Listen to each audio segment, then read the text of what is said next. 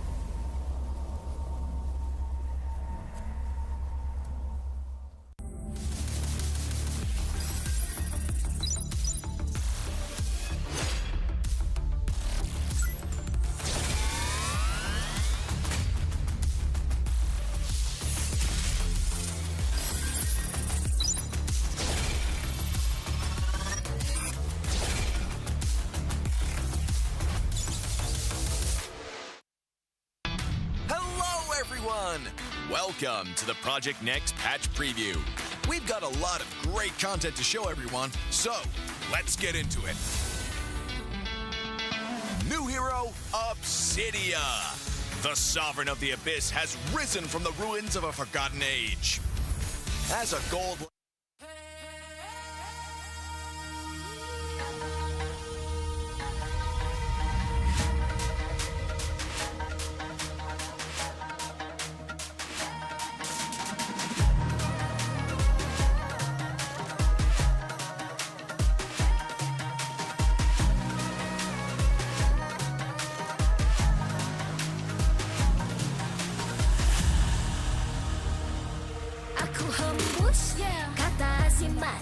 Bila terjatuh, aku beringat jalan dah jauh, cari titik bermula. Krak, krak, krak, krak. Jangan patah semangat. Semarak api bukan calon cadang. Biar apa menghalang, aku sambut datang. 1000 daya, 1000 alasan, harungi semua sampai di akhir garisan. Eo, eo. Kami tak senang mengalah, kami luar biasa.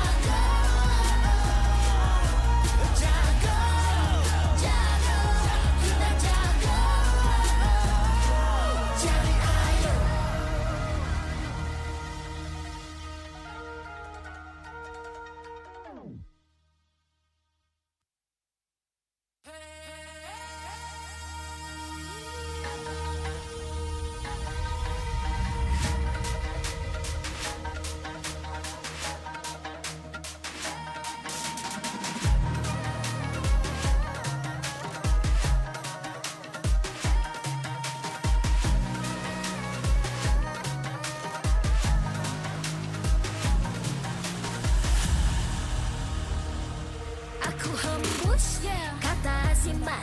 Bila terjatuh, aku beringat. Jalan dah jauh, cari titik bermula. Krak, krak, krak, krak. Jangan patah semangat. Semarak api bukan calang-calang. Biar apa menghalang, aku sambut datang.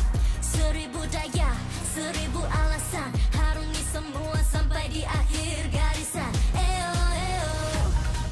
Kami tak senang mengalah, kami luar biasa. Semangat membara, harungi bersama. Lakukanlah sama-sama lakukan, bergema di kiri dan kanan. Tak berhenti marah ke hadapan, tak mengalah berdepan.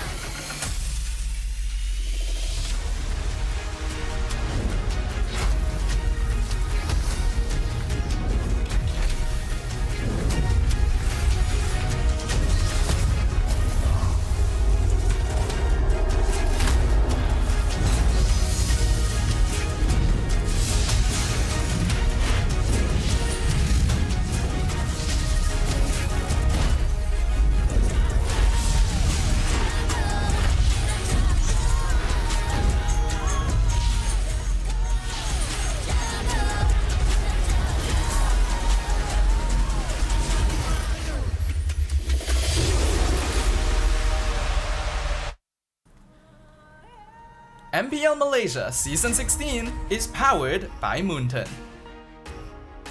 Presented by Celcom DG. Stream, game, vibe on social media, and more to your heart's content without missing even a single moment. Power up with lightning-fast 5G speeds. Stream all day long with Celcom DG prepaid 5G. Our official sponsors. Official gaming smartphone Infinix GT30 just launched. Comes with a free magnetic cooler, even more affordable than the GT30 Pro. The only phone in its class with GT trigger, 1.5K display, and 144Hz refresh rate.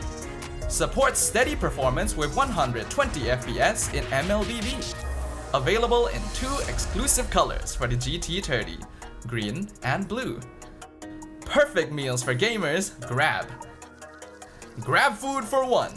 When eating alone, enjoy meals from 10 ringgit with just 1 ringgit delivery fee and no minimum spend. And group order. Get 15% off when eating in a group. Bigger gang, bigger savings.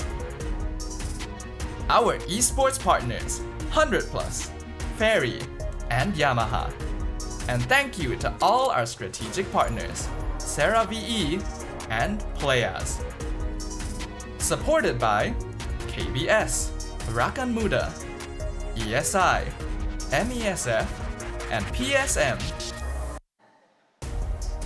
Selamat datang ke MPL Malaysia musim ke-16 minggu kedua. Hari kedua, nama saya Rose, host anda sepanjang musim ini. Dan semalam merupakan hari pertama kita semua dapat tengok Project Next di MPL. Dan setakat ini, kita nampak tim Vamos dan juga Kodak nampak selesa di patch baru. And another thing that Rose nak add on adalah patch ini nampaknya very pro tank meta, di mana tank pun boleh jadi the rich guy dalam satu perlawanan. But now the question is, pasukan manakah akan buat perubahan besar dan kemas hari ini? So with that, mari kita lihat penjadual lawanan hari ini. Untuk perlawanan pertama, CG Esports menentang Untitled. Ini adalah aksi pertama CG selepas patch update baru. Manakala Untitled akan beraksi back-to-back selepas kekalahan semalam. Satu pasukan datang dengan pembacaan baharu terhadap meta. Satu lagi akan perlu membaiki kelemahan mereka untuk nampak lebih solid. Siapa yang akan muncul lebih solid dan membawa pulang kemenangan patch pembukaan hari ini? Perlawanan kedua, Homeboys menentang Team Ray. Ini sudah jadi perlawanan ketiga Homeboys setakat ini. Untuk kekalkan slot mereka di playoffs, mereka perlu mengunci kemenangan.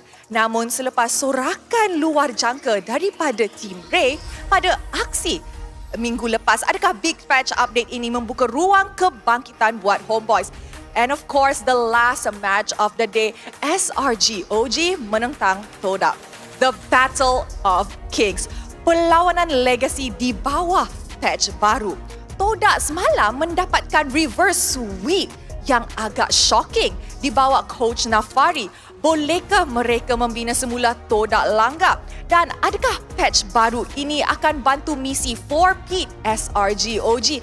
Malam ini kita akan dapat jawapannya. And of course, sebelum kita mulakan perlawanan pertama, jangan terlepas untuk menonton event Raja Map Grand Finals di penghujung rancangan hari ini. So, macam mana nak dapat tiket untuk malam ini actually? Korang dapatkan tiket mana-mana untuk hari ini. Perlawanan mana-mana pun and secara automatik korang dapat layak, dapat tengok secara live di Dewan Sri Putra untuk Raja Map Grand Finals malam ini. And of course at the same time, kepada semua orang yang tengah tengok dekat rumah, kita pun ada ini gaya kod kepada korang semua. Korang boleh isikan kod di bawah dalam MLBB anda untuk mendapatkan in-game reward. And with that, mari kita mulakan match pertama di hari kedua, minggu kedua. With that, let's show it to the casters.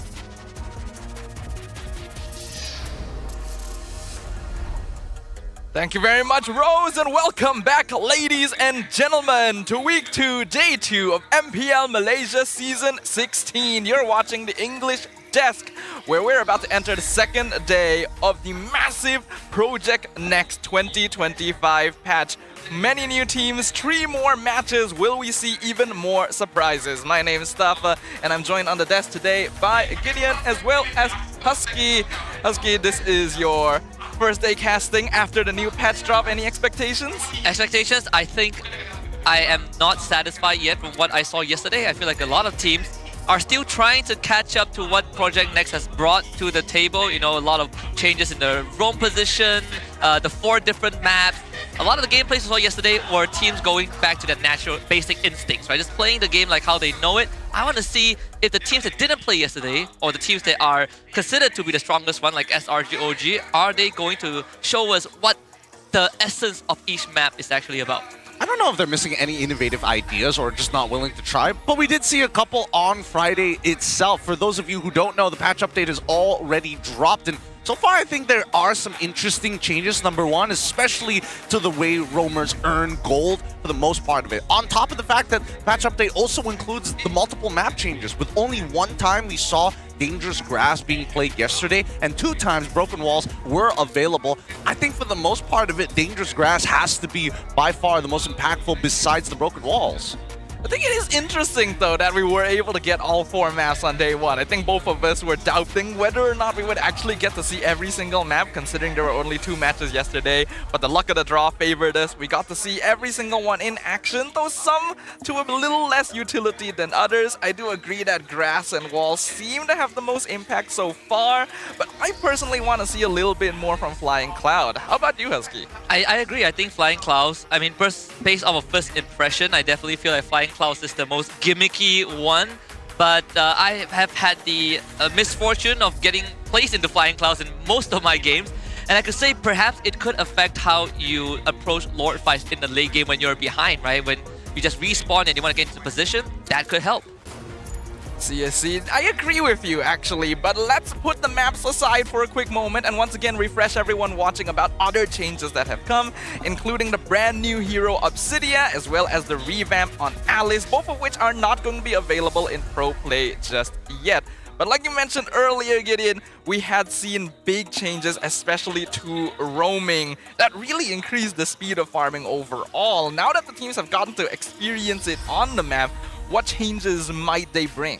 Well, here's the thing. Based on what we saw yesterday, right, the only person to actually abuse one of these few changes, other than the fact that some teams generally either stick around with the wave or they bother roaming around to actually earn the EXP as well as gold is Zorn, right? The one consistency that we've seen is that he's been able to figure out how to hit level 2 before the wave even crashes. And a lot of it is just revealing the opponent. That's why he invaded on Fanny when he had the chance. So that's something that we have to keep in mind for the early stages of the game if these supports decide to be in your face with high mobility. Yeah, it's a bit of an anomaly as well because he did end up playing the Fanny roam, right? You get high mobility, you get to escape from the enemy jungle, which most roamers don't really get the luxury of.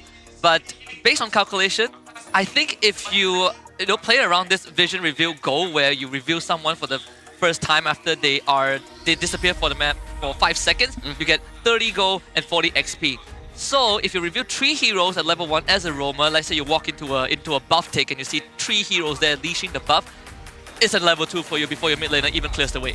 Yeah, it's actually an insane change because you told us about this. You encountered this situation in your pub games previously where were they on your team or the enemy team? It was my roamer. Your roamer. Yeah. Your roamer walked into the jungle, saw 3 people, instantly hit level 2 before the waves even collided, and they could basically 1v3 because they had 2 skills before anyone else had access to that. So I think Zorn was trying to abuse that a little bit since Fanny with the mobility lets you scout people out very quickly. And it creates this dichotomy of like, actually, could the roamer be a core?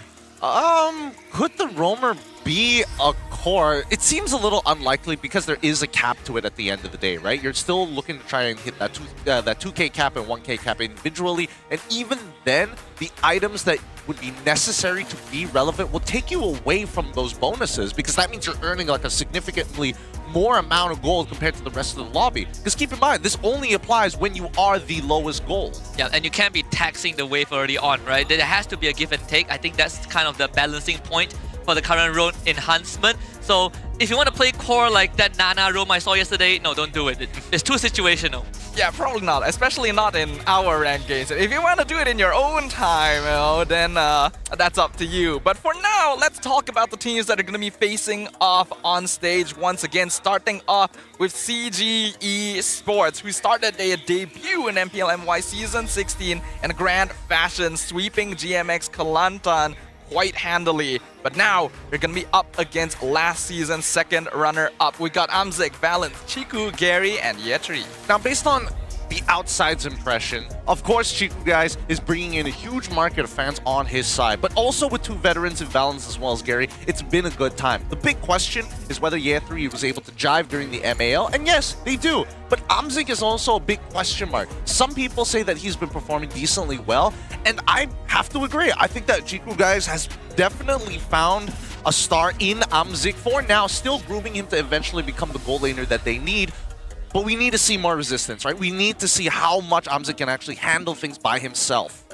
It's always been a specialty of Chiku to find these diamonds in the rough, especially in the gold lane. But on the opposite side, we have a whole team of diamonds in the rough, untitled. Coming off an unexpected loss yesterday, SkyZ, Rasi, Storm, Kimin, and Siska are looking for more momentum. Honestly, prior to today's match, I would, in a heartbeat, say that I think Untitled has a great chance of taking down CG Esports. But after yesterday's tragic loss against Todak, I'm not so sure anymore. I think we are seeing some of the patterns of Untitled kind of resurfacing again. The indecision or more of the overcommitment, right? Game 2 was kind of a mistake on their part where they lost track of the flow of the game. They were feeding into the Franco machine of dreams. And then Game 3 was just chain feeding from Untitled. Not really sure how to execute a game plan that they had in mind from the start, from scrims. So they gotta fix that, because against CG Esports, who have tendency to throw out very unorthodox picks, especially Chiku, guys, you have to be ready for these X factors. This has always been an issue when it comes to Untitled. Even previously when they were DXS, the whole reason why we made such a big deal of them getting their first clean sweep at the start of the season was because every single one of their matches went full series before. They had a tendency to overheat, to overestimate themselves, and we thought they fixed that, but seems that old habits still do have a bit of difficulty dying hard. Yeah, no, I think still fundamentals are going to be really, really important, but I mean, let's look at the team of the weeks, right? Because so far, far, based on what we've seen, best 5 rankers from week 1 being Momo, ZachQT, SkyZ, Uni, and as well as Yums. When you start comparing the Dream Team to Untitled, that's where you start to see the differences. These guys are consistent every single time, and SkyZ in particular was a pretty outstanding part in that match itself. Oh, well, obviously there are 1 or 2 mechanical mistakes, but those things are more easily fixable. Yeah, I think if it's not for Siska, SkyZ would have been an easy candidate for one of the highlight players of last season. And even then, in losing games, SkyZ is the one who was able to hold that game, right? He's not dying too much, and if he does, it's a product of the rest of his team not able to hold the front. Sort of like what was going on with Todak yesterday, where Lolia was the only one that's like, guys, please let me farm. Don't drag me into these fights. That's SkyZ for Untitled. I think SkyZ has really fit into the position super well, especially compared to some past performances. Because we have to remember, he's been in MPL a few times before joining back with DXS. And every single player on this board has performed admirably in week 1. I think personally though, a lot of us are going to have eyes on Yums going forward, since this was before the patch even dropped, before roamers really started getting the opportunity to get rich quick.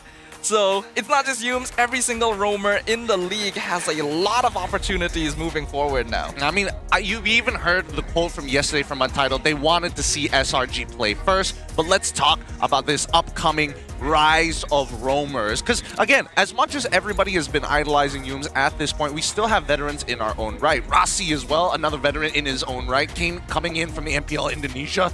Now here in MPL MY, alongside with Zorn, Nova X Kovar, everybody's going to be looking to abuse the small mechanics that the rework passive is going to bring to the table. I'm expecting to see a little bit more Khalid or even Hilda come into play, but then that gives you a very early oriented strategy, which is why I'm leaning more towards Khalid. Yeah, we've seen even the Mudins run the Hilda roam yesterday, right? There were some good ideas behind it, but again, conditions have to be right. As much as this is a pyramid scheme that actually is legit, you actually earn a lot of money, and sometimes roamers end the game with the most net worth, you still cannot just fully rely on the fact that your passive income has gone up. The fight still needs to be won, you still need to be able to find objectives, open the map, and if you can't get any of that right, those net worth is not going to matter. Fundamentals are going to be key no matter what role it is, no matter what patch changes. But we have seen some expansion on that, some innovation, some creativity. Zorn being the pioneer here, like he always is, with that Fanny roam. I want to ask both of you, after we saw that, which other roamers in the league have the highest potential of doing something interesting? Starting with Husky. I'm looking at Helkert, I'm looking at Beloy, Helkert, Natalia. Okay. I'm looking at the Keyboy Kadita role. Maybe that could be possible as well, but it also comes down to the map, right? And this is based on, let's say if we get dangerous grass, and these heroes suddenly becomes incredibly good. They love map control, and they have the element of surprise, and they work really well with gold. Okay, how about you, Gideon? Well, I'm thinking of the traditional stuff. I think personally, for me, Grok is definitely a big standout in these particular moments. Khalid as well, as I mentioned before. Minzatar might be a little interesting, actually, because hitting level 2 usually is the biggest problem, right? It's either you help push out the wave, and even then you don't hit level 2, and you need a hook to stay relevant in these fights. I think now with these changes, there's a reason for you to be like, hey, I'm going to go for rapid boots at some point in the game. I'm just going to run around really quickly to affect and influence the map as much as I can. I do think that rapid boots are getting an indirect buff, even though they were more directly nerfed thanks to the price changes, because you want that mobility. You want to be able to scout the map out as fast as possible and just hypercharge your early game by simply finding your opponents. And we're seeing the roam hero pool shift in that way. But now we can see on the stage, both teams are getting set up. Our very first match of week 2, day 2, between CG Esports and Untitled. We already talked a little bit about which teams we think have the priority, but let's focus a little bit right now on the side of Untitled. We actually have a little quote from Heemin, and he said yesterday, "We made a lot of mistakes in our match against Todak, like dying 1 by 1. We put in so much effort and hard work this season, so honestly, we expected to perform better." And I think a lot of us felt that way as well. What do you think they need to change, Gideon? Well, I think a lot of it just comes down to understanding their decision-making and their fundamentals. I think that's really it, right? Because a lot of these mistakes always come from autopiloting or playing with the subconscious, right? It's very frustrating to see a team who has actively been thinking about every one of their decisions to autopiloting and dying in really awkward timings. And I think Keyman totally understands that, right? He was a victim to it, his teammates were a victim to it, and I think this time round, it's really the recovery of how are they going to pull themselves back together to face off against CG, because this is the first time we're seeing CG actually touch this particular meta, so even they are walking into this with very either minimal expectations or in anticipation, hoping that CG just keeps it directed standard. I think for Untitled, you have to have a voice in the team, and most of the time it's probably Storm and Rossi, to tell the team that, guys, we need to pull back. We can't just respawn, take a fight, lose it, and do the same thing over and over again. That was the whole theme of Game 3, even though the draft was actually pretty okay. If they were not that far behind, a lot of plays would have gone in Untitled's favor. So someone needed to hold that leash and be like, guys, we need to stand back now. We open the map, we control the objectives, and if we can't, just get go. Stop fighting. That's sort of the voice that they need in times like these. The thing is, I've always felt like Untitled has been a team with pretty strong shot calling. The whole point is this team has a lot of trust in one another, and so we already know that communication should be good. So it is an interesting observation about why they encountered those situations in the first place. Is it a question of maybe they weren't ready, or their draft just didn't allow them to scale later into the game? But those are all questions that hopefully they found the answer to, because we are now jumping into the draft. First, we gotta figure out which map these two teams are gonna be facing off on in game number 1, and it is none other than Expanding Rivers. Your thoughts, Husky? I love it already. I think CG would be very happy with Expanding Rivers. You know, Valence in that roam, he loves to get it going, and now it poses a challenge to Rossi, right? We know Rossi also likes to move around a lot to put pressure on the enemy roamer. This is the true test. Can Rossi keep up with Valence? Yeah, I think there's an interesting argument that can be made here. I think right now, Untitled, especially after yesterday, the biggest issue, other than the fact that their fundamentals were being bad, was the fact that they needed to identify, was it a them issue or were they influenced, right? And a lot of it just came down to, oh, we were winning until we got hit by the hook. And that's something that you can't really change, right? So unless Untitled are in the right headspace to face off against CG, that might just repeat itself, especially if you're having somebody who's as proactive as Valence go on something like Cho, for an example. You get kicked, how much of that is actually your fault? We've seen like Untitled come back from some impossible situations last season, and when we go down to the crux of the issue that causes them to lose games, that was sort of how they missed out an MSC slot. It's mental game, right? The overheating has always been an issue, and going into a new season, we're hopeful that that issue gets directly addressed. But looking at the draft right now, we are starting to see some bans become more common. Untitled gets rid of Fanny, the Kalea, the 1-1 on the blue side, which is interesting. And CG banned the Fredrin chip and the Angela. Baxia has been gaining a lot of priority ever since this patch update. Oh, absolutely. I think that Baxia was never going to leave the meta anytime soon, considering the number of like power picks in play, the Kaleas, the Fredrins, and things like that. The question is whether CG is okay with like dealing with this Baxia, because Baxia makes the double fighters not work as well, right? Because it's highly dependent on like, can you maintain the formation of your team fights? And I think that's something that CG needs to answer. They get the Zeus stream, but they also get the Cho as well. I like this a lot. This does play into Valence's strength, but it also denies it from Rossi. Yeah, it's a lot of peel for CG. One of the aspects we see a team that runs the juice in is that you have a lot of control, but then your damage profile has to come from somewhere. So on Tidal, I like this approach a lot more. The Lapu Lapu and the Harif. I think yesterday, even Game 3 against Todak, they were debating whether Lapu and CC was the way to go, but we've seen the matchup evolve, right? A lot of us had the impression that CC is going to win like 99% of the matchup, but there are situations where the Lapu gets like one kill and suddenly the lane is straight up game over. And for someone like Siska, I think Lapu is going to fit him against CG. Absolutely, and especially considering that like if he wanted to go for the CC, he's not going to get much value out of Zushin or even Cho, right? And I think there's no reason to blind pick into it just yet, even though it's a strong laner. Because for all intents and purposes, CG could have just been like, oh, we go Yishin Shin, and then after that, just don't play a traditional tank. Yeah. But we'll see with this final pick coming in from CG. They're going to be locking in the Granger, so no jungle pick revealed. I think this is a good approach from the side of CG Esports. Locking in your jungler this early on when you've already seen the Baxia limits your opportunities, because Baxia does cover a lot of bases nowadays, and that's why he's so highly prioritized. So allowing yourself a bit more time to determine whether or not you want to go tank or assassin/marksman like Yi Sun-shin later on is something that Jiku has always wanted to prioritize. One of the strengths of this team is that hero pool, which we've only really gotten a glimpse of. Fight. And I Fight for like the how ultimate answer. teams are approaching the drafting phase just because in this patch, both Lancelot and YSS got nerfed, so you don't have to like snap pick them in the first phase, which gives room for these kind of drafting patterns. Lancelot still gets banned out from Untitled, which I'm definitely okay with. You want to limit what Gary can play, right? We've seen Gary on the Yi Sun-shin when they played their first series against GMXK, and that was basically a landslide victory for CG. I think Untitled right now, you have plenty of choices for Rasi. Even let's say CG invests 2 bans into the roam, Rasi is not going to run out of heroes to play. But the interesting role is going to be Storm, right? He has that pocket Valentina whenever it calls for it. And against CG, it's not too bad of a pick. Yeah, I don't think it's too bad yet, right? Because CG, based on what we're seeing so far, Hilda gets banned. They also get rid of the Kimmy. Okay, sure, I think that that's completely fine.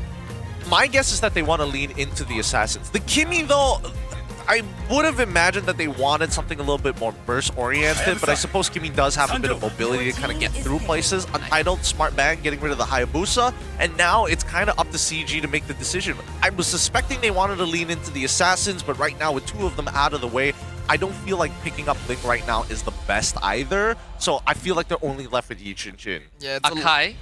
There's still Akai. possible, especially now that you're playing on Expanding River. Going for slower junglers does have higher benefits since you're going to be able to take advantage of those currents. Not to mention that I think Link has dropped off the map quite a bit these days. They go for the Joy, so still leaning into the Assassin pick, which is interesting because I don't feel like Joy has a particularly good matchup in Tabaxia. It's kind of whatever, I'm being honest with you. Because again, Joy kind of slips through Baxia for the majority of the game. There's not much that Baxia can do to kind of stop her unless Joy makes the mistake of like, oh, I'm gonna dash into the Baxia's face, and he instantly shield Unity's you to try and cancel out your second dash. And then that's where you're gonna have issues. But other than that, most junglers kind of play around the problem. There's another approach that Untitled can go for. If they want to go the Storm Angela route again, it is still open. You know, Angela, Blue, Baxia, Harif. Oh wait, actually it's banned out. It was banned, Oh, yes. okay, yo, Farsa. Sure, I think it's completely fine for Untitled. Confirmed.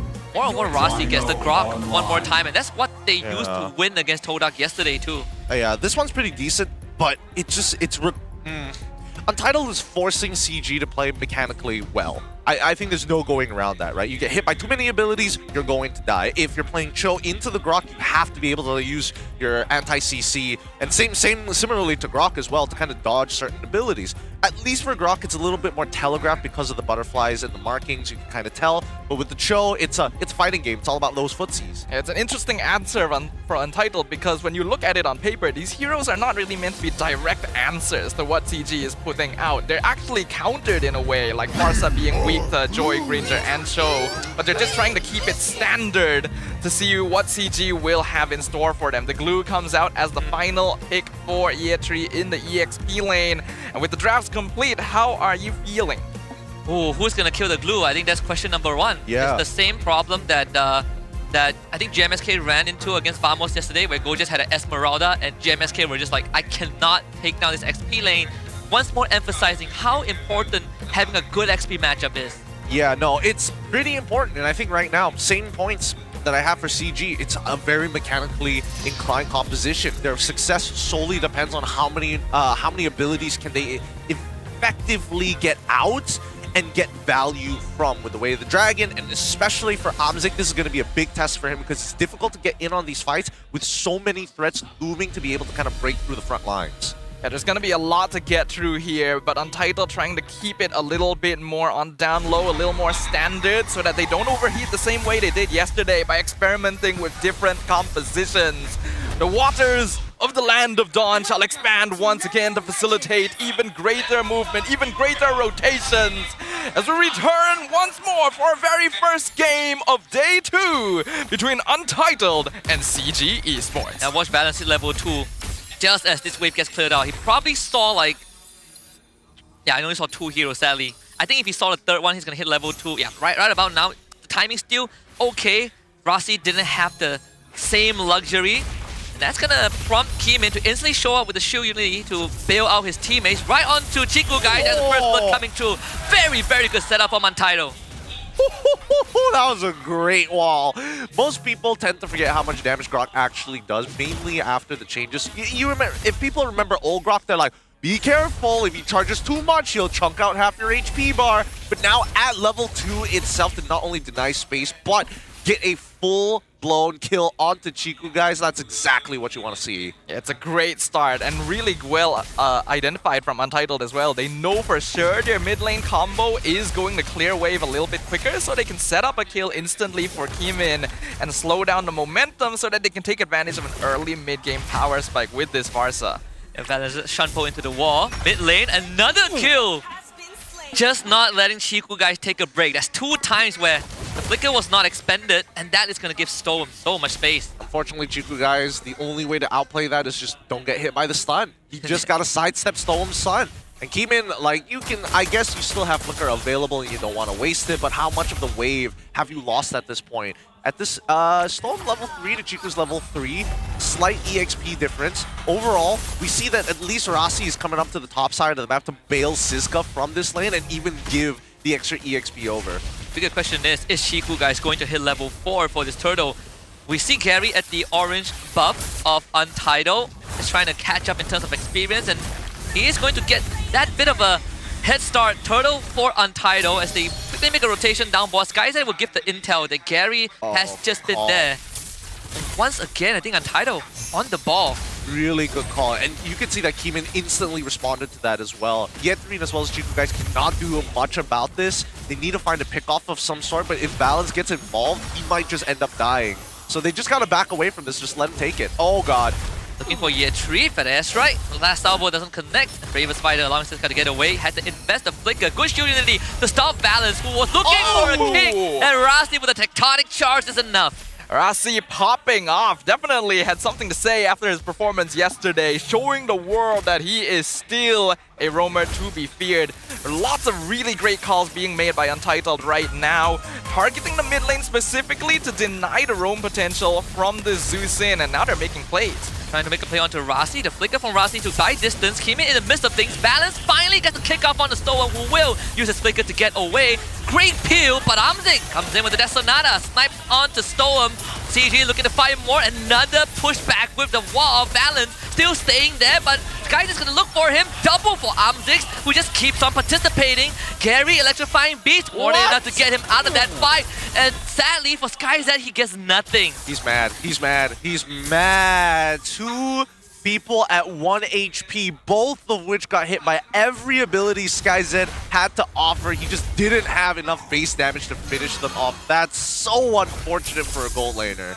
But that's really solid adjustment from CG as well. They know how aggressive Untitled is being. They know they want to keep playing that way so they can bait them into fights. It's a very risky choice because it depends heavily on your mechanics to make sure you can maximize the use of your HP. But that's exactly what happened here. And CG have completely swung the gold. When you see a swing like this, and they evened it out just enough, it's still 50-50. Oh, hold on. They might try and turn this around because next neutral objective is about to spawn as well. Fighting now would be a bit of an awkward spot, but there's the Genius Wand coming in from Gary, so now he's got some relevant damage for anybody in the backline. Even as the Grok, you need health bar as a resource. And Rasti has used majority of that just to open the map for CG, who will bring Amzik to join this fight. SkyZ also participates. So might get a full-on 5v5 at the Turtle Pit. The slow dance right here. River not going to matter too much in this situation since basically everyone on the map is around the Turtle Pit.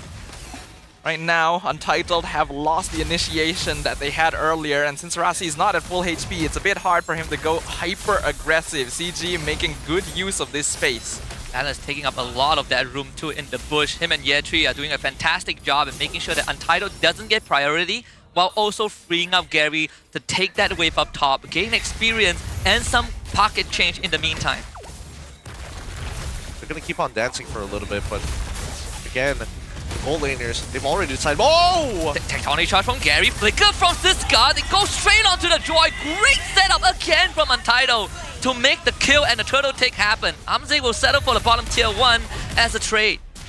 And the timing on that was excellent. Yetri should be okay here, but Untitled made the call at the perfect time. Siska already used his Bravest Fighter, and they knew that if they waited long enough, CG would look to engage once the Lapu didn't have his ultimate up. So the moment Rasi saw the opportunity, he took advantage of it, and Siska was able to follow up with a 2-man Landshaker. They also knew that Amzik was on the opposite side of the map, so perfectly timed from Untitled. It's a good call. And more importantly, it was a really great angle coming in from both Siska and as well as Rasi. I feel like Rasi is really on it today, right? His mechanics have been on point. Look at this chunk here. Punishing balance. Like, make sure that these bushes are never safe for CG. I'm even investing the Feather Edge, right, to try and take out balance, who gets out regardless. CG, they didn't take that fight lying down. Right? They lost the Turtle and Gary, but they still got bottom tier 1, and that is going to put Amzik in a very strong position too in terms of net worth, already rocking with 2 kills, and even prior to that, every single Death Sonata shot, we saw how much HP it took off of Siska. I think we're at the stage of the game where CG is going to start shifting priorities. They know that Amzik has a 2-kill lead, and they know that Gary has been slowed down quite heavily, so the goal will be to generally avoid fights, try to feed kills into Amzik wherever possible, but delay the game until the later stages where Gary and Amzik become a more valid threat. Till that point, they're going to be trading towers consistently, right? In terms of raw pressure, we see that Untitled are more likely to commit more bodies, more members to these neutral objectives in comparison to CG, where there is a priority on Amzik making sure that he has a decent GPM, right? He's currently at 5k total gold compared to the rest of his team who are like starving to break into the 4k. But even so, it's a necessary evil. But it's actually not the worst. Not only is Amzik fairly ahead of SkyZ in farm, Gary is actually ahead of Keemin, despite having faced the death earlier and having his jungle invaded quite consistently. CG is definitely focusing on funneling resources into these 2 cores specifically, and Yetri and Shiku are willing to sacrifice their farm for it. They should know that Gary was at the bottom lane, so this turtle take will not be an easy one like the previous turtle take. Keemin is 1 level down too. Bravest Fighter, this guy trying to zone out Gary, who used his ultimate already as we get a very untimely pause. Whoa, that is probably the worst pause timing anyone could ask for. Turtle is literally 1 health from retry range. Oh, that is unlucky. It was a call by Storm, I think. Oh, that's super unfortunate. Yeah, don't worry. Our marshals are already on it. They will settle the issue, but man, really untimely, especially when Turtle's in retry range and the chain CC is currently sitting on top of Keemin. So again, I don't know whether he's going to be able to get the retry off in at time. It looks like it's a type 1 issue, so it's not that big of a deal, but hopefully we get back into this. And by default, Gary should win the retribution battle. Should be. He's 1 level up. He was in range, or at least last we saw that frame that he just got in range. Doesn't have the ult though, so that could be something that that Untitled can capitalize on. You punish the Joy when he's used everything. This is one of the few situations where the sudden momentum pause could actually affect certain results. It's hard to say exactly to what extent, because these players have definitely prepared for that in some way, but right now, depending on how this turtle goes, it may or may not affect the game too heavily. We are still at the mid-game point. I'm pretty sure CG isn't intending to go too hard on the fight unless they can really find the opportunity. So the onus is really on Untitled to really set up this situation for themselves. And I'm glad you brought that up, because just before the pause, I see Siska jumping in with the Bravest Fighter to maybe try and turn things around with the Landshaker. So I don't know whether or not this 50-50 is going to be an honest-to-God win for CG. I think it's going to be much more of a power struggle, and assuming that even if CG takes that turtle, there's a good chance somebody's going to go down alongside it. Also depends on whether Rasi and Siska have their flicker backup. Yeah. That was a big playmaking tool. They are guaranteed to control Gary if they catch him. Again, no more electrifying beats. But thank goodness it's not doing a Lord take. That would have been so much more different. Seems like Storm is... I would assume it's an audio issue because he was pointing towards his headphones, but seems like our Marshal has gotten that handle. Imagine if it's so much worse. It's not the headset. He's just like, my ears. It's like, what do you want? Don't No, work. Marshall's like, what do you want me to do about your ears, dude? Call a doctor. Call a doctor, sir. Luckily, it is still all tech related. Looks like our teams are about to get back into the game, so hopefully get to see who wins this 50-50. One thing we do know is that if I remember correctly, Rasi did actually start this fight with Flicker. So he doesn't did. have that. But he did use all of his resources to zone out Storm on the Farsa. So, wait, hold on. Not the, wait. Chiku Am I remembering something incorrectly? He Uh, was on the Farsa. I certainly can't. It was though. Okay, it's fine. Whatever. So the Farsa right now is being controlled, and the turtle state is kind of a question mark. Did we just? Was that the turtle animation? I don't know. Like who got the turtle? I don't know who got Who the turtle. got the turtle? I feel like it already All right, happened. production, pull up the poll thing. Who got turtle? CG or Untitled? I mean, they're definitely in game, right? Picture in picture right now. That looks like Pull up the second border. players look locked in for sure. Come on. I mean, Well- Rossi's definitely clicking buttons there. Yeah, we can definitely see that they are back in game. Just to let everyone watching at home know, we will typically let the game run for a short moment after a pause just to make sure everything is okay before we officially return to it. Which means that the turtle fight has probably concluded by now. I'll give it a heads up. Rasi died. Yeah, apparently Rossi died. Rasi is out for like 20 seconds. Oh. We're gonna go back into the game now. Let's see who got the turtle. It went to Untitled. They won the turtle fight Hey. at the cost of Rasi and his Flicker. Hey, let's go. So that means Siska's Flicker was worthwhile. I don't know what exactly happened there, but let's just give it to him. Keeman. He's currently 2 levels down on Gary at this point, who's been power farming the entirety of the way, right? As much as they're absorbing these resources, Chiku, guys, is falling behind. Gary with a Holy Crystal purchase already, that's some big item power spikes. Gary is incredibly reached. Okay. There we go. We get a replay. Not the replay we were hoping for. Apparently, Rasi died outside the turtle fight, got caught up top with the Way of Dragon. That's another Sky Piercer stack over to Amzi. Okay. So Amzik's currently in the best position possible, right? 3-0 and 0. Not fully stacked on the Sky Piercer just yet, but it's kind of on the way at this point. And that's the real difference maker in this Harith v. Granger matchup. It's how many Sky Piercer stacks do you have? Because if you have 0, you feel like, man, this is an impossible fight. With 80 stacks, you're like, man, this Harith is nothing. Yeah, you shred the front lines, and Balance continues to open the map too. I think CG have been doing a great job at tracking Keemin's movement, or more so, forcing Keemin to rotate, and that opens up room for Gary, who is now 2 levels up on Keemin. Storm with the Lightning Trunk Gem purchase, Ward spawning bottom. Yeah, when did Untitled lose that mid-tier 1? When did they lose that? I'm guessing it happened between the turtle take and Rasi dying. One or the other. I'm not 100% sure when it disappeared, but the fact that it's missing, I'm assuming that CG at this point, with a 1.4k lead, decided to take the turtle. Not sure if Untitled want to even contest this, because they're going to lose Keemin, who gets kicked back. Storm jumped on by Gary, and Gary runs him down. Rasi not in the fight. Siska, he's already expended everything. 2 deaths on Untitled's side. They want to look for more. Rasi goes up and gets the tectonic charge. Amzik barely escaped, but Siska is going to run a resource very soon. The passive still comes back up to survive against Gary. Somehow Untitled still in it, but Siska, he is very down low. Get the passive again, Siska!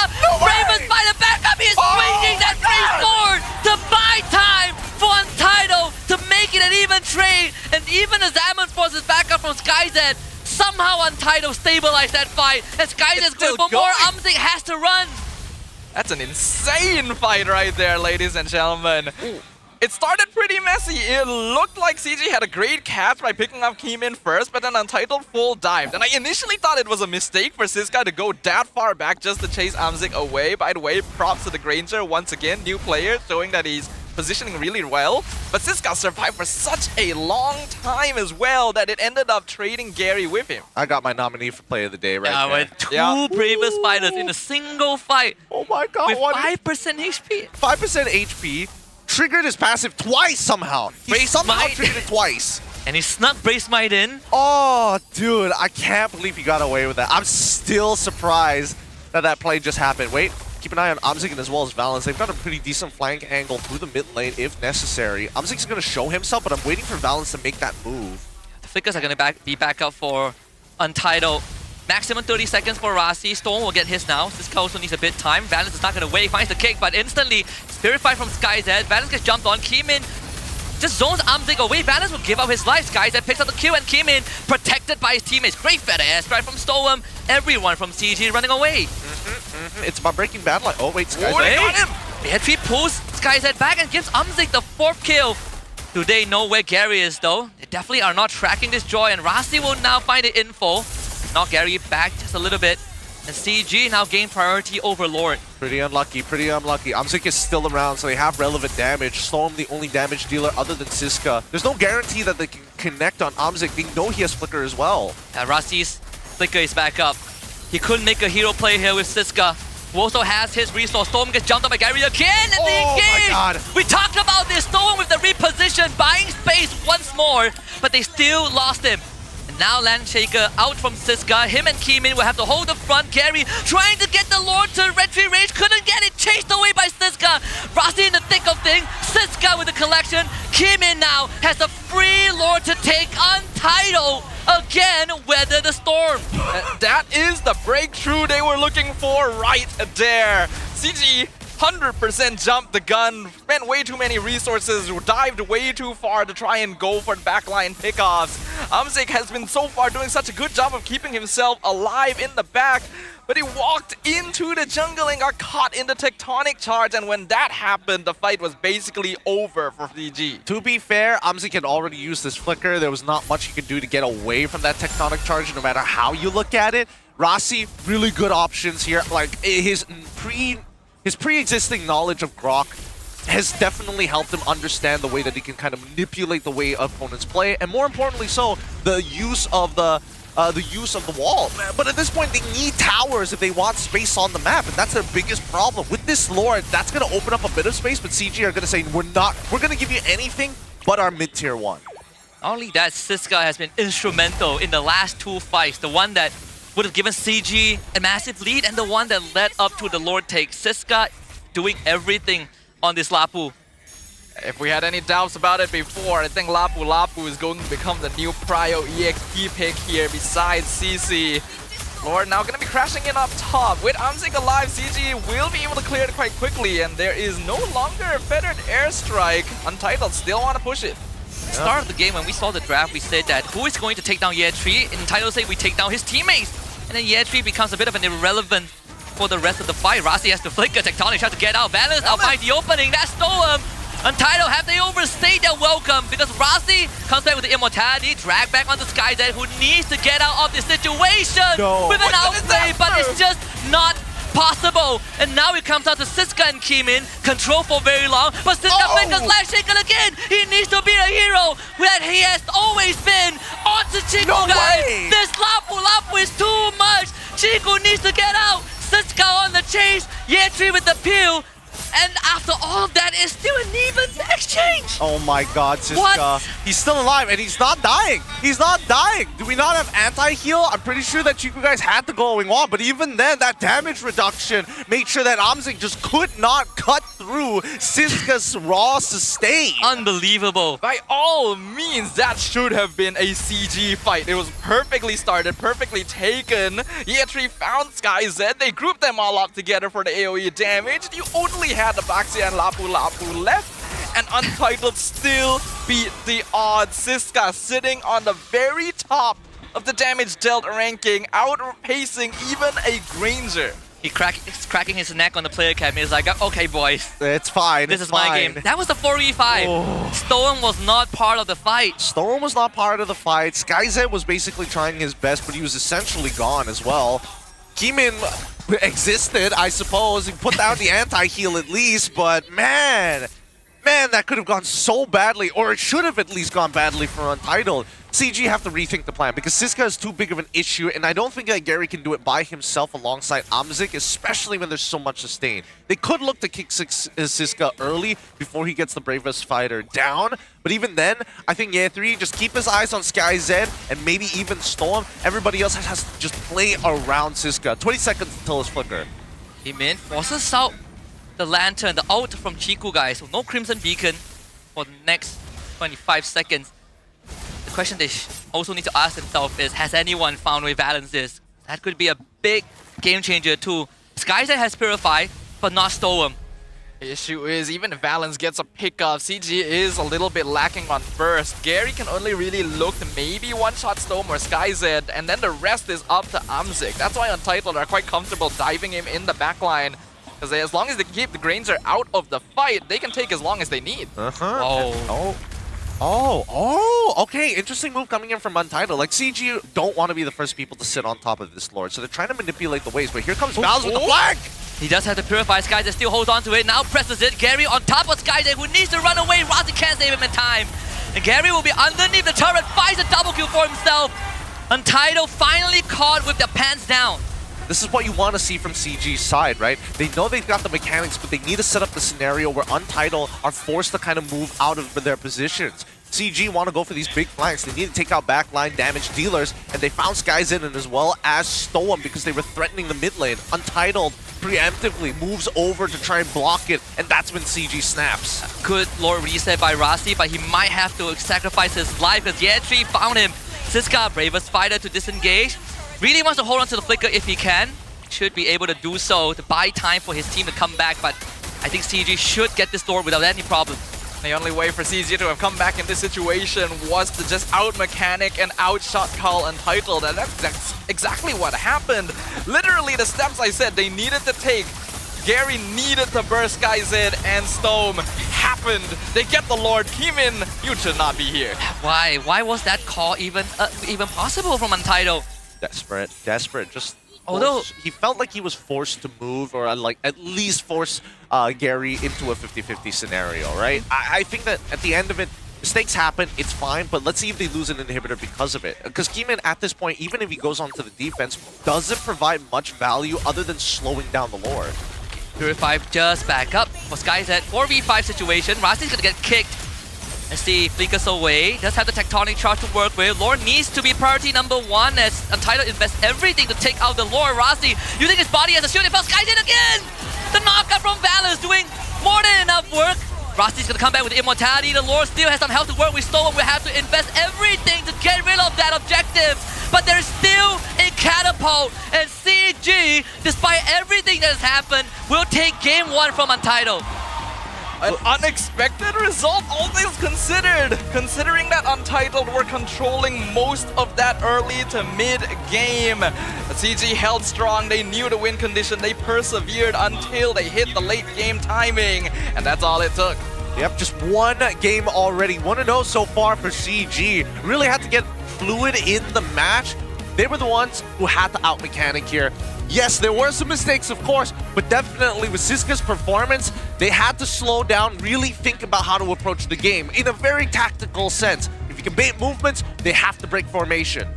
If I have just one minor, bone to pick, I think is that flank from Valens on the SkyZ. He really tried to be patient with the Purify, and I think that costed him his life and the game. I don't know if he was patient with his Purify because he hit the Purify on time. He still had to walk through the little Globule coming in from Glue, Yetri's Glue. He purified both of them. It's just that once Glue is there, there's no real running from him. Yeah, because he pressed it after the kick went through. He didn't press it on the kick. I think that was the big difference maker, because that allowed Yetri to get on top of him. Very small things that I felt like could have really made the difference. And of course, the desperation play from Kimin, which I felt like if he was around, they could still hold the Lord. Untitled, it's just nightmare from yesterday is just coming back again. Yeah, I don't really know why Kimin decided to throw his body into the back of the Lord Pit when it was already taken at that point. You really gotta just 180 turn around and just take your losses. Because they didn't have the extra body, the base defense became that much harder, as you mentioned. And while it is true that I agree an earlier Purify from SkyZ may have given him more chances to survive, I think we gotta give bigger props to both Valens and Yetri's positioning, because they were definitely communicating with each other. Yep. They were looking for the pincer, and Untitled was not in position to actually back up their marksman. Yeah, no, it's just unfortunate that they weren't there to kind of peel for him, but I don't think they could have. I think the most they could have done is with the Grok, but everybody else was kind of there just to try and chunk them out. With that said, let's have a look at our backstage MVP of the game. Give it up for Gary from the jungle position. Joy doing so much work this game, fighting not only the picks, but more importantly, once he already completed his 3 items, he's looking for backliners. He essentially told Stoem that you are not playing the game. No Farsa for you, because the last 3 deaths of Stoem all were because Gary somehow snuck onto the back line and ran him down. And he didn't need to necessarily take out Stoem, but forcing him out of the feather airstrike, forcing him to reposition and just waste time, that's all he needed to do. It looks like Gary also swapped out one of his items. I saw him purchase a Holy Crystal earlier, but I think he sold it off, and it looks like he wanted the extra sustainability, well, I say sustain, but really survivability, and also the extra util just to dodge some key spells. I think it's a good idea, because Gary is well aware of his responsibility in the fight. He has to burst at least one of Storm or Sky Z. And while the Holy Crystal makes that happen quicker, in general, he's going to be able to stick to them for most of the duration, and he doesn't actually need that extra damage. He needs ways of getting out afterwards so that he can still persist and keep the fight going for CG. Yeah, especially since, like, if we're looking on the side of Untitled, based on their items, right, their squishies don't run any way to kind of protect themselves. Any MR as well. No magic resist at all from Stone or as well as Sky Zeb. No choice, right? Because there are cores of the composition. So I get it, right? Gary's trying to be cost efficient with his item build, but he had already finished the Holy Crystal. So I'm just saying, when did he sell it for the Winter Crown or eventual Winter Crowns? Even Yetri went for kind of a hybrid build. You know, Radiant, Dharmize, and then you see the Cursed Helm, the glowing one, and he didn't die this game. It's a recurring theme. I think Untitled, they have the solution. We take out everyone and we leave Yetri for last. But it also means that they have to start taking out CG members first, which didn't really happen in the tail end of the game. You can tell from the way they were taking fights that Untitled made the call. We're gonna ignore the front line, we take out the back line first. And it worked out pretty well for them in the initial stages. But CG eventually saw through this plan, started adjusting, started focusing all their resources to funnel into Amzik and Gary specifically, and just making sure it doesn't matter if you guys are not doing enough damage, we just need you to stay safe in the fight. And that was the priority, and they did a very good job of that. Well, I mean, Untitled, if it was a traditional front-to-back against CG, they would probably win the team fight, right? Yeah. We saw that Storm does clearly enough damage. Same goes for SkyZ, and I mean, obviously, Siska, without a doubt, and he was so far ahead in terms of damage dealt that it proves that he naturally would have been able to 1v3 without much of an issue. CG's side, it's just how do you break those battle lines, right? Front lines are tough, but at the same time, we did see multiple times where Valens actually takes advantage of Rossi's over-aggression, knows when he doesn't have his crowd control, because every single time he throws a cooldown out and doesn't have his passive, then Rossi is susceptible to a kick. And that really props to Valens too, for finding these openings. He's constantly being active, even though a lot of these kicks are not going to result to much, but he needed to make sure that he keeps Rossi in check, forces Rossi to use the wall to maybe force a flicker out, and that's sort of how they won the fight in the top jungle, if not for Siska. Yeah, if not for Siska, that is potentially where the game would have ended, actually. CG could have completely pushed in afterwards, and they weren't expecting Untitled to put up such a strong resistance, but they were still able to eke out the win in the end. We can see here that Gary is going to be our rich guy and the carry at the same time. In a meta where Joy is starting to have a little bit of difficulty dealing with some of the bulkier front lines, he was still able to find the opportunities to break through the cracks in Untitled's armor. And while Rossi tanked a lot of damage and did a lot of work early on in the game, it still wasn't enough to stop Chiku from becoming the best wingman. Chiku helping out as much as his team needs him to. And I think for Untitled, I do start to notice a trend of like, hey, we start early, we fight well, but then once we start getting into the later stages of the game, once it becomes that mental game of like, it's not who presses the buttons better, but who can outthink their opponent, that's where we're starting to see Untitled really begin to struggle, right? Because they're making some strange decisions. When you see the earlier stages, the rotations are good. The first fights and angles were really obviously better from the side of Untitled, and then there's the downgrade after situation where it turns a 60-40 into a 50-50.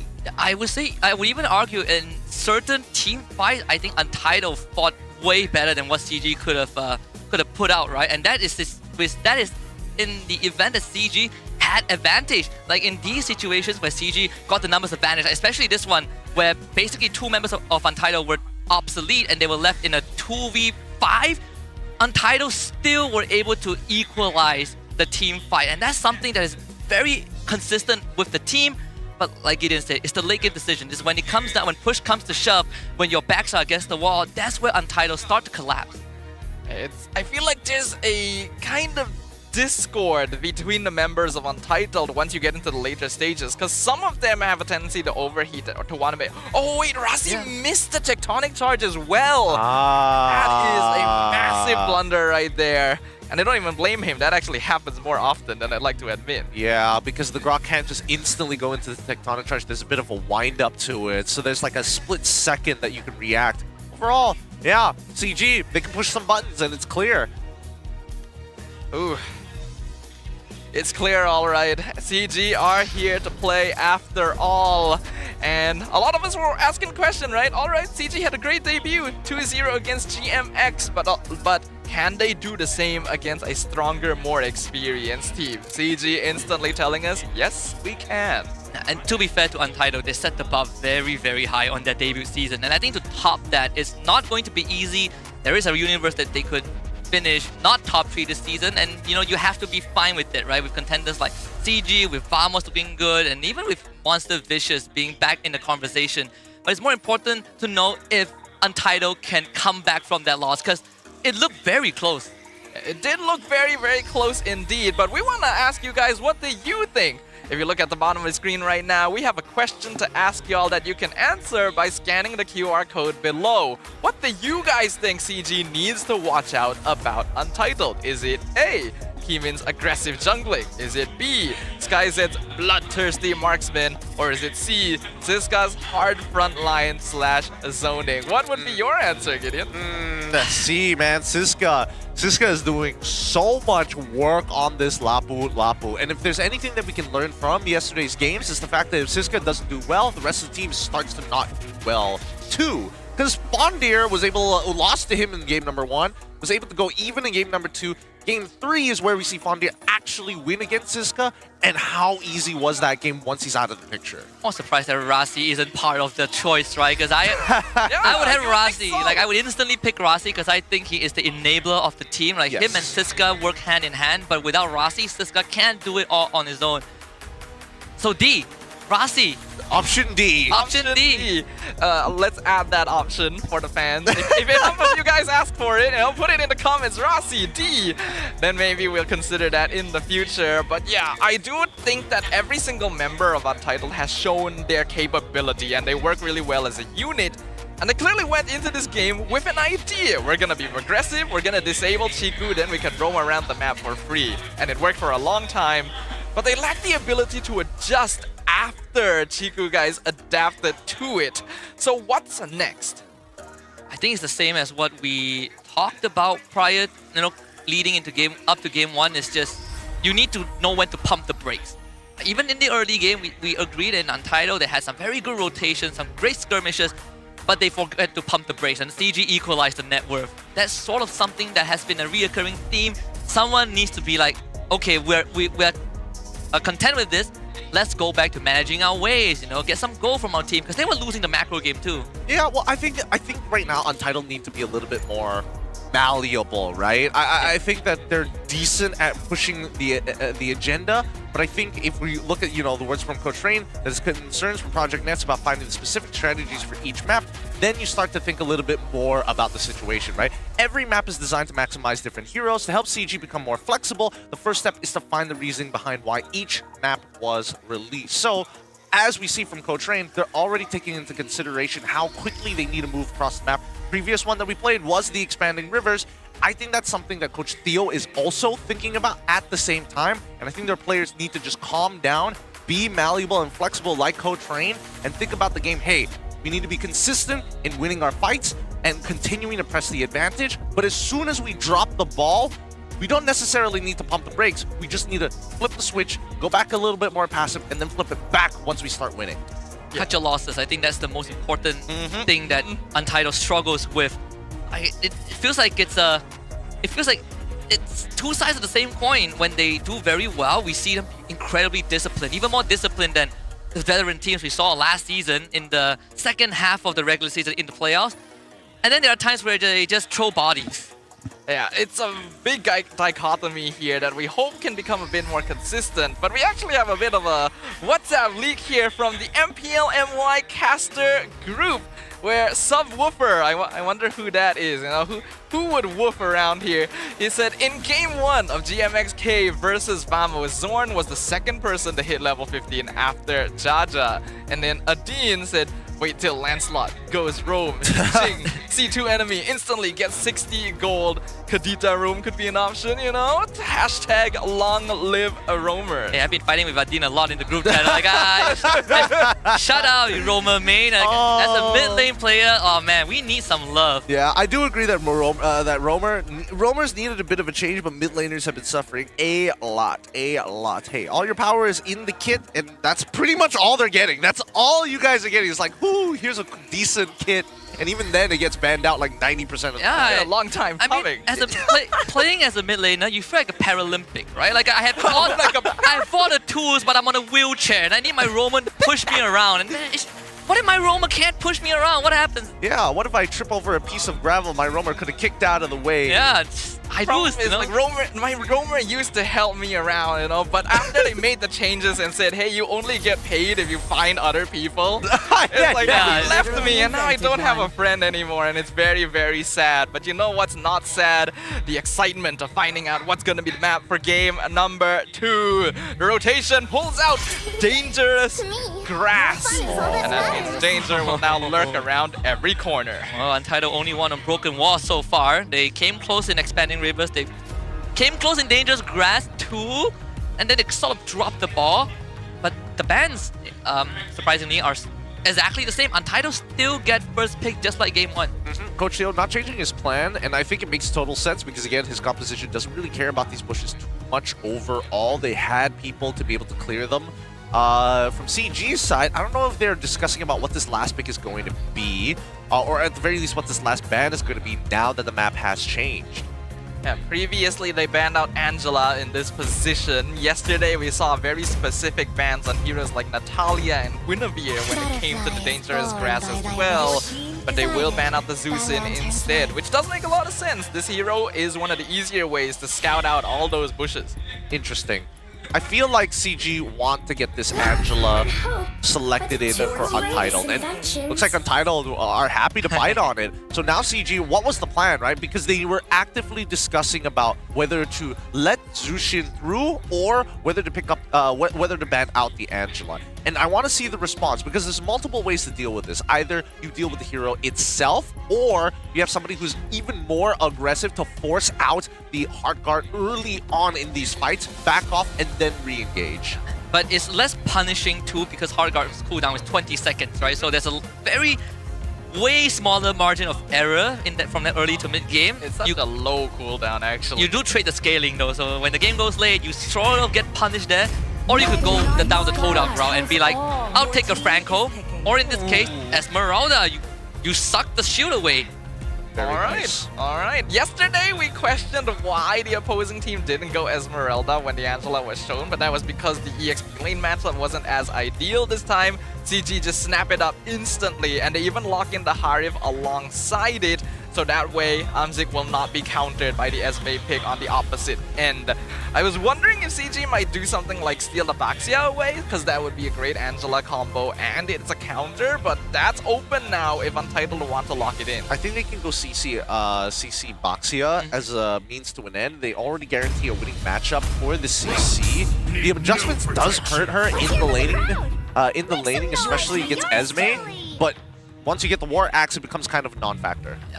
As long as Siska makes sure that he gets the lane, he comes out of the lane even, right? Especially during the first Lord fight. Yesterday, we got the CC against Lapu matchup, but the main problem was that he died in the first turtle fight, and then afterward he got solo killed by the Lapu and the lane was basically over. But against Esma, you are going to run into the problem of Yechi just being in your face, but it's not the end of the world.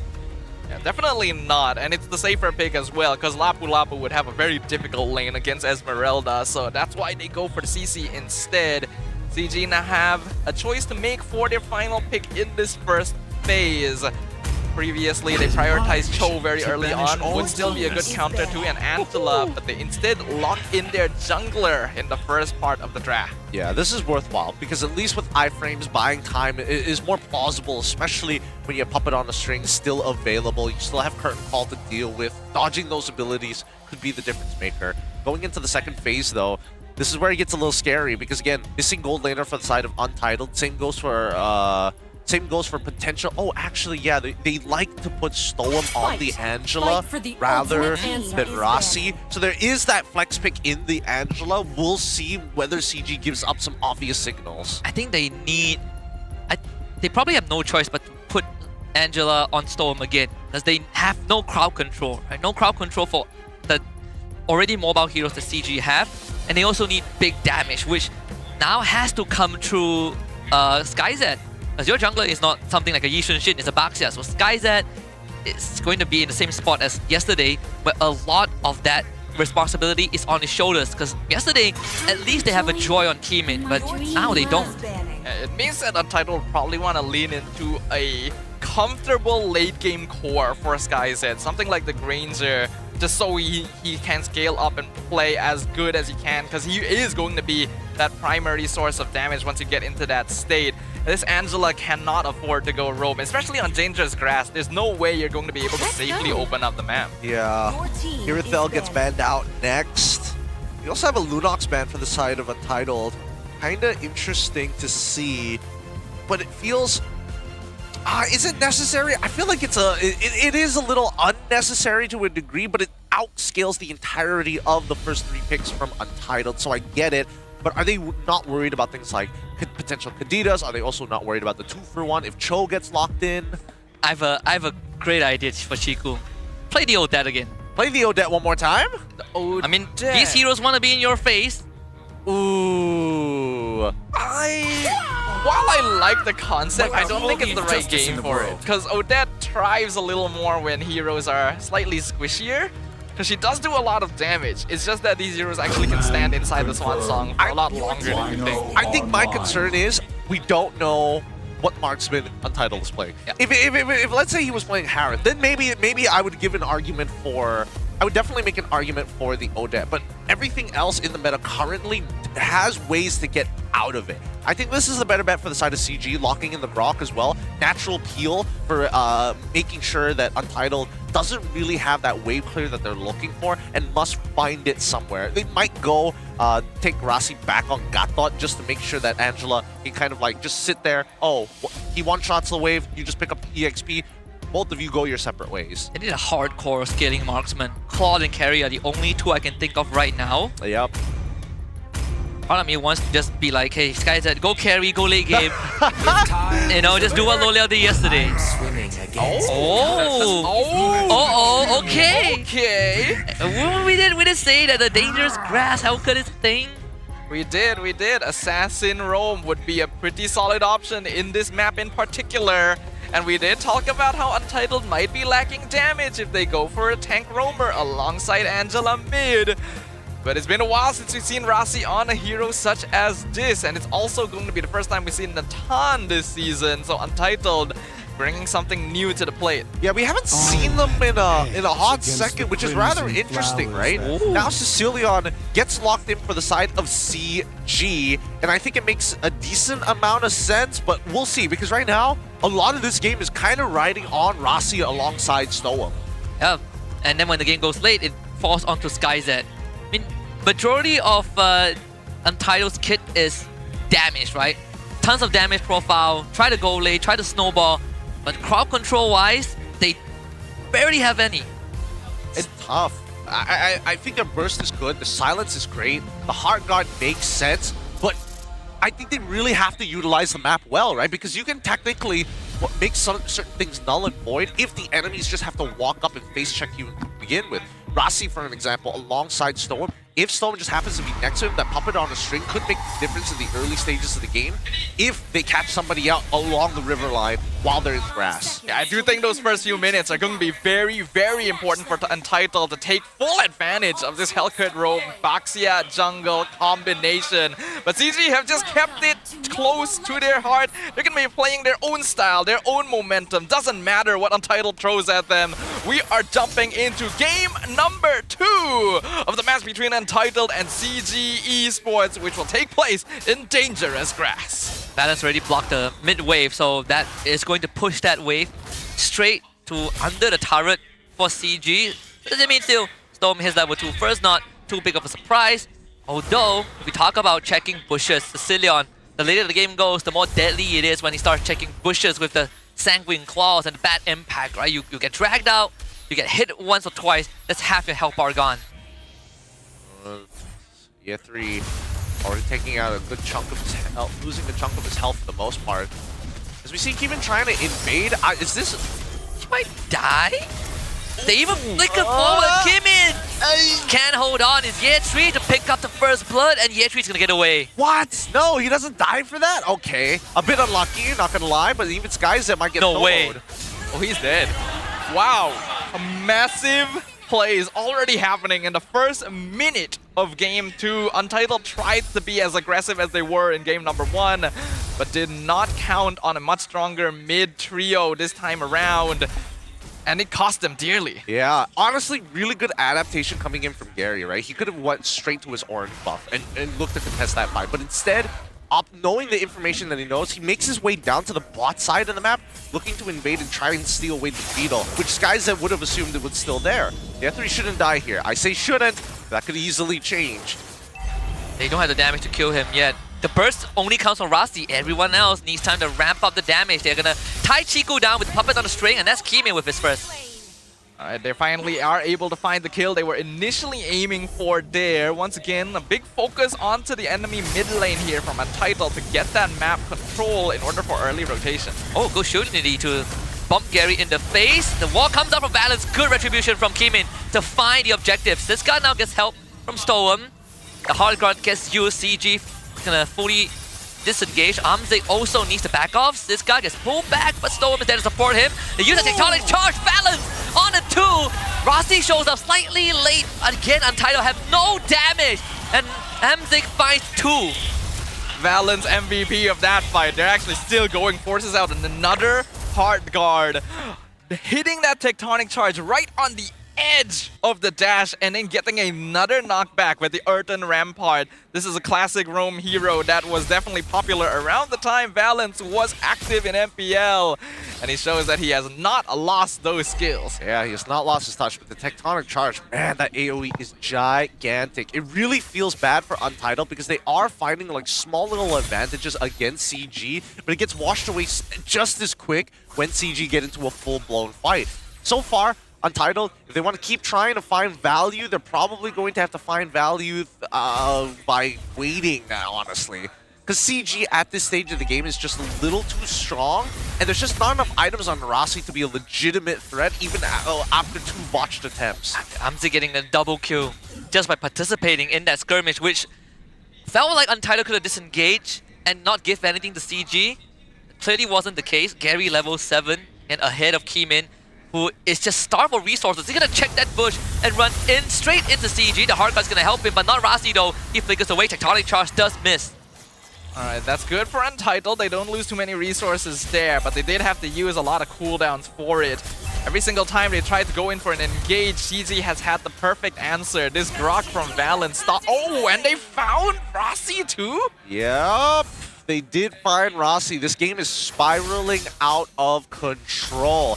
And, And force out the hard guard. Kimin here to assist Gary. Good iframes. Still gets tied down. They should be able to finish him off. Good stuff from Untitled. Yechi will not be able to stay for long, and now the turtle is open. Alright, that's the punish Untitled we're looking for. They were able to lock Gary in without extra puncture targets. So they're going to be able to translate that into a direct turtle take. No hard guard, no vengeance, no survival. They still get the turtle. Kimin walks on forward with the turtle's poisons, but the rest of CG are here with Yechi in the front. Untitled will have to back off. They will try to turn the Chico guys, forcing out the flicker. Yechi once more tries to hold the front this time, but with Skyzet participating, Balance with the save, and Yechi escapes. Unlucky. Unlucky. The projectile, as it was coming back, just didn't connect. That's all it was. That's all it was. That should have taken him out. Now we see an instant invade on the opposite end. I think at this stage, Siska is probably thinking to himself, like, man, this is going to be really, really rough. Chiku guys is going to be pretty untouchable unless Rossi gets some form of lead, but this fight's not looking good. Oh, that was a mistime. Yeah. Straight up a mistime. Rossi missed the Terrify. And that is not what you want people to be seeing from you on the MPL stage. That should have been a kill. But the question is, was it even necessary? Because now you leave Skyzed out to dry. Where's the hard guard? He has to come now. Skyzed gets knocked back. Storm to the rescue. Year 3 is gonna break the tether, but takes a turret shot. Goes down. Valens also overextended. Both teams making a bit of that mistake. A double for Skyzed. Oh, a bit? That was a pretty big mistake. I mean, considering that CG were the ones that were being the aggressors and not having to worry about it. Rossi, oh, hold on. Oh, the lights are out. Chiku, guys. He's blind. He's so blind. Siska with a solo kill and came in now in the face of Gary. That's a big bounce back right there. The entire net worth difference is now gone. It is even once again. Untitled getting some really good pickups, punishing CG for walking a little bit too aggressively, forgetting that there is a guy that can literally turn the lights off on the other side. Well, Sisuke gets his own split push on his side of the map. At least for Untitled, like, alright, map control is at least in our hands. We did make a couple of mistakes, but now Siska is in a pretty decent position of his own. Even Skyzed is in a pretty decent position of his own. We have broken even. We just cannot afford to make another mistake. So let CG be the ones who walk up. They need to utilize the utilities that they have. They're still waiting for Dark Knight Falls from Rossi to come back up. The switch is still disabled. The turtle will be incredibly important, especially for Untitled if they want to really swing this back in their favor. Kimin goes in, they find the silence, but another war and tectonic charge from Valens to save the day. Hardcut from behind. Gary now has no contest for the retribution. Rossi is going to play distraction. Skyzed in the fight, but Skyzed ends up going down. Double kill for Siska, hops on the Chico, but the hard guard is going to run out. Siska will hop to safety, and CG have effectively won that fight. That would have gone so much more differently. It was a good initiation from Rossi, but Valence's timing was so clean. Cancelled the deadly stingers from Rossi after the Terrify landed on a Gary, and because of that, Kimin was the first jungler to go down, and CG got the turtle for free, basically. They got more for free. They got so much off of it, right? If we look at the goal, let's see, 5.3 to 5.5, 3.8 to 3.6, 4.3 to 4.5. So really, the majority lead is coming from Gary. And now with that Brute Force Breastplate on top of that War Axe, he should be able to get in and out of these fights a lot easier compared to before. We just need to see him get the Endless Battle before he can really take on Kimin. Windtalker, Feather of Heaven for Skyzed, Brute Force Breastplate for Siska. I think if Skyzed stayed in that fight just now, that was a 100% win for Untitled. Because they have, I think the damage profile definitely overwhelms what CG has. They take that fight right. Right now, Skyzed's positioning is going to be tested. This is not a hero that can snipe from as far back as he's used to on something like the Granger, but the damage more than outweighs it. He just needs to make sure he finds the right timing to enter after cooldowns have been spent, because he can definitely melt most of CG as long as the circumstances are right. Oh, they did spot Gary. I was worried for a while that they just didn't check that bush. Gary got away, same with Year 3. Sprint back up. Ward will be up in around 20 seconds. Admittedly kind of funny, but even so, 20 seconds left on the clock, right? You look at this potential trap that they're looking to set up. Valens could go deeper. He opens up the map and he notices Siska on that side. So at this point, Untitled, they're very aware of where Valens is. They could look to intercept on the opposite side or just play traditionally to the lane, and it looks like they're calling for it. Keep it safe. Let's just stick to the lane. There's no need to go into our own jungle just yet. Have to also be very cautious to not get pulled back by the Sanguine Claws. That puts you out of position. It's almost a guaranteed death for Untitled. And speaking of Sanguine Claws as well, I'm curious. Thank you to the production. I was just about to wonder how well Chiku was scaling. That's a good number of stacks on the Sicilian. Even though he did die quite early on, he has been able to participate in a lot of assists and actually scale up pretty well alongside Amzik. So Untitled also can't afford to let this game go too long. So the one thing good about having these assassin roamers like what we saw from Dorn Fanny is you get the split push, right? Very mobile, you get the split push going, and that's what Rossi did to force the response from Year 3. I think my favorite part is just the global presence, right? You just don't know. If he doesn't appear up on the map, where can he be? And then as soon as the Dark Knight falls, you're questioning whether he's already in your backline. You're solely dependent on your teammates to relay that information. But since they are the ones sitting on top of it first, I feel like right now, CG... Oh, wait, hold on. They found where Rossi is. It's like they're not gonna force that engagement right there. Neither team is really ready to go for a full-out fight right now. Oh, Kimin. Amzik as he runs into Kimin, cancels the shield unity. That could be his death. The hard guard finally comes up from Storm. Siska holds on to the Vengeance and able to hop to safety. A quick disengage from Untitled. That's definitely not ideal though, and CG knows it. The conceal comes out. Still have the Tectonic Charge. Here comes the wall. Kimi just could not move. Chiku, guys, with the kill. Siska ties him down. He needs a bit of help. Chiku, guys, flickers to safety. And now Siska is abandoned. No hard guard means no survivability. Rasi will also have to disengage. Get the hard guard back up, but only Skyzet is a viable target. So Lord for CG for sure. Endless battle purchase coming in from Gary. He easily will be able to take this Lord, no problems whatsoever. But man, these 5v5s are so hard for Untitled. They can't seem to get CG to just break apart like they did in game number 1. My issue though is I feel like Heeman is making a lot of positioning mistakes this series. He got caught out in that bush, collided when he didn't mean to, and Storm had to use the hard guard at a time on a target that he didn't want to. CG knew that without that ultimate, they could just force the fight, and that's exactly what happened. I guess you could say the grass is kind of dangerous. Yeah, Sure is. definitely greener on the other side. So far, it's not looking good, right? Untitled. At this point onwards, I would expect CG to kind of deny them all the farm, right? Go into your enemy jungle, steal away as many camps as possible. Like, Valens gets the walk-in for free anyway, so that they're not too concerned about him. Not to mention that he's got the Tectonic Charge to exit fights if necessary. Storm doesn't have that luxury. Ooh, E3 forced engage, and that's this guy's Skyzet forced away. CG doing very good. A good job of just trying to sync up the waves. They still have a very healthy Lord from the top lane. Chiku, guys, with Blood Wings too. All tier 2s down. They've broken it. And now they're looking for the inhibitors, right? They've synced it up very, very well, so at least they've got Lord on that top side, and then with that wall, they can start working on the mid side too. Yeah, Untitled's not the best in clearing out Lords too. They need Skyzet, and that's already hard guard and Entropy. So it's all about the defense. Falling Starman comes in, Siska once more forced away, the lights get turned off, and Gary a bit blind, but still, no one from CG goes down, and Valens pulls the trigger again! And just magical from CG Esports. They lose Gary in the process, but Skyzet has already gone down. And now it comes down to Siska, Rasi, and Stone to hold the fort. 3v4, a wave coming down mid. Siska trying to buy time with the hard guard. Rasi in the thick of things, needs damage, doesn't have it. And CG Esports will find a 2-0 over Untitled. What a closeout from CG Esports. What a performance from these veterans returning to the MPL stage, showing the world what they're capable of. Very stable, very well called, and very well played to CG. Very fluid. I love what CG has to offer here so far. Independent plays and independent players, but still moving as a unit as they become one rushing torrent. Unfortunately for Untitled, I think the consistency is starting to become a problem. Yes, obviously the Angela is something that they are looking to work on. The Hellcurt as well, something to keep in mind that Coach Theo is trying to expand their repertoire, but it did cost them the series. It was something that Coach Theo was also worried about coming into week 2 with 2 back-to-back series.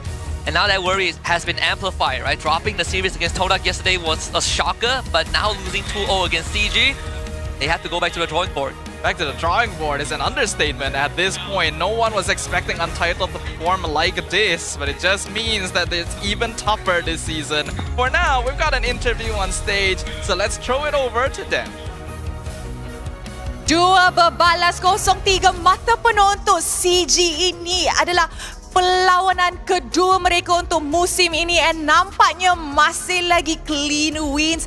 Guys, congratulations. And of course, Dewan Sri Putra tepuklah tangan. Ramai orang yang hadir untuk first match hari ini. Congratulations Valens dengan Chiku. How are you feeling selepas kemenangan ni? I feel good and slowly dapatkan momentum lah. Okay, now kita tahu patch baru actually baru je keluar, which was on Wednesday lah kan, Rabu. And banyak team, and bukan sahaja dekat Malaysia tapi luar Malaysia juga, dorang dapat training 2 hari je dengan patch baru. And korang main on Sabtu, which means korang dapat 3 hari training. Did this give you guys an advantage sebab korang dapat tengok MPL, MYID dengan PH semalam? Bagi kita orang sama je sebab semua map semua fun. Ada broken wall, boleh terbang-terbang. Semua fun. Which one is your favorite? Rasanya Flying Cloud sebab boleh terbang. Boleh terbang. But did watching MPL lain give you guys an advantage though? Boleh jadi sebab we can review and we can study how they play also. Okay, cakap pasal study how they play lah kan. Rose nak tanya, di game kedua, pasukan Untitled actually keluarkan Hellcurt. In your opinion sebagai roamer, adakah Hellcurt pick ni viable untuk patch sekarang ataupun tu memang just dorang tak dapat execute? I think the Hellcurt is viable. Depends on the gameplay lah. Kalau team tu nak bawa Hellcurt boleh juga. Rasanya Valence akan keluarkan Assassin ke in the near future? Boleh jadi. Boleh jadi. And of course, kita nak cakap pasal patch ni, maybe one last questions kepada Valence lah juga. How different do you think the patch is this time for a roam? Sebagai rotation, anything? Do you think it's a big impact kepada roamer? Aku rasa impact dia besar juga. So like we can play aggressive sebab dapat duit, dapat vision, dapat EXP and boleh share minion and share jungle kan. So boleh main really aggressive kat mid game and early. Okay, kalau Valence rasa dia boleh main agresif, Ciku, you setuju ke? Sebagai multi-role yang pernah main banyak-banyak role. Saya rasa setuju sebab bagi saya meta ni advantage juga untuk kita orang. Memang sebelum ni kan kalau off map tak dapat duit kan. Sekarang off map dapat duit, buka vision dapat duit. So benda tu bagus lah untuk kita orang. Oh, nampaknya CG suka patch baru ni. Tapi sebelum kita tanya banyak lagi soalan kepada Ciku, kita nampak 2-0 game yang sengit tapi hanya seorang yang boleh jadi MVP of the game. And with that, mari kita tengok MVP in 3, 2, 1. MVP of the game jatuh kepada Valence! Wow. Okay. Simple question je. Next match korang adalah Monster Vicious. So far korang punya prestasi di atas pentas ni memang sangat-sangat baik. Tapi Monster Vicious pun nampak actually quite garam. So how is the preparation like untuk Monster Vicious? Untuk preparation Monster Vicious, aku serahkan kepada coach lah. So I think we are ready. So may the best team win untuk esok and hopefully it's a fun game. Jap nak tanya. Since dulu Ciku dengan Momo satu team, Ciku tahu tak kalahkan Momo macam mana? Kita tak tahu. Kalau team lama maybe sedikit sebanyak kita tahu. Cuma bila dah kat team baru maybe dia dah tukar cara main or something lah. So tapi maybe saya rasa still job desk ESP still same. ESP and mid lane and goal lane lah dia punya target lah. So saya sama je. Any message to Momo? Yeah, just good luck, have fun lah. Good luck, have fun. Okay, the basic ones. Now, kita boleh tengok daripada dua-dua game kan, it's actually quite 50-50, agak back and forth. Macam mana communication dalam CG ni? Macam mana korang communicate untuk make sure korang boleh kekalkan disiplin sampai hujung game? Ciku? Saya rasa mostly kita orang main banyak juga mistake kita orang buat. And bila kita melakukan mistake tu, kita orang akan bincang lah macam mana kita orang nak fix benda ni and kita orang nak lebih disiplin dalam game. So bagi saya kalau kita orang kalah early ke apa, benda tu bagus untuk kita orang improve lah. Daripada kita orang main clean game and kita tak boleh nak improve apa-apa. I agree. Memang kena banyak adjustment lah in game and communication penting, disiplin pun penting. Maybe one last question. Sebab tadi Rose dah bring up pasal Ciku sebagai macam multi-role yang sebenar di MPL MY. Di patch sekarang ni, you tengah main mid. Ada ke nak tukar role ke mana-mana role sebelum kita masuk playoff ke, bila masuk playoff ke? Saya rasa ada hero pelik lagi. Tapi cuma tak tahulah bila Coach Cody and Coach Train nak bagi lah. Tapi ada yang kita orang training setiap minggu. Wow, so I rasa audience kena stay tune lah. Maybe. Maybe. Okay, thank you very much Valence and Ciku. Is there anything yang you nak cakap kepada fans yang datang? Tengok ramai daripada fans CG hari ni. So untuk fan-fan CG dan juga Untitled, terima kasih kerana datang untuk memeriahkan MPL 16. And saya nak cakap terima kasih juga kepada our sponsor Roy Chulan Damansara. Terima kasih kerana menjaga kita orang dengan baik. So terima kasih guys kerana datang MPL. Thank you very much. And sekali lagi, congratulations kepada CG. And with that, mari let's throw it back to the casters to analyse apa yang jadi dalam clean sweep game ini. Casters, back to you guys. Thank you very much, Rose, and thank you very much to Chiku and Valens, who played an incredible game for an incredible return to the MPL stage, with Valens emerging as our MVP of game number 2. So much momentum stopped from Untitled, so many plays interrupted, and so many opportunities created on this Grok. That Grok stock is going to go through the roof after this series. Even when Rasi was playing Grok in game 1, he showed some great plays, but man, Valens tops it with this game 2 performance. Yep, no, really had a powerful performance here. Was finding multiple targets with the Tectonic Charge. And I think worst yet, I feel like the new revamped Grok, some people are like, oh yeah, it's more complicated to play Grok. I don't think so. I actually think it's a lot easier to play Grok. Now that the indicators are better, now that his mechanics are more straightforward as well, with no need for you to microly like stand up by walls. I mean, you still do to charge up your passive, but not like before where you basically get anti-CC. It's just, I feel like so far, we've seen everybody who've touched Grok has basically made insane plays. Yeah, like you do definitely need a little bit more finesse in certain aspects of his new kit, but in general, I feel like new Grok is so unga bunga compared to back then. You just smack people, and you have so many forms of interrupt. He literally was able to stop Rasi between the dash and deadly stinger combo, which is such a difficult timing to hit in the first place. I always liked Valens back when he was playing during his peak, and I'm so happy to see him back. And CG looks to be a very solid squad. Yeah, this is the second 2 over CG, so 6 points up on the leaderboard. So they've cleared 2. I think it's a good gauge of CG's abilities, right? When they won against GMXK, we were like, okay, it's GMXK against CG. It's a repeat of MPL. Not a big surprise, but this 2 over Untitled is going to also rise their stocks on the chart. It makes you wonder, how far can CG go? Because their goal is to take down SRG. Yeah, I would like to see that matchup, but there's still plenty of opponents before we get to that point. I'm just a little disappointed that Untitled didn't put as much resistance as I thought they would. I was really looking forward to this match since last week already, and I was hoping that Untitled would keep a level head against CG, because if they kept the level head and kept it pretty competitive and consistent throughout, then it wouldn't be so bad, because it's just the chain that's after, right? The one bad call that affects the mental, and then the whole team just ends up in a sinkhole. I feel like now it might be a little early, but I gotta bring up like past experiences. There have been teams in MPL who performed really well on their debut season and then instantly dropped off the map afterwards. They overheat. Were they not prepared to keep the consistency going? Are we seeing a similar trend happening to Untitled now? Probably not yet, and I say yet because it could go worse, right? We need to see the next series and then the one after that, which thankfully is next week. They're done for the weekend. But it was also something that I think SRG echoed in Season 14, where they had a rough season. They had to do a lower bracket run. And that comes down to managing your expectations, right? Yeah, guys, we came in hot on our debut. We finished 3rd. We almost made it to the MSC.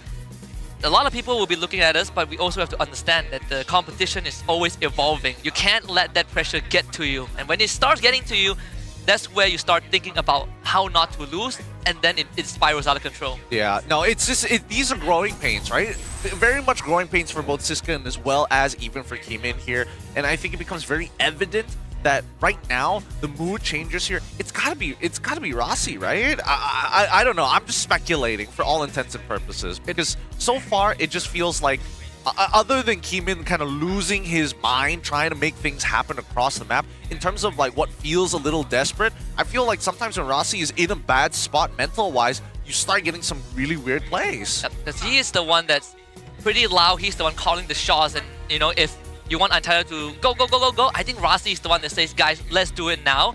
But I agree, he can make or break the team. He is the reason that they are getting these sick engages against CG in the entire series. But he's also sometimes the reason why CG is getting ahead when the communication kind of breaks down.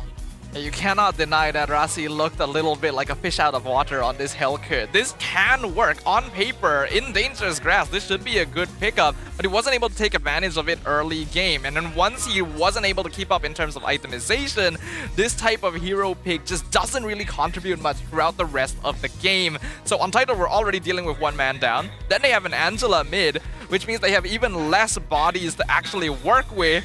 And CG just basically played their own game, even at the threat of an Angela Baxia. Even with the threat of a Hellcurt roaming around, they still locked in heroes like the Cecilia on mid. They were focused on their own win conditions. Yeah, I think CG just had their hardest time within the first 6 minutes of the game, right? After the 6th minute, I think things got significantly easier once things kind of fell into place. So, well done. Well done to CG. They've already secured their points, and now for their upcoming matchups, we might get to see a little bit more innovation, I suppose? I think for Untitled, they need to identify what the problem is. Because I feel like first 6 to 8 minutes, no problem. Yeah. But it's afterwards that they struggle. Yeah, but let's talk a little bit about the results we got from our fan vote earlier. And it looks like, well, after game 1, I can definitely understand these results. 88% of you guys watching voted for Siska's hard frontline and zoning to be the main thing that CG needed to watch out from about Untitled. And we have to admit, unfortunately, I don't think Siska really got a chance to pop off that game as well. I mean, how can he? How can he? Nobody can peel for him. He's got to do it himself, and even then, he doesn't even get net. He doesn't even get the net gold because most of the time it's killed by somebody else. If you're a CC and you compare it to a Lapu, the difference is so stark, right?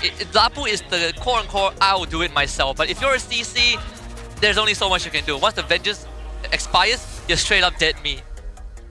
And even when they tried picking the CC into the Esmeralda, it still didn't quite work. But we've got another interview for you guys to check out in a very, very short moment. So hope you guys can keep your eyes peeled. We'll catch you guys in just a moment. Interview, let's go. Selamat kembali ke Panas ke Tidak bersama saya Poji. Semalam kalah, hari ni kalah. Inilah dia, Untitled. Right. Kita ada Storm dan juga Razi. But first question for Storm. You tested Dispatch yesterday, the first team ever to try it, and you lose it. And today you lose again. So actually, what do you struggle with? Is it the timing, the push changing, or anything? What happened with you guys? I think there's a lot of uncertainties on what each role should be doing because in the previous patch, we've already practiced it for a month, and it's like this week, it's a full reset, and there's a lot of confusion and overthinking on maybe is still this the right thing to do? Is this bad already? So we still really need to learn more about this patch. Understand. So your team still cannot adapt to this kind of changes, correct? Yes. Understand. But then for the first game, you using a Farsa, and then you were always being picked off by the Joy, and then by the hero. Actually, what the comps be like? Hey, Storm, fall back, cover your position, or anything. What's the comp be like? Is it a bit of messy or anything? Can you share a bit to the fans? I think, yeah, it's a bit messy because looking back, I think we should have been more aggressive in the early game, and I think that's where we really messed up. We don't know our lineup spike, and yeah, it's not our usual gameplay. When their main only objective is to lock you, which is the main AoE area of effect damage kan. So how are you adjusting to that kind of threat when they are punishing you, always keep on punishing? So your idea how to retreat on that, because we understand you're losing, but then what is the idea to to punish them back? I think for me it's really just knowing our team's objective, because that's how the team fight works. Anyone can be punished, but what should our trade be? And that's what we don't know the whole game. We didn't figure it out the whole game, only after the game, and that's the reason why we lost that game. Understand. So was it an execution issue, or is it a comm issue between you guys? I think a lot of issues, execution and comms. I think they go in together. I think both of them really so off compared to our week 1. Understand. It's alright. Untuk Rasi. Rasi. Lu bukan baloi, Rasi. 0-3-1, Rasi. Macam mana? Dekat dalam tim musuh tadi tu ada Esmeralda, which is a bit tanky. Ada juga Grog. Apa Hellcurt boleh buat? Sepatutnya memang kalah early aja sih. Meskipun banyak kayak ada Grog, ada Esme. Kalau early kita dapat, boleh end 10 menit, 12 menit. Jadi memang tak tahu. Okey, tak tahu, faham, betul. Okay. Bila dah tak tahu, actually apa plan je? Macam contohlah, tadi you cakap sepatutnya menang early. Sekarang early dah kalah. Apa yang kena tahu? Apa yang kena buat? Yang kena buat? Ya. Push Awal-awal 03 kan? Push wave only. Push wave? Sebab early dah fail kan. Jadi tak boleh buat apapun untuk Hellcard. Faham. Actually untuk Rasi lah kan, kita nak faham sebab kita ada 4 map terbaru sekarang kan. Kita ada Flying Clouds, kita ada Dangerous Bush, kita ada Broken Wall dan juga kita ada lagi Expanding River. Actually untuk keempat-empat map ni akan menjadi satu masalah untuk Rasi sendiri dan juga pasukan. Sebab daripada semalam sampai ke hari ni nampak banyak masalah bila benda ni berubah. Last season korang main bagus, season ni dengan benda yang baru ada isu. Aku rasa kalau map tak, cuman patch baru ni kita kurang adapt aku rasa. Di scrim kita dah rasa kita adapt, tapi kalau di stage tak tahu. Overconfident? Tak tahu. Next match akan bertemu dengan Mask Off, Vamos. Macam mana? Boleh lawan tak boleh lawan? Boleh lah. Confident tu macam mana? 50%, 90% ataupun macam kita takut lagi? Ini low. Medium. Sini. Ini boleh. Di situ? Ya. Buktikan kepada peminat dan buktikan kepada owner team yang Untitled masih lagi bernyawa sebab sudah 2 kali kalah. Saya tu kemenangan. Baki lagi 6. Kalah. Ingat, 6 sahaja pasukan pergi ke playoff. Dan itu sahaja daripada mereka. Kita tak nak tekan banyak-banyak. Mereka pun dah cuba yang terbaik daripada semalam ke hari ni. Kalah dengan 2 keluarga, Todak dan juga CG. Itu sahaja daripada kami, panas ke tidak? Let's go back to the caster. Man, it feels like every single time we have a Panas Ketidak segment, it just gets hotter and hotter. Poji digging into Rasi and Storm right there. But we also can't blame him. Untitled losing 2 clean sweeps in a row is definitely not something we were expecting. And it definitely feels like something is off with the way they've approached this new patch. Yeah, no, I think changes need to be made. And I think with the team, they're going to figure it out together. And like we heard from Rasi, this is not their usual gameplay. This is not exactly the way they wanted. They're a little uncomfortable. And we even heard from Stone, we just don't know when our spikes actually are. And you can see the turning point. And it started yesterday, right? After game 2 against Todak, where they had a lead, they lost that game, and then afterwards it was a downhill spiral. So back to the drawing board, up against Vamos next. I think we definitely have to move the goalpost a little bit in Untitled's power ranking. But I think Vamos is probably kind of the last straw. If they cannot overcome Vamos, which most people assume that they would be able to prior to this week, then we're gonna have a big problem with Untitled. I think based on the trend that we've seen from these first 2 days of Project Next, while it is important to be able to adjust and try some new things to fit with the new patch and the new maps, it's still important to keep some modicum of your original identity there, to have a foundation to build off of. That's what CG did, that's what Vamos has been doing. Either way, we're gonna go on a short break. We'll come back for the second match of the day, so don't go anywhere. We'll leave you guys with the mic check, and we will see you guys in just a little bit. Join all guys. Aku udah. Don't spin. Jangan lurk. Choke and kick. Jangan lurk. Join. Aku di. Ya, aku tahan lordnya. Chill. Dapat lord. Aduh, aku mati sama lord. All good. Delay lord. All good. Delay. Guys, Sasi santai. Bread. Kita boleh kena. Aku buang puri dia. Dah puri. Adi dapat guys. Mati. Lo. Nice. Mati dulu. Ini boleh ini. Dah. Lo. Cici pasal ulti. Ya, pasal tak ada ni. 80 Nafio. Ambil. Ya. Mati guys. Mati guys. Mati hari. Abu flip. Orang lu ambil. Enak. Cici orang lu. Nice. Orang lu. Aku tara. Tengok aku. Pasal.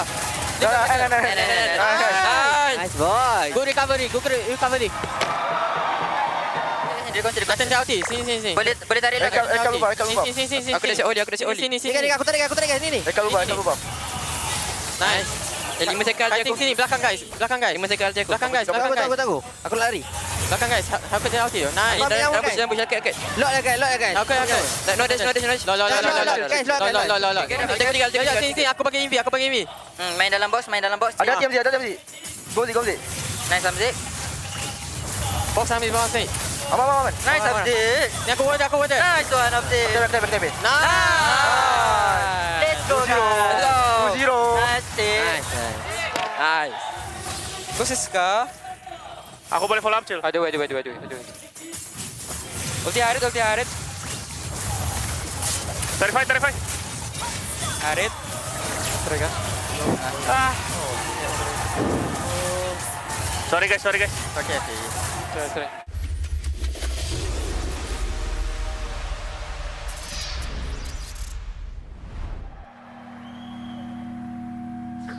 Bye. Saya boleh ni. Semangat nombor 1 ada dalam diri kita semua. Bukan atas usaha sendiri saja, tapi sokongan dan harapan yang dikongsi bersama. Sebab nombor 1 lebih daripada jadi yang terbaik. Ianya memikul impian mereka. Inilah semangat nombor 1. Inilah prepaid nombor 1.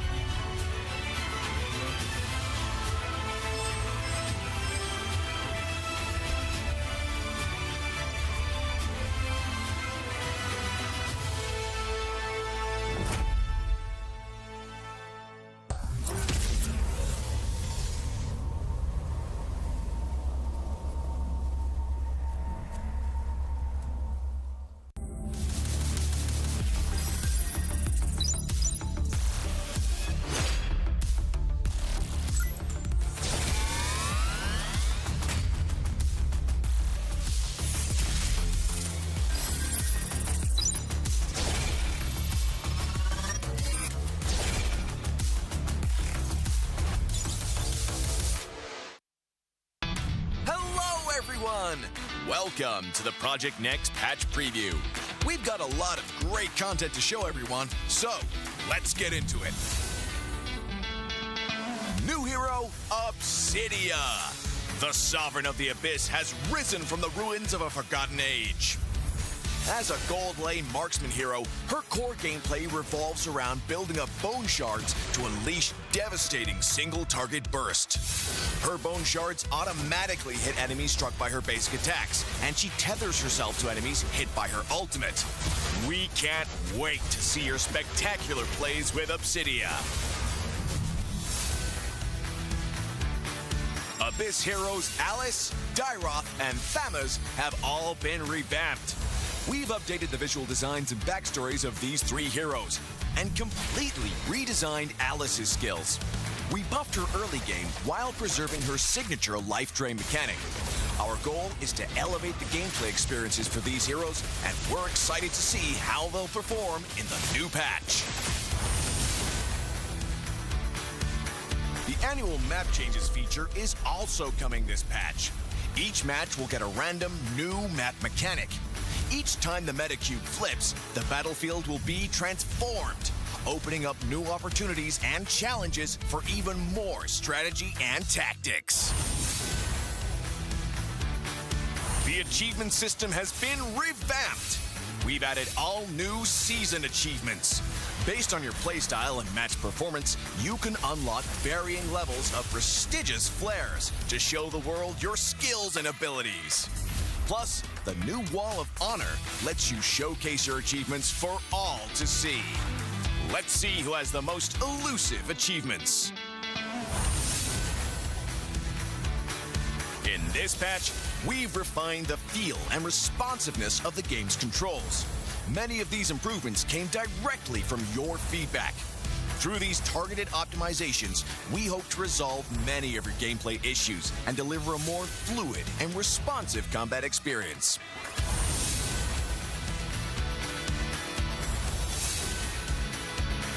There are many more adjustments that you can read about in the upcoming patch notes.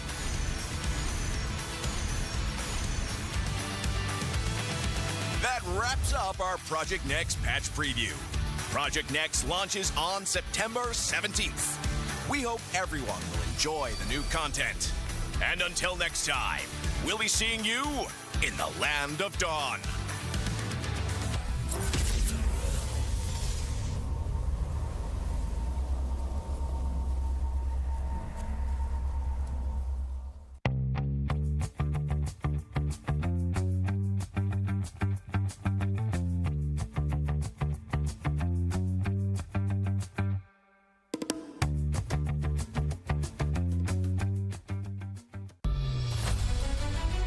Everyone, and welcome to a special preview of our annual map change.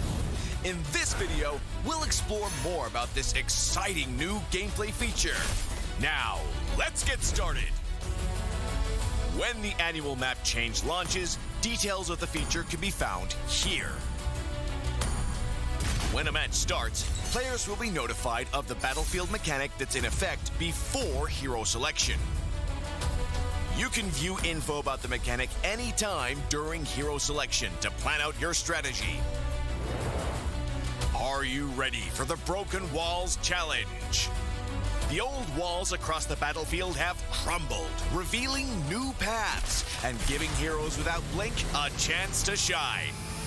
We can't wait to see the optimal routes you'll come up with. Danger lurks in every corner when dangerous grass is in play. The battlefield has been overgrown with bushes, so proceed with caution. Will you be the hunter or the hunted? You'll need new strategies to survive this deadly jungle. Have you ever dreamed of soaring over the battle like a cloud? With Flying Cloud, rideable clouds will spawn on the battlefield. Just hop on and take to the air for swift lane rotations, or plunge down for deadly ambushes. Come, ride the wind and own the skies. The river will bring you to victory with Expanding River. River currents will expand into the jungle areas, and new currents will appear when the Lord spawns and when it's defeated. Travel with the current for a massive movement speed boost. Master the flow of the currents and drag your enemies into a whirlpool of defeat. We hope these new battlefield mechanics will break stale metas and deliver new experiences and challenges to everyone. See you all on the new battlefield.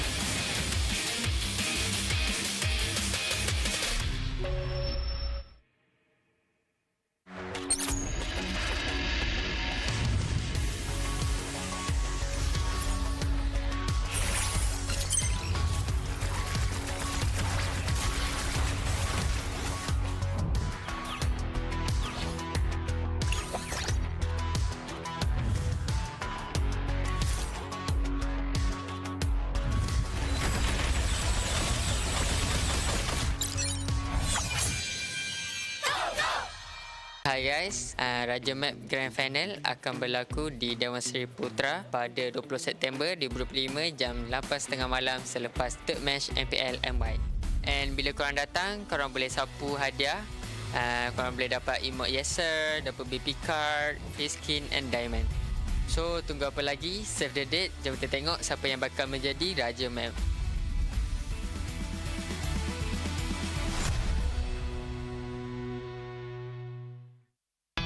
Hai semua, selamat datang ke sedutan Patch Project Next. Kami ada banyak kandungan yang menarik untuk berkongsi dengan semua. Jadi, mari kita mulakan.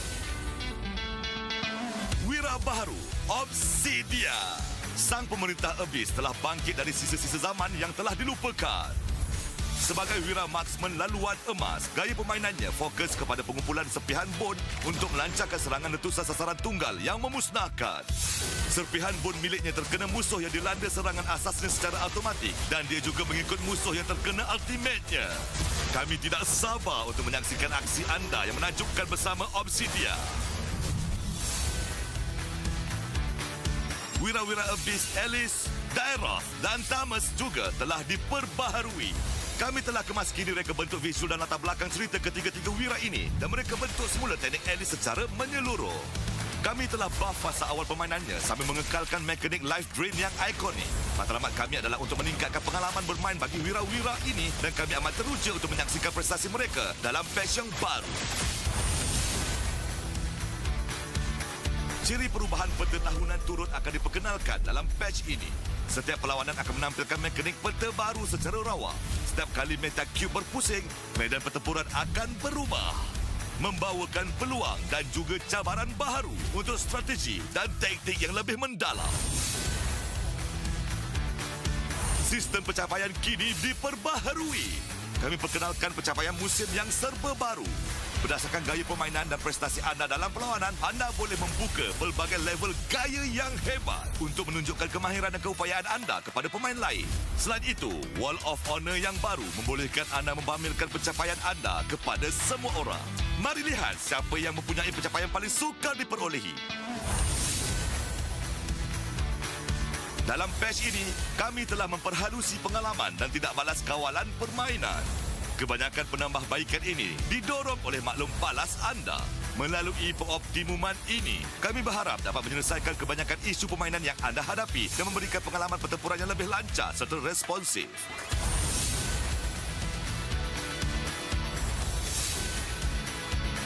Ada banyak lagi peningkatan menarik yang bakal anda temui dalam nota patch pada masa akan datang.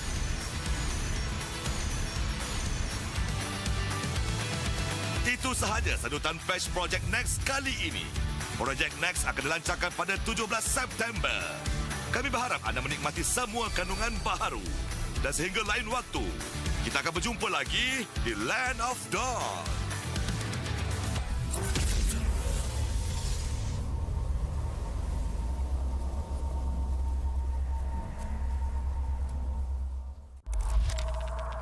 Tujuh tahun, 16 musim. Perjalanan yang dianggap sekadar permainan di telefon kini menjadi isukan paling berpengaruh. Inilah MPL Malaysia. Era permulaan segalanya, titik mula sejarah apabila Malaysia dan Singapura menjadi tuan rumah MPL pertama di dunia. Di musim pertama, kita melahirkan legenda Solos, Penjahat dan Fredo. Dari musim ke musim, MPL MYSG menjadi pentas lahirnya pemain tersohor. Musim kedua mengukir cerita untuk pasukan yang tak disangka. Sayan Rimau, Nur bangkit dari kedudukan tercorot di tangga liga, mengharungi satu demi satu halangan hingga akhirnya menjulang piala pertama buat Malaysia. Musim ini menyaksikan kebangkitan luar biasa pasukan Toda. Ciku Guys dan Moon menggoncang pentas M1 World Championship, menamatkan saingan di tempat ketiga, mengharumkan nama negara. Momentum itu memuncak di musim ke-6, detik bersejarah apabila Toda menjulang trofi pertama mereka. Dari detik itu, bermulalah era kompetitif. Dari musim 7 hingga musim ke-12, Tiap musim, nama baharu diukir di trofi. Tiada pasukan yang kekal di takhta. Di sinilah Todak membina legasinya. Bersama Ciku Guys, menjulang trofi sebanyak 3 kali.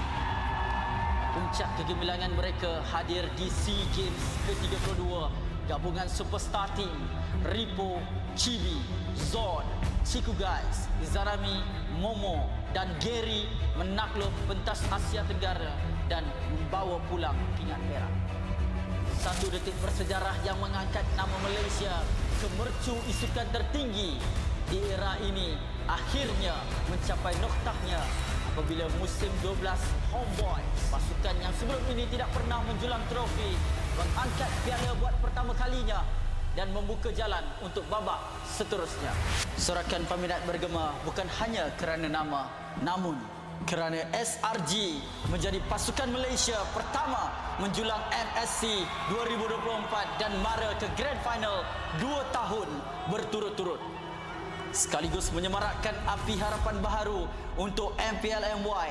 Era ini diterajui oleh Cram, Stormy, Yums, Skies dan Innocent. Bukan sekadar juara, SRG menulis sejarah daripada dominasi di peringkat liga sehingga ke detik terakhir mereka mempertahankannya dengan penuh megah. Musim ke-14 mereka terus membuktikan kekuatan, memecahkan lagi sumpahan menjadi juara bertahan. Musim ke-15 repeat bersejarah yang menobatkan SRG sebagai pasukan paling dominan dalam sejarah MPL MY dengan barisan pemain yang sama memperoleh kemenangan demi kemenangan. Tapi musim ini pentas akan digegarkan. Wajah baharu muncul menentang gergasi. Wajah lama kembali membawa dendam membara. Medan tempur terakhir sebelum segalanya berubah. Pantang mengalah. Menuju perjalanan ke era baharu MPL MY musim ke-16. Hanya yang gagah kekal juara.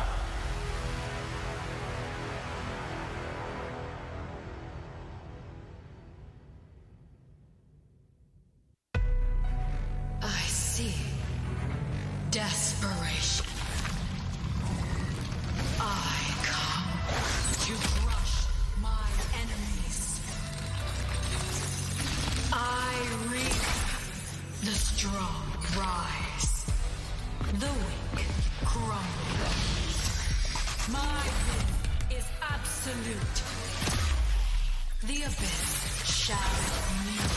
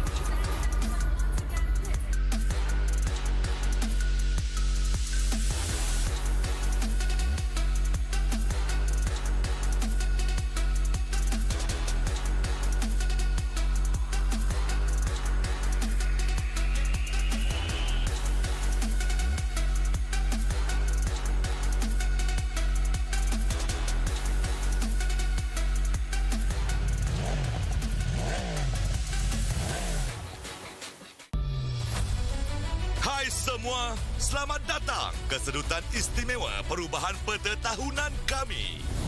Dalam video ini, kami akan perkenalkan gaya permainan baharu yang menarik ini.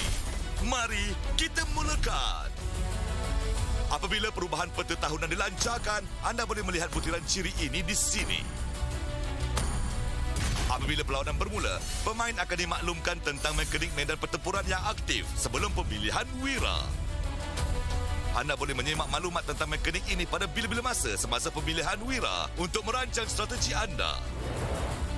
Adakah anda bersedia untuk cabaran tembok runtuh? Tembok-tembok lama di seluruh medan pertempuran telah runtuh, mendedahkan laluan baharu dan memberi wira tanpa beling peluang untuk bersinar. Kami tidak sabar melihat laluan baharu yang bakal anda cipta. Bahaya menunggu di setiap sudut apabila beluka berbahaya aktif. Seluruh medan pertempuran kini dilitupi beluka, maka bergerak dengan berhati-hati. Adakah anda pemburu atau yang diburu? Anda perlu strategi baharu untuk menguasai hutan yang berbahaya ini.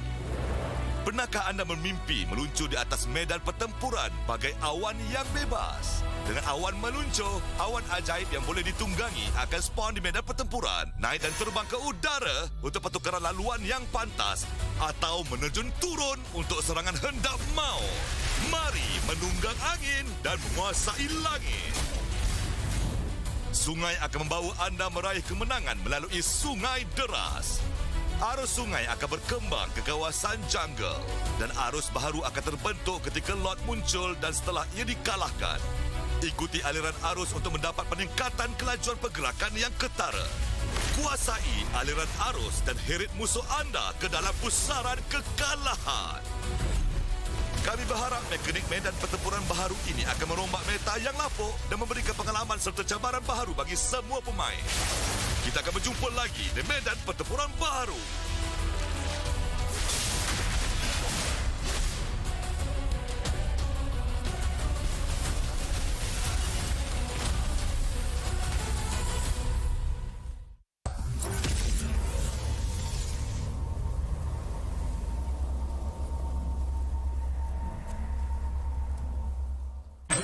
Dan 1099 Diamond masuk final Raja Map disiaran langsung TikTok. Emote eksklusif kita ni. Yes sir. Emote. Semua ini boleh terdapat bila hari Grand Final. Korang stay dekat live selama 15 minit. Grand Final nanti saja kan. Boleh claim emote eksklusif ini. Kita ada Beatrix, Wan, Moskov, Ruby dan Alice. Semua KOL akan bermain di Grand Final pada 20 September pukul 8.30 malam ini. #Raja Map hari Sabtu ni. Korang kena jumpa korang dekat final Raja Map.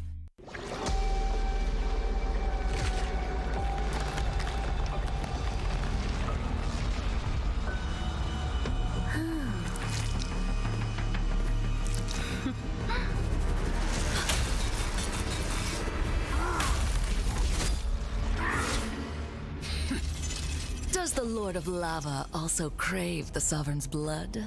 Fool! The tyrant's remains will only bring doom! Their brutal dominion, our warriors were corrupted into foul bonds of decay. Sovereign of the Abyss, Obsidia. The curse still flows within the Sovereign's blood.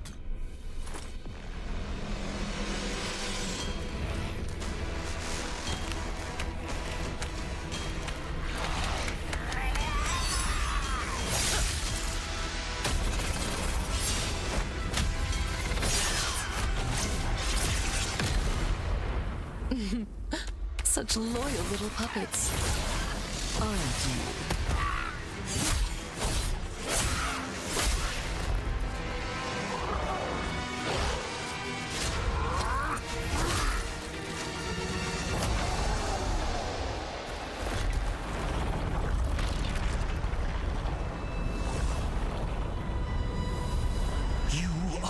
Merely a puppet, no different from my spawns. Bow to me. Keep your throne, or be destroyed. The Abyss, bow. bows to no one.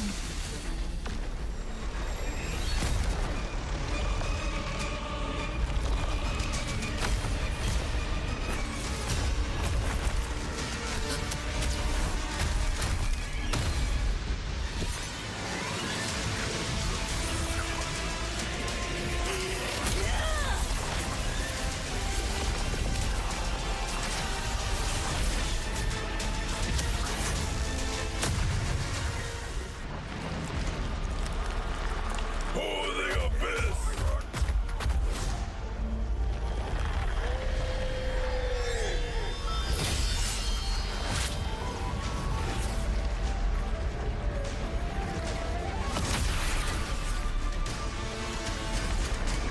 These wretched spawns reek of its corruption.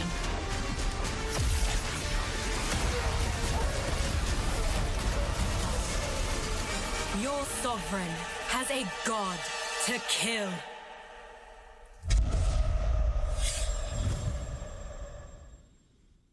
I don't like this one, guys. There's a lot of bush on my lane.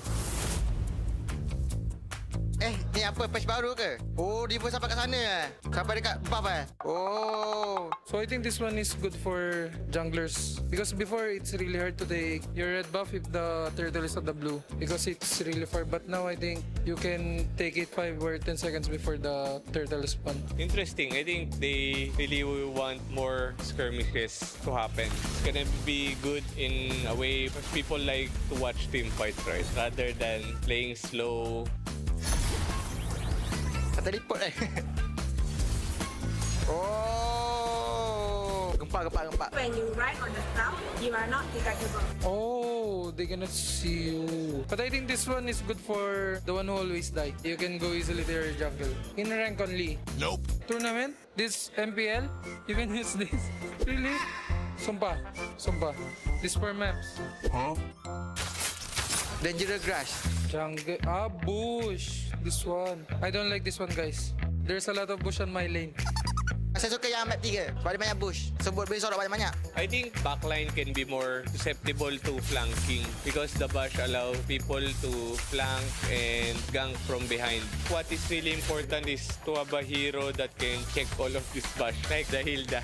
So kalau map keempat kita tengok map lubang. So kalau enemy nak curi buff boleh lah. Oh guys, this one it's easy to invade. You can easily cross and you can escape easily. This one not good for assassin because they will get easily invaded by tank junglers. This one is really important for the jungler role to make sure that he can adapt. So for these new maps, guys, I think our MPL will be more fun for the viewers to watch but more problems to the players. Kalau 4 map, saya paling suka map yang ketiga.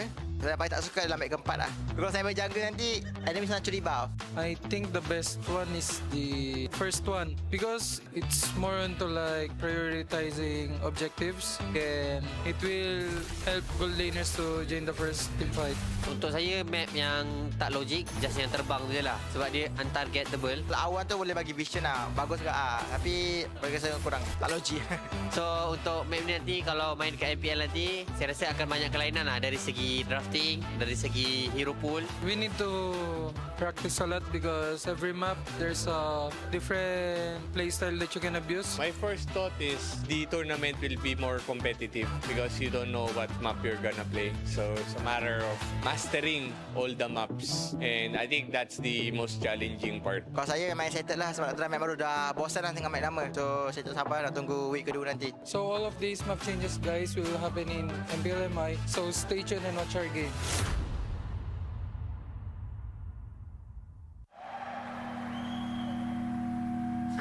Bye. Saya boleh ni. Semangat nombor 1 ada dalam diri kita semua. Bukan atas usaha sendiri saja, tapi sokongan dan harapan yang dikongsi bersama. Sebab nombor 1 lebih daripada jadi yang terbaik. Ianya memikul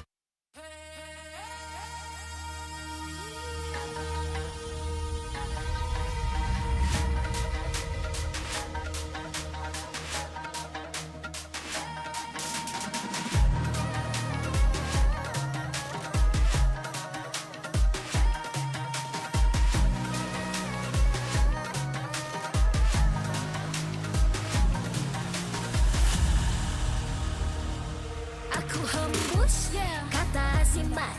Bila terjatuh, aku beringat. Jalan dah jauh, cari titik bermula. Krak, krak, krak, krak. Jangan patah semangat. Semarak api bukan calon cadangan. Biar apa menghalang, aku sambut datang. 1000 daya, 1000 alasan. Harungi semua sampai di akhir garisan. Eo, eo. Kami tak senang mengalah.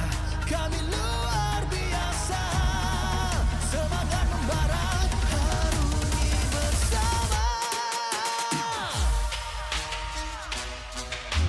Lakukanlah sama-sama lakukan. Bergema di kiri dan kanan. Tak berhenti marah ke hadapan. Tak mengalah berdepan cabaran. Jaga, jaga, kita jaga. Jaga, jaga, kita jaga. Jadi ayo.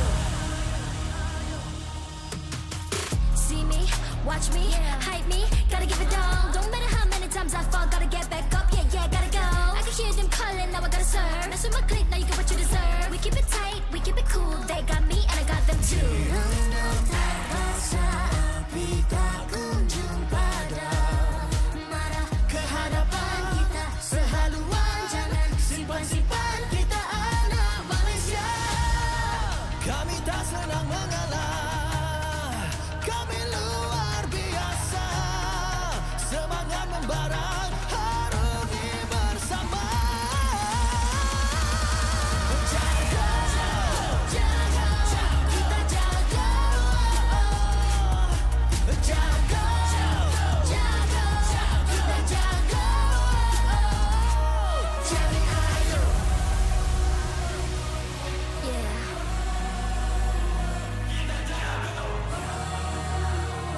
Are you ready?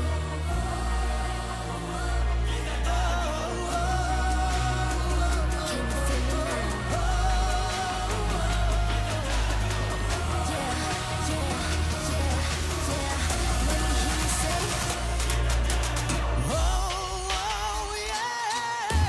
Lakukanlah sama-sama lakukan. Bergema di kiri dan kanan. Tak berhenti marah ke hadapan. Tak mengalah berdepan cabaran. Jaga, jaga, kita jaga. Jaga, jaga, kita jaga. Jadi ayo.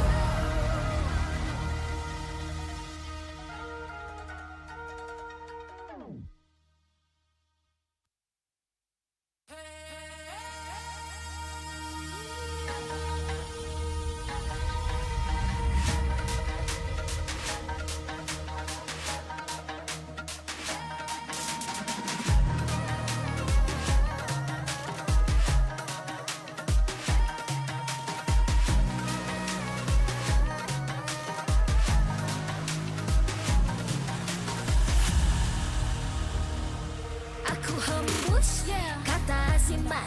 Bila terjatuh, aku beringat. Jalan dah jauh, cari titik bermula. Krak, krak, krak, krak. Jangan patah semangat. Semarak api bukan calon cadangan. Biar apa menghalang, aku sambut datang. 1000 daya, 1000 alasan. Harungi semua sampai di akhir garisan. Eo, eo.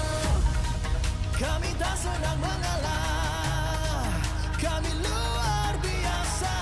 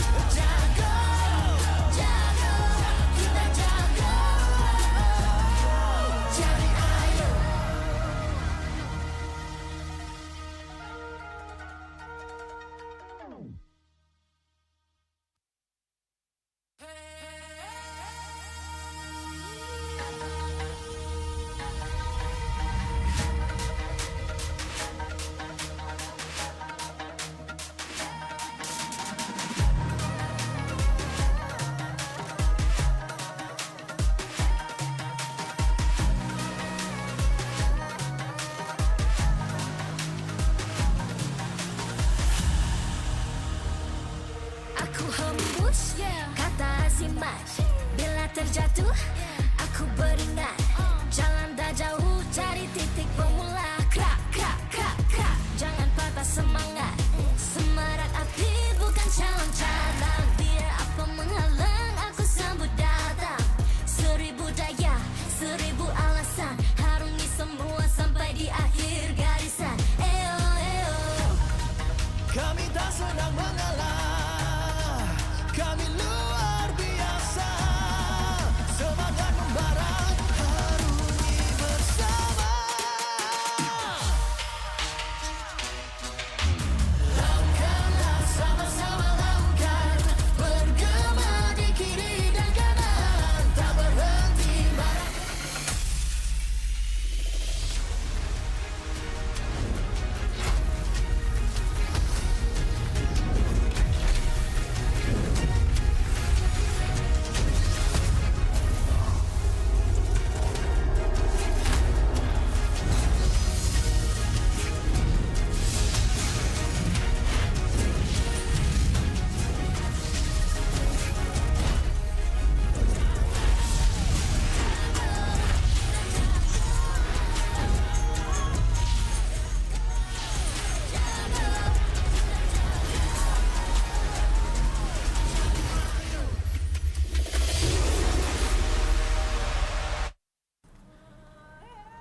MPL Malaysia Season 16 is powered by Moonton. Presented by Celcom DG. Stream, game, vibe on social media, and more to your heart's content without missing even a single moment. Power up with lightning-fast 5G speeds. Stream all day long with Celcom DG prepaid 5G. Our official sponsors. Official gaming smartphone Infinix GT30 just launched. Comes with a free magnetic cooler, even more affordable than the GT30 Pro. The only phone in its class with GT trigger, 1.5K display, and 144Hz refresh rate. Supports steady performance with 120 FPS in MLBB. Available in 2 exclusive colors for the GT30, green and blue. Perfect meals for gamers, Grab. Grab food for one. When eating alone, enjoy meals from 10 ringgit with just 1 ringgit delivery fee and no minimum spend. And group order. Get 15% off when eating in a group. Bigger gang, bigger savings. Our esports partners, 100 Plus, Ferry, and Yamaha. And thank you to all our strategic partners, Sarah VE and Playas. Supported by KBS, Rakan Muda, ESI, MESF, and PSM. Panas ke panas bersama dengan saya, Poji dan juga Mel Cutie dan juga Joms. Apa khabar Mel? Apa khabar Jom? How are you? I'm good. I'm good. How about you? Sehat, alhamdulillah. Alright, kat sini lah kita ada 2 wajah yang kata tak asing lagi untuk MPL. Dan sekarang soalan yang pertama untuk Jom kan. Kita nak tanya, do you remember the moment back in season 11 when Mel was taunting you? Yeah, I still remember that. How was that feeling? Not really shocked because when I taunt the homeboys, I know some of other teams will taunt me also. So, if you win today, will you taunt him back? I think no. No, why? Because who's that again? Imal? No. Yeah, no Kim. No Kim. Yeah. Alright. So untuk Mel, boleh tak kongsi ni? Actually apa yang bakar Mel dulu macam habis-habis match terus nak taunting? Sebab time tu kan memang dia kan taunting homeboys kan, and homeboys salah satu kira macam saya punya dream team lah nak masuk kan. So panas lah. So saya taunting balik macam tu. Alright. Kalau boleh lah buat balik sekarang, boleh tak? Cuba tunjuk balik depan muka lagi sekali. Tak boleh. Are you okay? If he taunt you right now, just recreating the event back. Yeah, I think I'm okay. Cuba buat, boleh? Tak lah. Dulu tu tak matang, sekarang dah matang sikit. Okay. He said he's mature right now, so won't do it anymore. Alright, Jom. What do you feel about this matchup today? Going against Homeboys, is either ZP or Mel QT. Do you think you can win against them? I'm not sure about that, but I hope we can do what we're doing in practice, and I'm really excited to fight against Homeboys because Homeboys is final team last season. Understand, but then based on last week, Team Ray is going strong. Do you think you can beat all of the team? No. I'm just thinking we just need to give our best always. Alright, good answer. Untuk Mel, dah kalah 2 kali. Modal cuma 1 point. Berbaki lagi 7 lah termasuk dengan ini. Macam mana perancangan, perjalanannya? Kalau kata korang kalah, jalan ke playoff semakin jauh. Apa perancangannya? Perancangannya memang kita nak fokus untuk game ni lah, untuk cari kemenangan, and kalau boleh nak menang bersih lah, untuk supaya peluang ke playoff tu lebih cerah. And tapi kita tahu pun yang Team Ray last week dia memang strong kan. Tapi tu lah, kita pun tak tahu Homeboys this week macam mana kan. Kalau boleh letak skala lah daripada 1 sampai 10, keyakinan untuk menang match ni berapa banyak? 10. Sebab memang lagi satu, saya tak pernah kalah lagi lawan Team Ray. And lawan Jom pun tak kalah lagi. Alright. I was just asking him, on a scale of 1 to 10, how confident is your team to beat Team Ray? He said it's 10. Plus, he never lose against Team Ray. What do you feel about that? I'm happy for that because if it's good, I will be more good. Alright. But before we end our show over here right now, I want you to have a challenge to each of you. If you win, you can ask him to do anything you want. Dan kalau Mel, Homeboys menang, Mel boleh minta Jom untuk buat apa saja, suka hati. Nak pumping ke, nak lari keliling ataupun suka hati. I tak boleh nak cakap, it's up to you guys. Is it okay with that? Yeah, okay. So apa yang Mel, kalau boleh, kalau Mel menang, apa yang Mel nak dia buat? Kalau saya menang, saya nak Jom yang kalah tapi dia yang taunting saya. Atas stage. Dia buat taunting saya yang buat slin sebelah tu. Atas stage. He said, if he win, you have to recreate back. You know the taunting that he did it before. Remember the hand gesture? He wants you to do it in front of him. If you lose. Okay. But then, if you win, what will you want him to do? I want Mel to taunt Homeboys. Like the teammate. Yeah. Well, it's a challenge and it's a bet for both of them. Dan ini saja daripada saya. Anything you want to say to the fans? Thank you for supporting us always, and I hope to see you guys all in venue and support MPL Malaysia Season 16. Mel, untuk semua keluarga dan peminat-peminat. Untuk semua yang menyokong, terima kasih, and teruskan menyokong, and datanglah ke venue, meriahkan lagi suasana MPL. Itu saja daripada kami. Let's go back to the game. Hello again, ladies and gentlemen, and wow, it's almost like we were looking at 2 ordinary marksmen being interviewed right up there. Similar energies, same vibes, same skill when they're on that Land of Dawn, and I'm personally kind of interested to see what would happen if Mel is made to taunt his own team after losing. Welcome back to the English desk. My name is Stafa, once again joined on the desk by Husky as well as Gideon.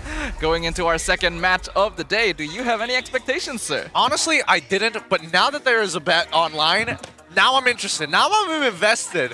I felt like, unfortunately, as much as Mel was like, man, I really got him with this one, stole him. He came up with a good one. He put some legitimate value on this bet. Yeah, I think Joam's punishment to Mel QT just raised the support for Team Ray. I want Team Ray to win just because I want to see how Mel QT is going to taunt his own team. Like, how would you even do that? Like, what? How would you even? I can't even imagine it. Just pull the, it's not my fault that we lost. Mask off. Mask. Throw the mask Throw the away. mask. It's funnier when you think about it because their slogan is stay true. And then now he has to taunt his own team. If he loses, I'm still gonna stay true. We played bad. Yeah, I mean, there's a lot of ways he could take this potentially, but it all starts with whether they win the game or not. And well, we'll see, because I did see Zippy walking around. Maybe ML is like, hey, you know what? Game 1, we put in Zippy. Game 2, that's when I come in the clutch. Well, if Zippy does come in and they still lose, then Mel actually has something to taunt about. Yeah, it wasn't even me. Oh, I'm sure he's got one shot just ready to go. Yeah, but I do think this is a very interesting matchup, right? These two teams, I feel like, have come in with a lot of potential this season. Everyone has high expectations of Homeboys as our previous runner-ups. Everyone saw the new roster from Team Ray, who is coming off a win momentum. Predictions? I'm siding with Team Ray, and I think I might not be the majority. I saw the roster for Homeboys this season. You know, they lost to SRG. That one was kind of a given. And then they lost to Vamos. And I always felt like this roster doesn't feel as solid as the one we saw prior, you know, with Ivan, Vel, and even Coach Erpang. But for Team Ray, they set the bar high by taking down Todak last week. So I'm definitely Team Ray. Yeah, I'm also leaning a bit towards Team Ray, but honestly my predictions have not been going very well this season, so I will just wait and see. For now, let's talk a little bit about their opponents, our last season runner-ups, the Homeboys, consisting of Mel QT, Kaden, Izanami, Amal, and Reza, still looking for their foundational momentum. Yeah, I'm thinking right now that this game is really going to depend on Kaden as well as Amal. The times that we've seen Amal just not perform in the jungle section is when Homeboys loses the worst. And Kaden has been doing okay, but now that he's up against Nova X Kobar on the other side, who is proactively looking for vulnerabilities, it's really going to test Kaden on how he's going to position himself in these games to kind of deny those opportunities, or at least be in a position to counterattack.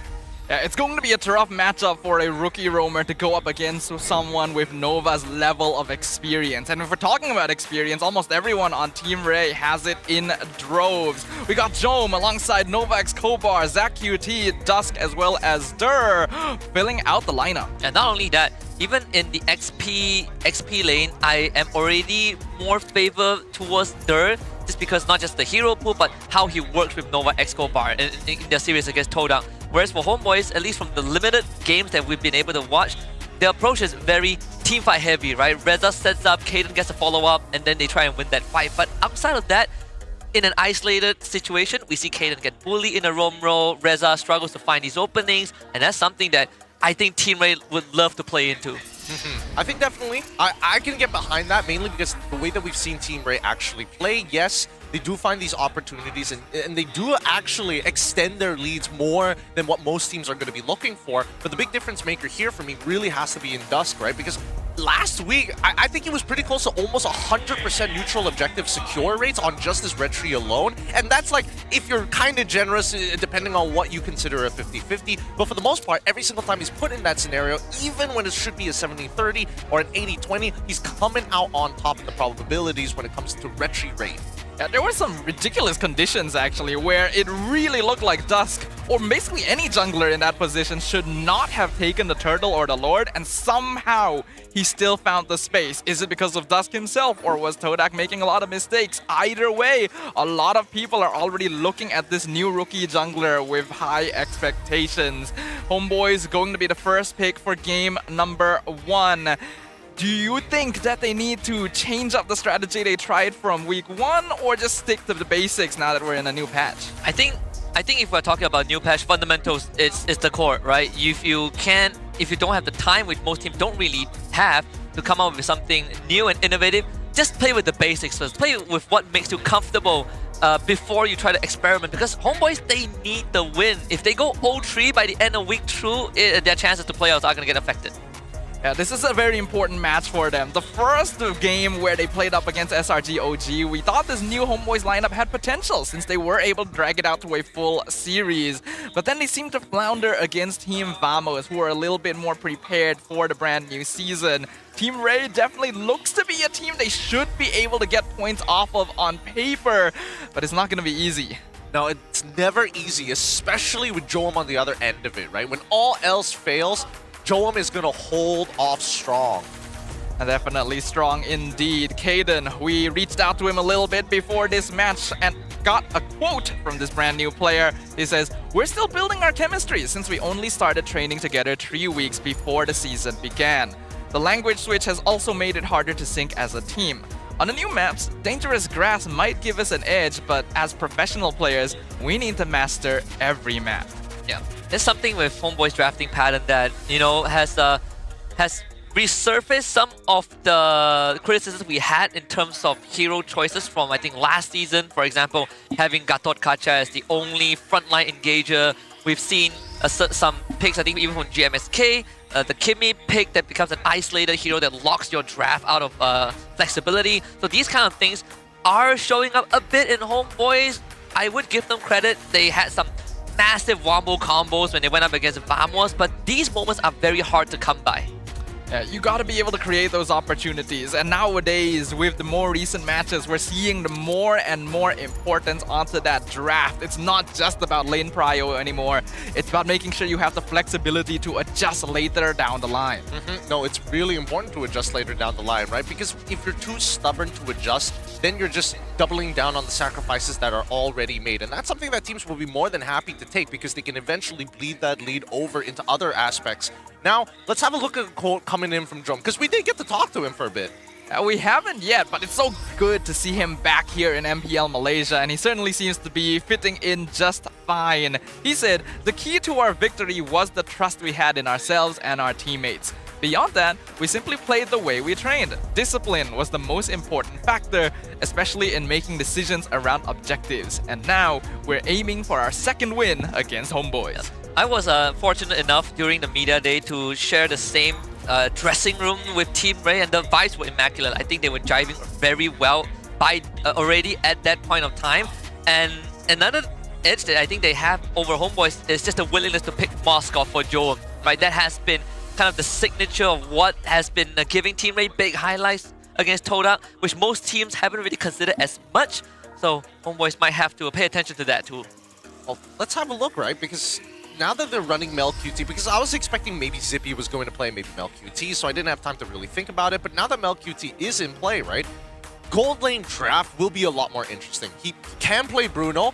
On the opposite side, Beatrix, Bruno, Moskov, Claude, everything underneath the sun when it comes down to marksman gold lanes. Harif for the side of Mel QT. I think both of these guys are really extremely well matched up. Now, in terms of how this is going to potentially affect the draft, at least we know the expandability of the gold lane, so we can focus on the other areas first, and then maybe second phases where we expect to see it. Unless they're trying to build a draft that's highly dependent on the gold lane. Yeah, while the gold laners are important nowadays, since you are able to prolong the game somewhat decently most of the time, it's expected that they should have enough time to scale up as long as you don't make any particularly big mistakes. My eye is going to be on Dusk because previously he had only played Fredrin in both games that we saw him. So that's the only hero he's played since his debut here. Will it get limited now that Fredrin is getting banned out more often? We'll find out in the draft. First, let's see which map we're going to be getting in game number 1. And it is Flying Cloud. I already hear the Fredrin ban. There it is. No Fredrin, no Baxia. Homeboy's really reading into it.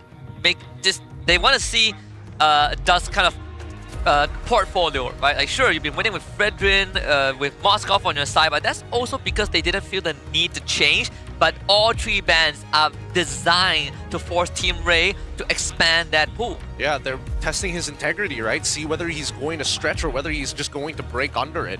Now with the final ban in the first phase going over to Team Ray, do they even need to think about getting rid of Talia at this point? They've already gotten rid of some of the heavy hitters. No tanks. Moskov is also gone. Do they want to force it into Harith Granger, or do they want to keep it as open as possible and then look to make sure that Joam can't participate and isolate him in that lane?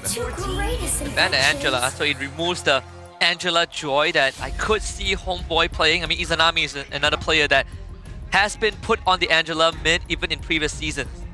That does mean the Kalea is open though, one of the more comfortable roamers for the side of Homeboys. They've always preferred a pick-off style comp even after switching players. So if they want to lean back to Foundations, that would probably be the ideal first pick.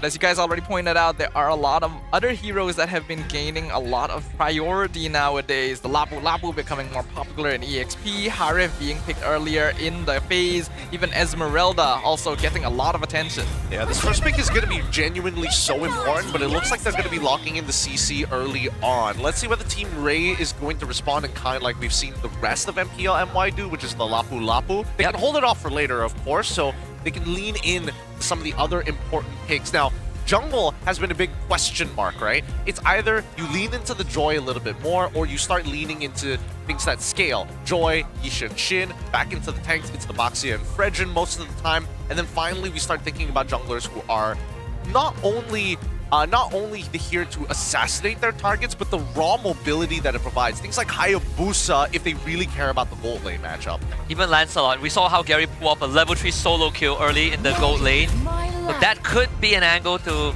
tackle as well. Team Ray, they do go for the Harif. We might get the Harif Ranger matchup. The chip now comes out.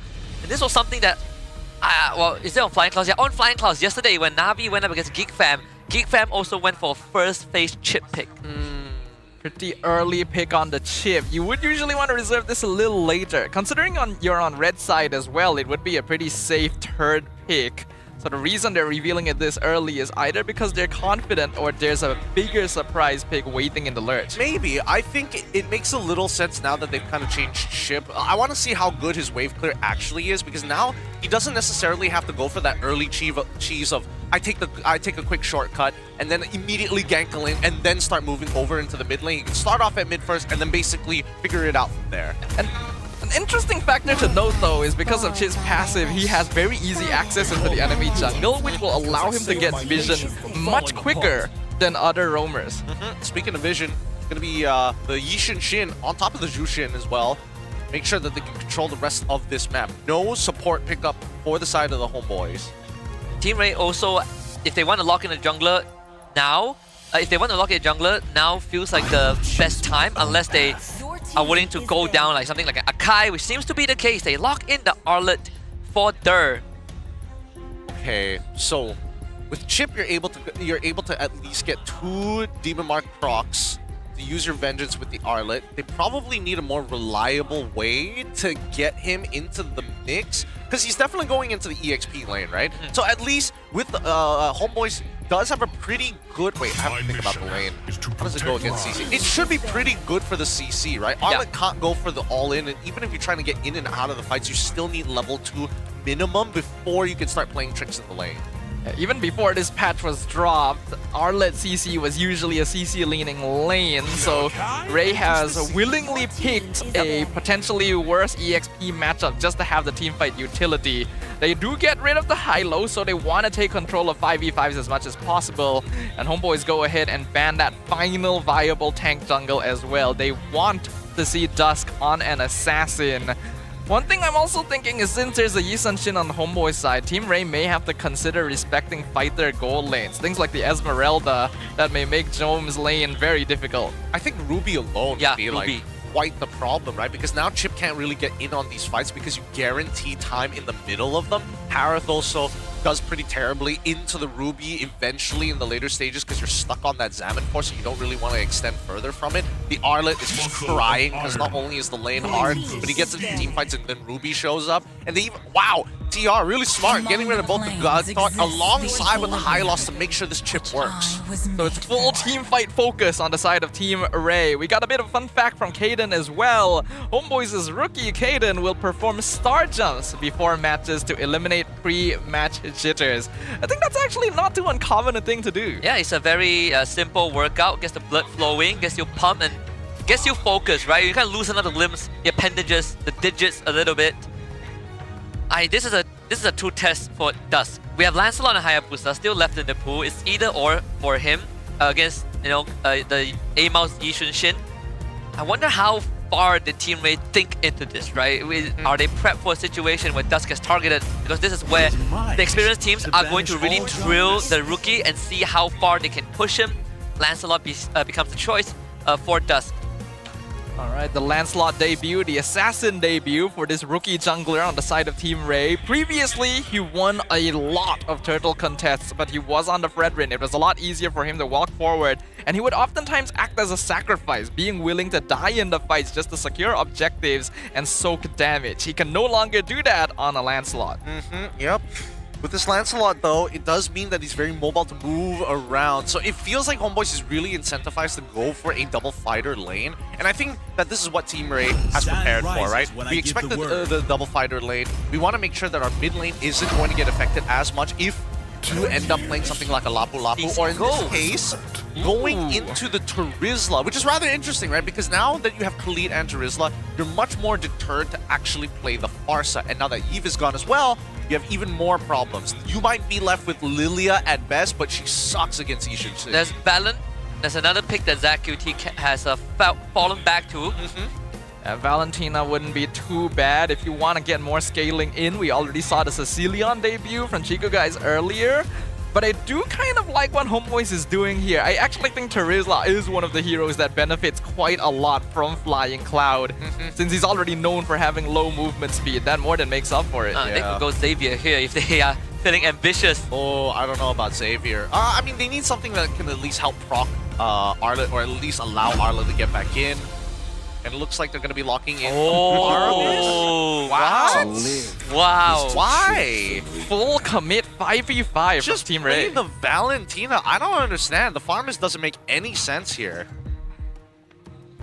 Yeah, while I could see what they're thinking, like if they really want a Death Ball, and Death Ball no matter what, Faramis makes sense, but he really doesn't feel as strong as he used to be, and you don't have things like the glue to benefit your Ghost Bursters either, so I'm a little worried about ZachQT's presence. I guess the whole plan is the chip opens the shortcut, everyone pours through, and then you have Faramis as your insurance agent. But there's a check and balance in place here, right? There is the Raging Sandstorm on top of the penalty zone. Both, if it was just one of them, then yes, I think that like you can try and power through that. I'm totally fine. But the fact that there is both on top of the Jushin, this is pretty unwinnable for Team Ray. Unless we see a proactive Dur, which again, he has to win the lane before he even moves out, then we can see an impact.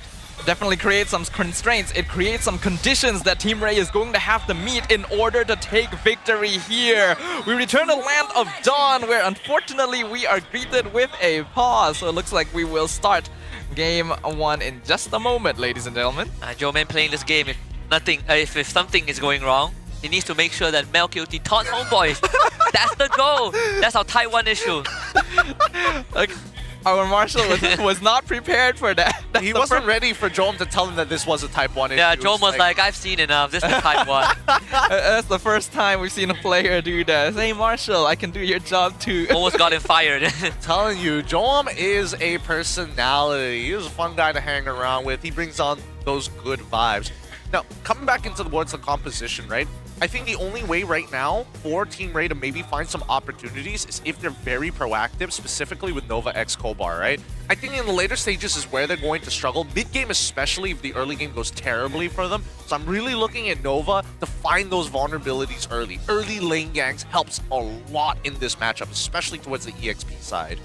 I think something we forgot to highlight as well is since that last two picks was Terizla Khalid, that means this is a CC gold lane.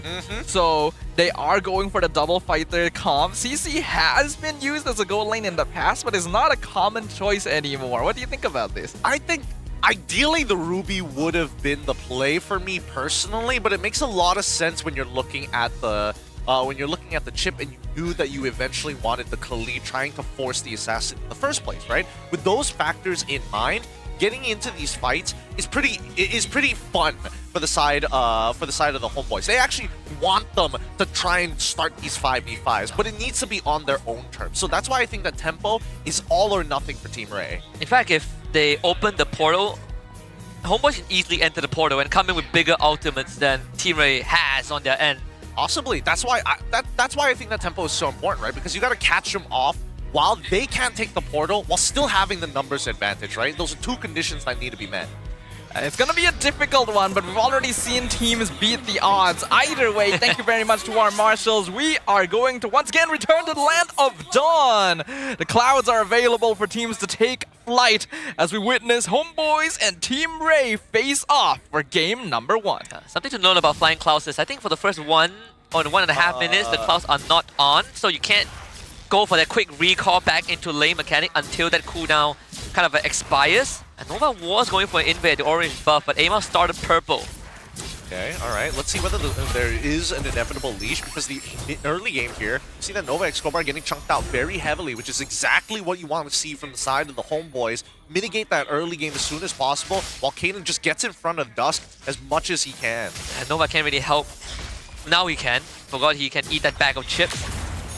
Gains so much health from it as well. That's a lot, holy cow. I wish I got that much health from a bag of chips. Facts. Maybe I would. Could we get a bag of chips on the desk real quick, production? Thank you. We'll see whether we get a sponsor. Looking out there, it's like we like our chip sponsors. But for now, at least they know exactly where Dusk is going to be. They realize that this is an orange start. They're going to end up on the same side of the map, which is going to be EXP in this particular case. And you see Nova Escobar, he's making his way down to the bottom side, knowing that this is pretty unwinnable until level 4. Gonna put some pressure onto MelQT. Whoa! Gonna give Joem a better lane. I mean, you have the defense buff for Chip on the Concussive Blast too. It does pack a punch. It does once more being ran at by Homeboys. They want to get him away from this buff and secure the XP crab. Here comes Nova through the shortcut. Why walk? The fight breaks out. Dust trying to maneuver around all these variables.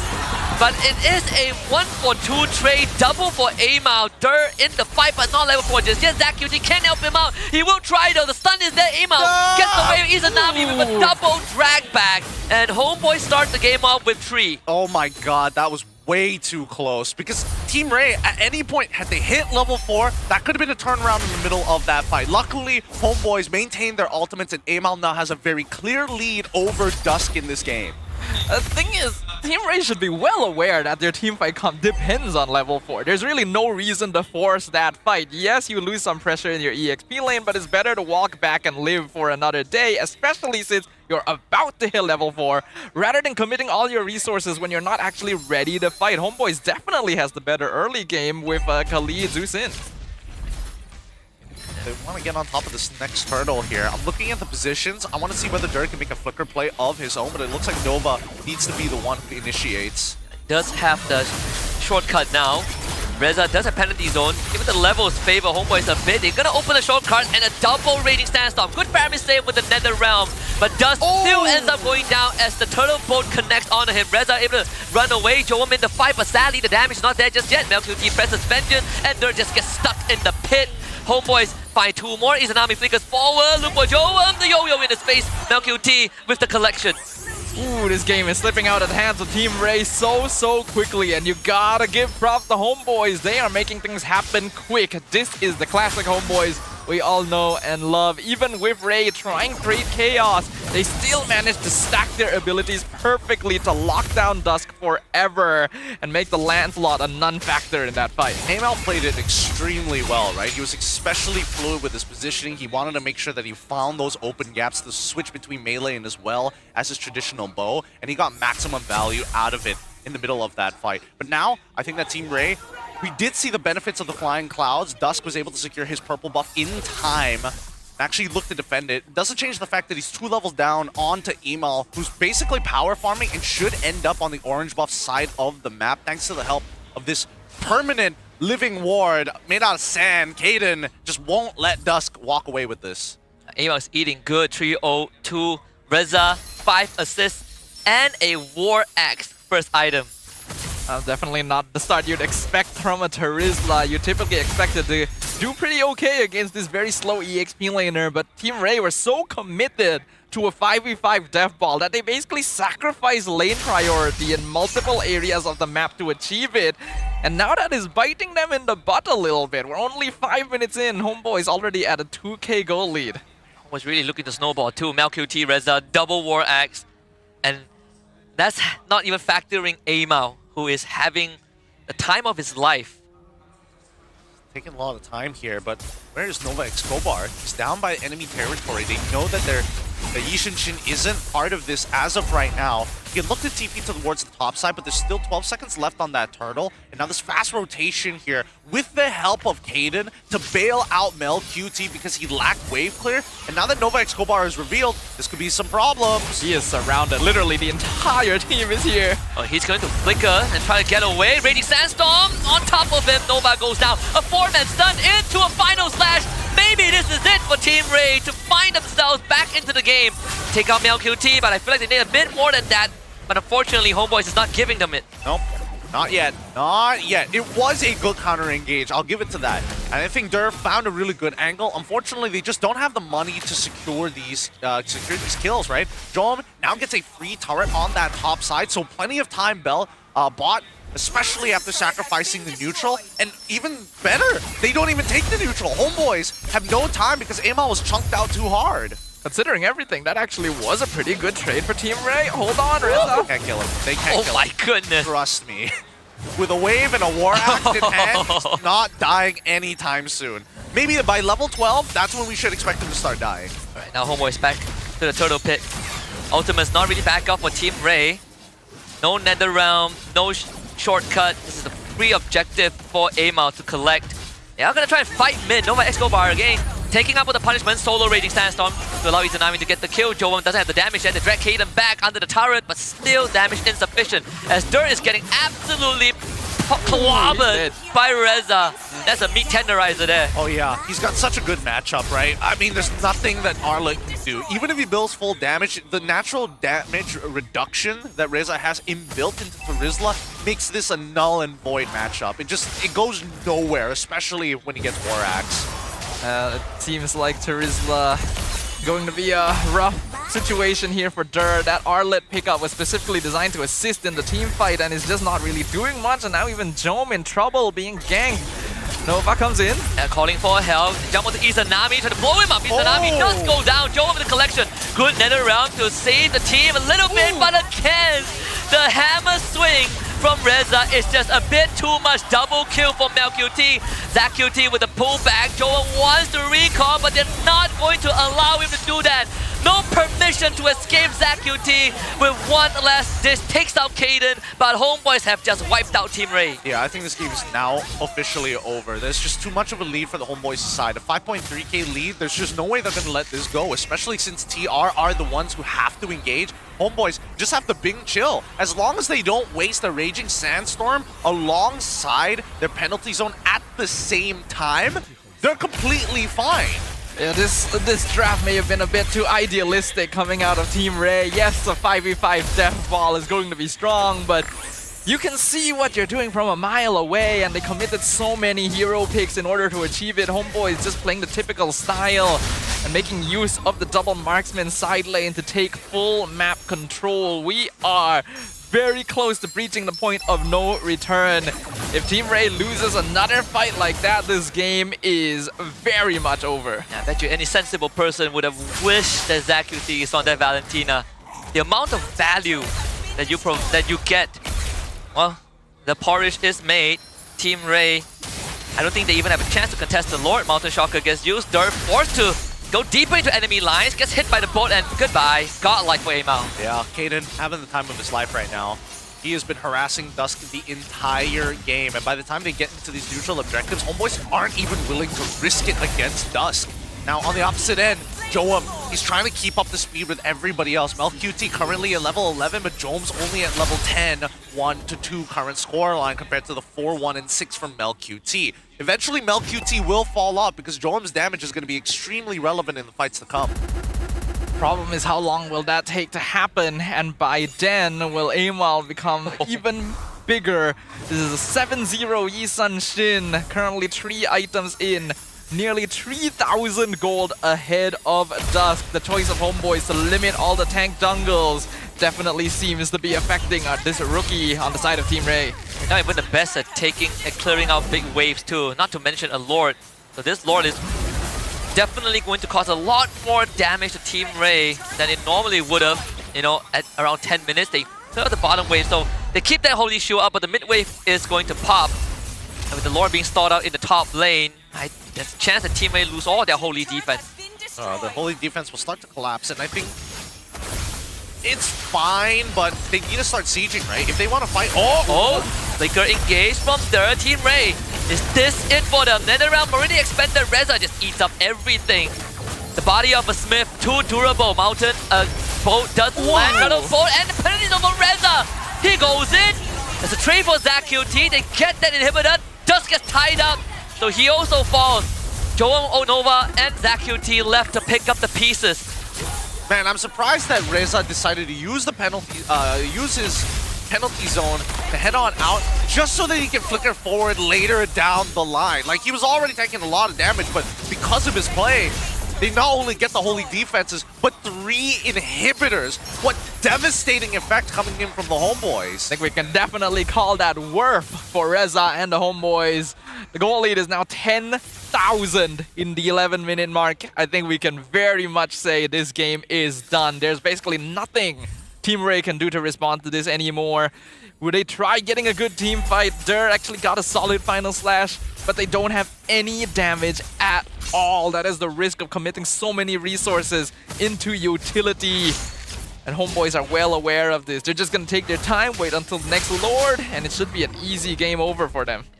And all this while, MelQT has just been curtain calling targets, solo killing them, doesn't even need to press Vengeance. In the previous fight, it's pretty unfortunate that Dust got tied up, because I felt like he would have had slightly more impact if not the case. Used the Mountain Shocker just to get vision on Team Ray. This next Lord that's spawning in 15 seconds is going to be the key for Homeboys to close out Game 1. Team Ray, I think it's pretty uncontestable. Walking out of your base means that you're going to get chased down. And that's something that Amal is particularly good at on the Yishin Shin. That's what his main design is for, is to just chase. Now with the Oracles coming in, even for Kaden as well, he's just so tanky. He doesn't need the extra bit of damage because everybody else provides it for him. I think we'll try close. There we go, flicker forward, Nova Escobar trying to look for Amal. Raining stands up from behind, Kaden with a good dunk. They still are trying to chase down Amal. They have a lot of things to worry about. Their realm was committed. They really want this Yishin Shin, but they're just not going to get it. Joab ends up getting abandoned by his own team. And Homeboys, with a near flawless game, are going to cruise down the mid lane to look for game number 1. Nothing that Dust can do. ZachQT will watch as the kingdom falls. Homeboys with a strong statement as they take out ZachQT. MelQT gets shut down. Dust left. Maybe it's not over yet. Team Ray still somehow hangs on. Ooh, they cleared the wave just in time, and now they back away. Majority of the members too low. Even MelQT saying goodbye for now. And Nova Escobar quickly running over to the top side of the map. He's scouting as much as he can. It's a good defense for the side of Team Ray, but now it just means that Homeboys must get the Lord if they want to close this out. It's quite a goal swing, right? You get the shutdown. Dust now with the endless battle. He is doing mad work on the wave clear alongside ZachQT. I guess that's sort of the defense mechanism that they have, dealing against a mega minion. In fact, Team Ray now takes initiative at Lord Pit. Still going to be an uphill battle, so 8,000 gold, still a pretty sizable amount. Team Ray want to rush this. Wow, they already used the Phantom Execution. Dust rolls the dice, gets the Lord, but Team Ray now needs to somehow escape. His Anami explodes. The NetherRealm used to bail out Team Ray. Dust will be given up. Nova Escobar on the run, but without Joam, is this Lord going to do enough though? MelQT with the help of Kaden will find Nova. ZachQT and Dur really just trying to cut the way. MelQT with the curtain call ties ZachQT up. That's a dead Faramis for 20 seconds. And that Lord will not matter. Not with Dur being the lone survivor. Homeboys will finish what they started. The final slash only as a deterrent, but not enough to stop the Owls from taking game 1. Utter and complete domination from the Homeboys. An easy victory from start to finish. They knew exactly what was being thrown at them, and they had every single solution they could have hoped for. This is the Season 15 runner-up momentum. I tip off my hats over once again to the drafter for the Homeboys. Well done. Completely shut off any way to turn this Arla into an absolute Beyblade monster. No tops, no spins, no nothing from their side. Banning out the Akai was pivotal in this matchup. The Arla, I think, was just shown a little too early. I think so. There was a lot of things that could have been done differently, for sure. We've seen a couple of sweeps this season so far, but I feel like this is the most no-hope situation I have witnessed. I mean, this is the Homeboys that I think a lot of people were expecting to see when they went up against Vamos, but better late than never. Homeboys needed this win, and like MelQT said, it would be nice if they get 3 points, because every point matters considering the start to the season. For Team Ray, I think it's the draft. They really botched that draft in the second phase. Yeah, no, I think the execution was going to be too hard. There's just way too many conditions that need to be met, and there's no real means to like force it out of their opponents, right? Because you come in with the TP, you walk out of the shortcut, and you're like, all right, how do we take this fight? Guess what? We have to split in every direction, because we stand too close together, Reza's going to hit all of us, or even Kaden. And so far, let me tell you, Reza on this Terizla, there's not a lot of games where you have a start like that. You're not supposed to on a Terizlas, and when that happens, you already know you have done something wrong. Even before the draft started for this game, we were literally discussing, you gotta draft so that you have flexibility to adjust and to get lane priority. And Team Ray just decided, how about neither? Let's look at our MVP for game number 1. It is going to be none other than Amal from the Homeboys. Nicely played coming in from Amal's side, right? Because again, his Yishin Shin was going to be the final seal on this coffin. Because if they can't pick him, if they can't slow him down, he's going to outscale the entire composition from Homeboy sides, even the Lancelot, but it would still be a close fight if he gets hit by all the abilities. The problem is, he's not even in the fight half the time. He's playing on the outskirts, and then, oh, I can find a way to trigger my killing spree, jump on him, pick it up, and start chasing backliners. He has that extension. Yeah, it's a game where Homeboys just won purely through net worth. They're throwing bags of gold at Team Ray, and there's nothing Team Ray could do. They're just eating it. They're like, why is gold so hard and heavy even though it's a soft metal? Yeah, that's basically what's happening, right? Homeboys just walking around like they own the place, throwing money around like it doesn't even matter, because they were set up for success from the very beginning. It's the perfect situation for a hero like Yisun Shin, because your team has lane prio in almost every part of the map. You can control rotations, you know exactly how your opponent is going to want to start fights, and you can prepare for it in advance. Yep. Let's not forget that Nova X Kobar can't just walk around freely. And I think Izanami did a very good job right at level 1 to just say, you know what? Since you've decided to show up in my lane, I'm gonna sacrifice half my health and be able to take a quarter of your mid laners, but I make sure that I put you down by 2/3. So you have to either chill around and do nothing or go back to base and use your TP. Yeah, it's rough. And, well, when we're talking about the mid laner pick as well, that last pick for Zach QT, this mid laner hero, you could definitely say was by far a miss. Just not really contributing anything, right? Like, the damage is lacking, the Nether Realm forces you to stay together, which is exactly what Homeboys wants. I don't know why they last picked it. And worse yet, he doesn't even win the lane against the Zushin, right? In a 1v1, it's almost impossible. You put it into a 2v1, and you somehow still lost the numbers game. And that's why we did say that I think it's good, it's more advice for teammates to pick the jungler third. Before the Akai gets banned now, guess what happened? Homeboys went 4th ban Akai. It's and not to mention that they're on red side as well. So again, not much excuses here for the side of Team Ray. They had a plan in play. So unfortunately, a gear just literally stopped the entire machine. And I think they have to really rethink this, right? Because again, big problems in the mix, some bigger than others. Smaller problems are like, oh, we let the Jushin through. That's okay. That's okay. The Valentina should have been picked up. You need to keep in mind that the hero pool from the Homeboys is big enough so that Kaden, I'm very surprised that he's able to play, he was able to play the Khalid in this particular manner, where it's like, I'm only going to be efficient when it comes down to helping you push out a wave. Other than that, my job is to keep eyes on Dusk. The fact that Zach QT literally won with Valentina last week against Todak is the bigger shocker. It's not like he doesn't play the hero, but maybe it's a coaching staff, maybe the decision was made behind the scenes. I'm not sure. It's like you're shifting gear, you're about to shift in the high gear, and you just botched the gearbox. It feels like they weren't really watching the previous matches, because I feel like this falls into a very similar trap that Untitled did at the start of the day. You go into the draft expecting to play a certain way, and you just commit to it and not really think about, oh, what if something goes wrong? Like, does this actually fill in all the gaps that we need to worry about? And then, well, I think the game speaks for itself. To be fair, Untitled had a draft that worked. They just didn't play it out. The Team Ray didn't have a draft that worked. This one is, I'm gonna invest for the second half of the draft to hopefully make sure that my composition comes together. Fortunately, homeboys were like, nope, I can see where this is going. Like, we're just not gonna let you do that. It's that simple for the homeboys. And because of that, we see the rich guy as Amal here, nearly 900 GPM. Zach UT did actually do a surprising amount of damage, but it just wasn't enough. I mean, this Team Ray draft is the best illustration of what happens when you buy into NFTs, because you're just praying that the stocks go up, and then they never do.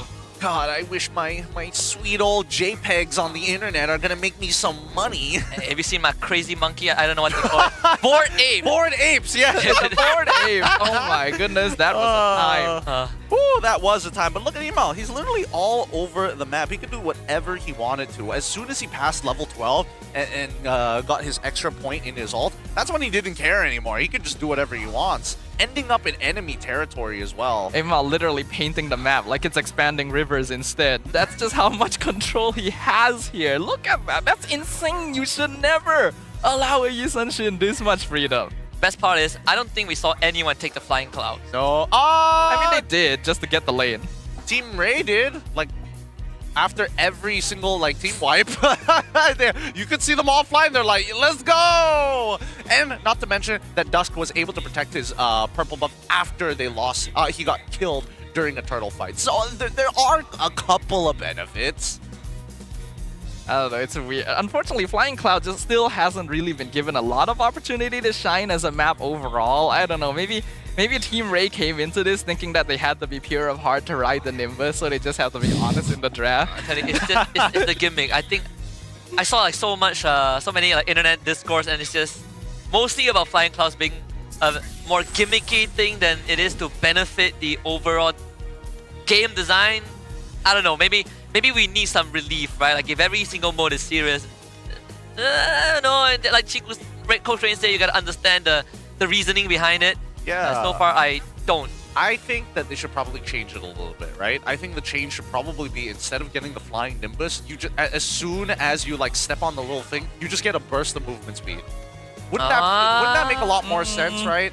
Wouldn't that make a lot more sense? You get a burst of movement speed to get to where you need to be, because so far, the only thing that the flying Nimbus, well, the flying clouds, I call it the Nimbus because it looks like it, the only benefit that you actually get is if your opponents are moving into you on your inhibitors and you can get behind them from an off angle. That's the only time where I feel like the flying cloud actually provides some value. Or you could just, instead of, taking the clouds from your base, you create a couple of portals around the map, and then you can port through them to major objectives. Major objectives.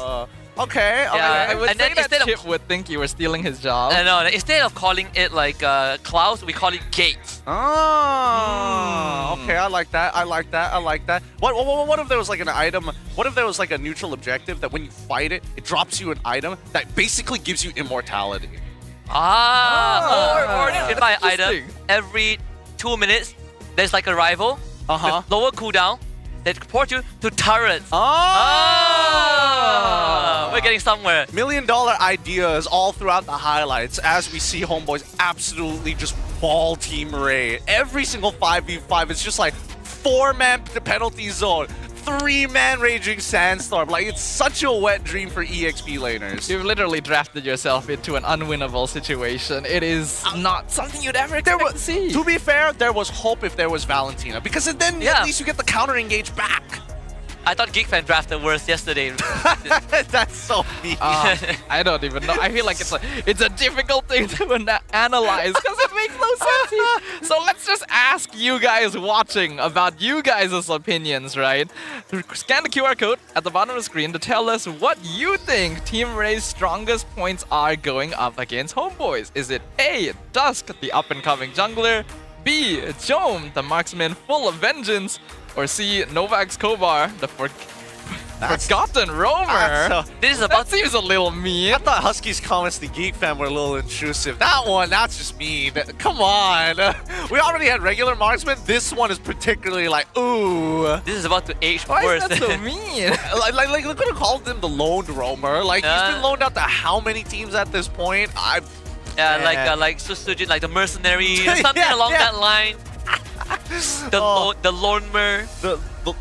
Nah, it doesn't roll off the tongue. We'll think about it. We'll get back to it in just a bit. But yeah, I don't know. I think amongst the three, all of them bring up a good point. A good point, but I don't think any one of them could have carried a game like that. No getting out of that. You can even see Joel who was like, I'm about to get the Holy Crystal, and they're like, we're about to end the game. It was like, what do you want me to do? Oh, we're chasing Aimao? Wait, my Ferrum is right away! No! Ferrum is You literally see desperation coming out of Team Ray at the very end. Just trying to throw stuff at a wall and hope something works. They can no longer afford to go in that direction. Just stick to basics. Yes, we get it. You like team fighting. Doesn't mean you have to put all your eggs in that one basket. I'm telling you, like MPL NY teams, some of the teams are quite special because we always say on the desk we prefer ease of execution, and then our team just go, no, we're gonna make it complicated. We're gonna make it hard and complicated. We're gonna make it really, really weird. I don't know. I think there was still hope for them, right? Team Ray, it really just came down to like one pick mistake because again, once you've already locked the Arlet in, sure, there's a bit of wiggle room, not exactly the most flexible, but there's still hope, and I think that's something that they keep in mind, right? Because that was a throwaway game. It really didn't come down to your mechanics or the way that you can force out your opponents. It's just a draft issue. They shouldn't be hard on themselves. In Game 2, do they take blue side, or are they going to try and get this composition that they're working hard to squeeze out? Because it's obvious once that Arlet shows up. I think they took first pick, but it also comes down to the bans. If Coach Jess goes for the same 3 bans, then once again is testing the versatility of Team Ray's hero pool, which I believe they have. They did show that in Game 1. They just were not picking the right options. I'm down to see the repeat just so I can see Dusk on his Lancelot once more, right? Because it was really tough to say whether or not he's performing at a high level or he's just behind. And I think for a majority of it, he was just behind when Caden is just riding on him constantly, just shaving off a bit of his like toenails. And honestly, looking at the way he was playing, I feel like his mechanics were actually not bad. They're all right. It's just that he never really got a chance to show them off because the game was kind of over from the very first minute. So if we are going to see a hard focus onto bans on tank junglers again, hopefully Team Ray is able to set up a better support system around their rookie to actually make sure that he, as well as Jome, have space to play the game. Alright, let's see what map we're going to be getting for game number 2. I also want to point out that Homeboys are using the traditional drafting system, research of having pieces of paper with the literal in-game interface. Yeah, some sharp-eye fans might just screenshot that, zoom in, and the Homeboys would not recover because they just leaked their plans. I think they need to start moving over to tier list maker. That's a me thing. Just or they do what SRG or what OG did, just fat stacks of paper, but you never know what's on them. And they're just double-sided or like a file. Well. Yeah, bring out the traditional files. Where did the good old traditional files? This is why I respect Coach Jessvan, right? Because again, he's literally using a notebook. Yeah. Traditional ink on pen and paper. I hope he's not using pencil, I'll be honest with you. I mean, or do what lawyers do, you bring a briefcase. Not the briefcase, sorry, the luggage. The luggage! The luggage. Yeah, the full luggage. You just drop it on the table, open it up, block one of the players while you're at it, pull out all the stacks of paper, and spend like most of the draft just looking for the correct one. I'm just happy no coaches pull out their phone and just start reading from it. We're still in the paper era. We're still in the paper era. Are they even allowed to do that now that I think about it? I don't think they're allowed. Oh, because then to do they that. could get. Okay, yeah. You could get it. All right. Sorry, I had to think about that for a second. I felt like I remembered it in the rule book, but now we look at the draft. In terms of the bands, Fanny, Joy, Boxia from the side of CJ. From Coach Jess, they decided to get, again, exactly the same. Moskov, Fredrin alongside with the Angela. First pick over to Team Ray. They decided to go for the Jushin this time. They could look to repeat their comp in game number 1. It is definitely possible. But after what happened previously, it might be better to start from a clean slate after all. We've already talked about how mentality can be an important thing. We already know most athletes can be a little superstitious. Sometimes you might want to give a little bit of time before you'd attempt something like that again. Not only that, it slightly disincentivizes like an Akai. There's an anti-synergy there, so... And then both your other tank junglers are out, right? So this is probably the assassin matchup. I mean, YSS is still up. The chip Arlet again. I swear to God. Swear to God. This was the same emotion I had when I was with LaFell watch partying yesterday, and we were like, stop giving Maima Kimmy. Like, why are we repeating? Oh my goodness. Yes. Oh. And then they go, Yves, you're so smart, Coach Jess. You're so smart. You thought you won the lane in the mid lane? Good luck, sir. Void blasts you to the ground. Eve has gotten so many buffs recently. That Void Blast cooldown such is a strong hero, man. Dude, Yves is ridiculous. Like, yes, there are some scenarios you don't want to play it, but like in a 1v1 matchup, it sucks to play against. You think winning trades against her is hard? Now she gets a shield. She taxes you so hard in the lane. There's nothing you can really do about it, and not to mention that it's a perfect matchup to Jushin because she gets a shield and movement speed when she hits the Void Blast. I bet you Joem is looking at this trap and he's like, what am I gonna play? He's looking at CJ, CJ's looking at him, and CJ is like, carry this game, huh? Joem is like, I don't know what do you want me to do? Yes, sir! I will try, but just so you know, I might have to taunt my own team. Taunt my own And Quinn gets banned out, so 0 tank. Actually, no, they actually did. Oh wait, no, Baxia was banned by Ray themselves. Yeah, so no tanks again. They can't even go double fighters, and that's the sad part. Yeah. Oh, for Team Ray, yeah. Oh, wait. No, they can't. Actually, they can. Still can. They still I mean, they can YSS, and then... Oh, but... Arlet... I don't know. YSS, and then like Arlet Ruby, or like Arlet Lapu. They look at Dust and they're like, it's your turn. Yeah, they could still go for the Drizzler if they wanted to. I don't think Homeboys is going to group up that close together. So really, the only thing that you're concerned about is whether or not you have some form of CC to punch Khalid out of his stasis, and more importantly, just to threaten the Yves real-world manipulation, right? In fact, if you... Oh boy. Oh, smart. Okay, nicely done by Homeboys. In fact, if you pick like a Terizla, when the Yves gets an item, suddenly the Terizla becomes burden, right? It's hard to walk up. She ignores your penalty zone. She's like, you control me, I'm gonna ult anyways. Yeah, right now I'm not really liking Team Ray's chances. They need something really solid for these last 2 picks. It's gotta be Lapu. It's gotta be Lapu. It has to be like, yeah. You should... I don't know, put Nova on Arlet, you pick a Lapu XP, and then you give Joem like the best possible pick. But Chip is already locked into Rome. I want to say 1-1's open, but I don't even know if it's a good choice at this point. I think they just go like, oh no, even if they do, it sucks. Ranger? Lance, traditional marksman here. Yep, Irithel. Yeah, no choice. You just have to deal with the Hayabusa. Terizla gets locked in again. Oh boy. It didn't have to be the Terizla, to be fair, but at the end of the day, this composition from the side of the Homeboys, this is like Class A, Season 10, all hell breaks loose, everybody fights for minute 1 sort of style composition. This is just, I press out, I win. Yeah. This is a welcoming party. Yeah. This is open house. Homeboys identified what allowed them to win Game 1 so easily. They see Team Ray using similar vestiges of their comp from Game 1, so they just stick to the classics while improving aspects of it. Again, we are looking at Team Ray without much lane priority, and Homeboys have a strong level 1. They really do, and I think what it will come down to is the mid trio once again. Nova Escobar could look to try and cheese the lanes because level 1 is where nothing really happens, right? Because Yves doesn't necessarily want to go for the hard push. She wants to poke out that Jushin. She doesn't mind if she gives up just a bit of priority at the very first level until she hits level 2. When she hits level 2, that's when she wants to take full control over the lane. Let's see what happens in game number 2 here. Team Ray pulling in the Arlet chip once again. Homeboys eager to get a clean sweep. By the way, this is Broken Walls with a Khalid robe. Good luck, Dust. I mean, He's doing some decent damage with the puncture. Actually not bad. Back up the passive, and then you bring in Nova. Uh-oh. Are you gonna flicker for it? Okay, Kaden flickers first. Yeah, good. Hey, I give respect to people who preemptively flicker because it is just not worth dying. Yeah. Especially in that matter. If Nova flickers first, he's dead. Straight up dead. And Nova is gonna hit level 2 also. Better not to take that risk.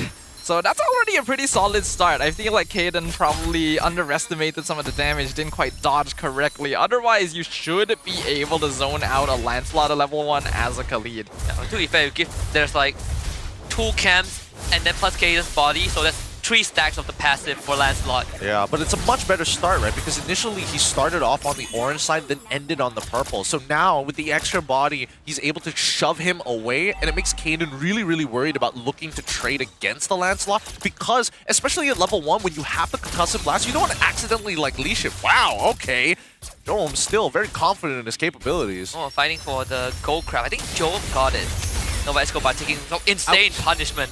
And Amao is there. They bring Dust in, looking for Kaden, but Kaden stays alive. First blood goes over to Amao. They still find the lift. It's gonna be ZachQT with the collection. Dang. Oh man, Dusk. I think if he just walked up for a couple of seconds more, I'm pretty sure his ult would have been more than enough. Wow, there's so much damage. Penalty zone up from Reza. But he doesn't have the hammer swing though. Dust is forced back. Had to use the ult to get away. Amao! Good shadow placements. Dur retreats. And this free turtle for Homeboys for sure. Nova Escobar not able to provide help. ZachQT still pretty late, and Kaden is just gonna hold him in place. Yep, good stuff coming in from the Homeboys. They play that extremely well. Unfortunately for Dust, there's not much you can really do about it. There overall. But Reza, he's got to remember, he doesn't have the War Axe like he did in the last game. Nova Escobar should live here overall, but Amao, I think he's now starting to freestyle. He's having a lot of fun. Oh, Raging Sandstorm into a flicker. That should be an easy kill finally with a punish from Team Ray. To be fair, Dust did double back and they didn't track the quad shadows, but hey, that punish is gonna give Dur a bit more breathing room up top.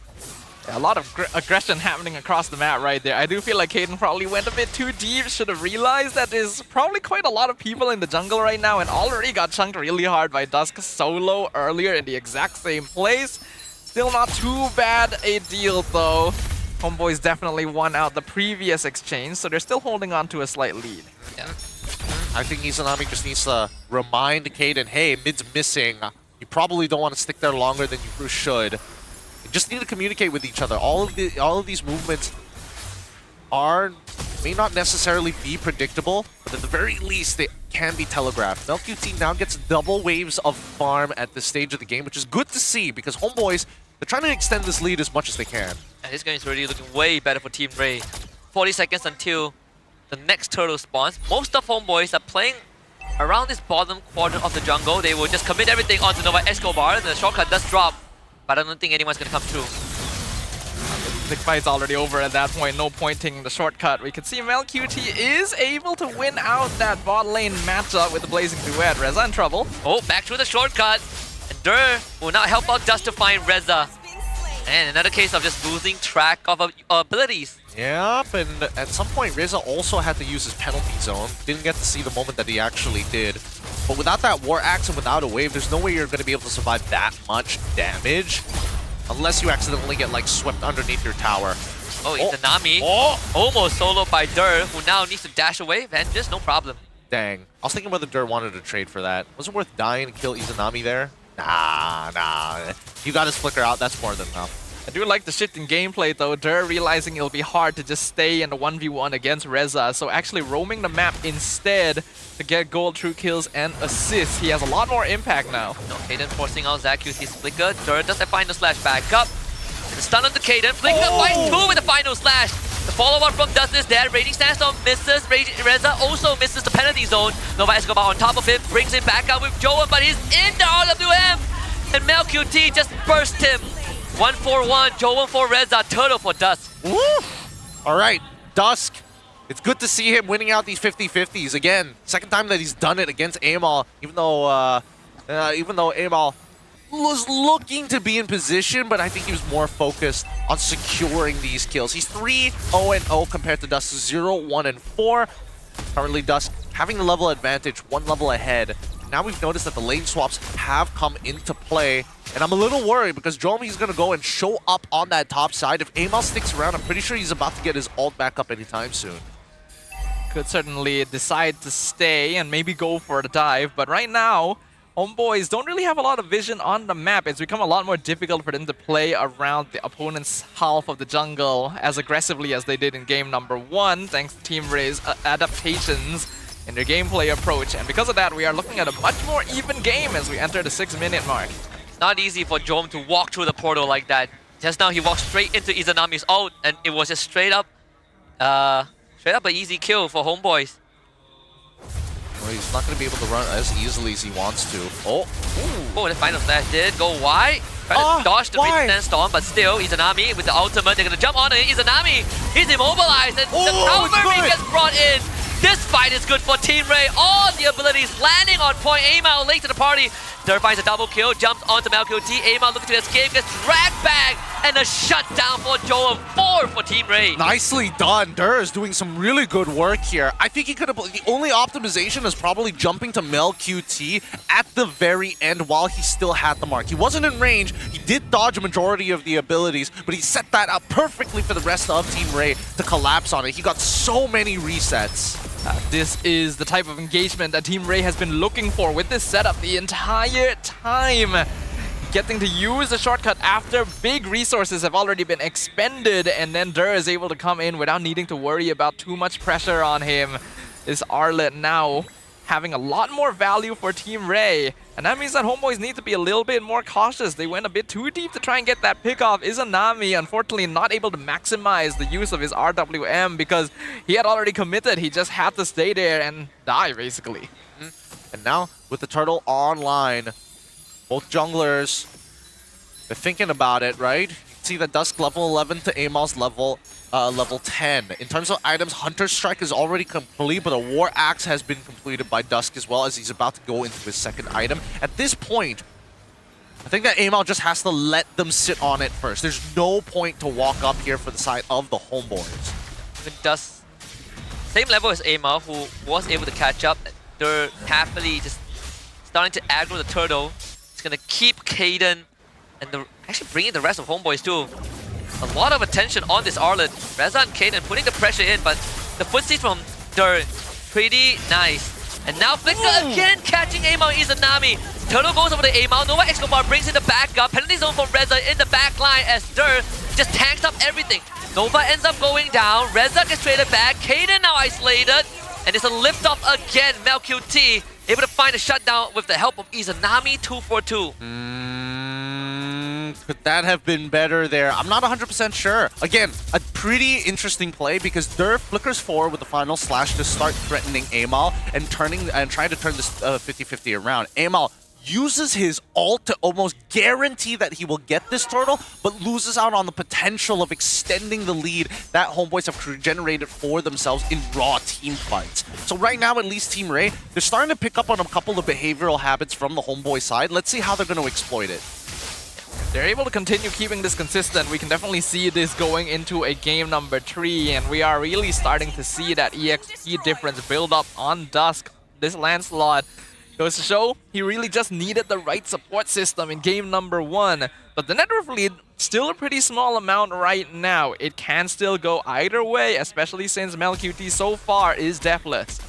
Not to mention that Dur, as compared to game 1, is doing way better. He's 4-1 compared to Reza's 1-4. Sky Piercer out now for ZaQT to help finish off low health targets. Mel so far has been untouched, but hitting his Holy Trinity just 15 seconds short of the 10-minute mark. But Jom has also been able to catch up in terms of his item. Winds of Nature coming up. So far, with 2 items already complete, both dedicated towards crits. Needs 4 to be really, really safe and an absolute monster to out-damage per auto attack, even at full golden stacks. From the golden staff from MelQT. Wow, I thought he was going to go in even further than that. But for now, ouch, you can see that MelQT, he is a legitimate threat, and TR have to respect that. He just completed his Trinity, so that means that the Claude actually... Oh no, they've been waiting. Oh, okay, nice retreat from Amal. Oh, they did bring in the full cavalry. Didn't even get the tier 2, and they can't go home, go back because the portal got destroyed by the turret, but it does give them a quick entry to the Lord Pit. MelQT just shoving mid, so that will force ZachQT to respond. Homeboy just having the better macro right now. Really like the play.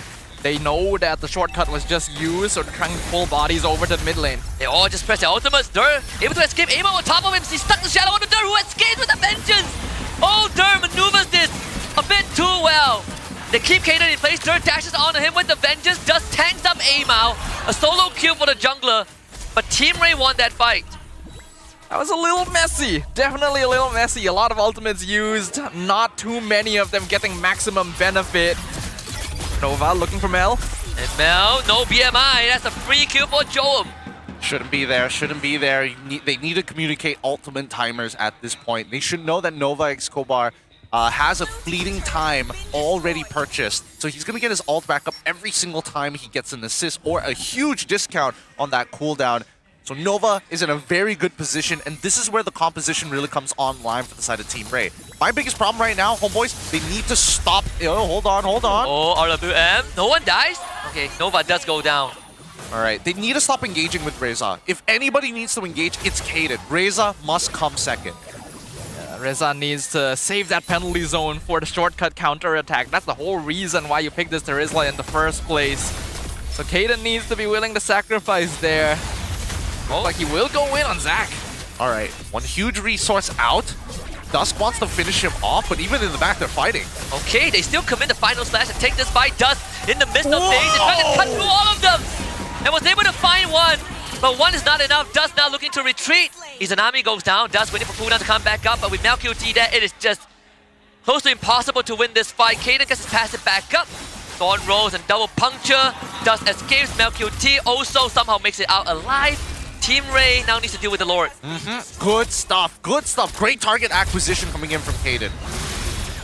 Being able to waste out time from ZachQT, remove the Zeus in from the fight was very important for the homeboys there. If not for that, Team Ray could have definitely turned that around, especially when you looked at the way that Dusk and Dur were navigating the team fight. We can see the mechanics are in place, and we are looking at a pretty even series right now. Even though homeboys have been able to reverse the goal lead back into their favor, there is no guarantee yet that this will be the end game. It's a little hard fought, and not to mention that this game has been dragged out. Even though homeboys did get an initial lead of their own, it's just different trades. And Joam is now in a very strong position to potentially carry this game. Oh, the stun! No! Whoa! That was too close for comfort. And Nova, he's looking for more. Because then tries to get the shortcut out. They're looking for Amao. Penalty zone connects Amao back into the fight. Nova ends up going down. As long as Joam and Dusty is alive, there is a chance. But Nova and ZachQT are out there just trying his best. 1v1 against MelQT. Here comes Dust. Whoa! The dashes are just too much. Dust now needs to wait for cooldown. Misses the puncture. Amao on top of him, but he gets away with the ult. And now Dur and Joam can work together and slowly chip through Reza's health bar. Forces the flicker out. Amao back into the fight. Joam does not have heavy crossbow with some nature dodge. And Team Ray pushing this to the absolute limit. Another stun on the Kaden. Phantom execution. Kaden now flickers. Amao into the fight with the shadow kill. Third tanks it up. And he stuns Amao again. Team Ray, mechanical genius in that fight. Beautifully played. Beautifully played by both sides. They all had a moment where they could have turned that fight around. Both sides walk away with a net 0. That's in some insane MLBB right there. Clippers, those last 30 seconds, that is your go time right there. I want to watch that again. Woo! Such good mechanics happening on every end. The decisions of disengaging and then re-engaging when the cooldowns are up, and then the mechanics to avoid these attacks at the perfect time to keep yourselves alive. Wow, I knew we were going to be getting a good one with this matchup, but that has surpassed expectations. Hey, they're keeping it tight. They're keeping it as tight as possible. 1.1k lead. This is the smallest lead we've seen coming into the 15-minute mark of the game, of any game we've seen this season so far. It has not been this close. Usually we'd see a team either in a power position of a 3 to maybe 4k lead. But let's look at the player head-to-head, because Amao facing off against Dusk. My god, Dusk, he's got the mechanics for sure. Dusk is holding his own very well. The KD might tell you a different story, but in the grand scheme of things, Dusk is doing a fantastic job. And not to mention Dur too. his reaction timing, out of this world. When that fight happened, I thought for sure that Team Ray had thrown the game when they overcommitted into the backline, but Dusk and Dur, the double D combo from Team Ray, just keeping them in it.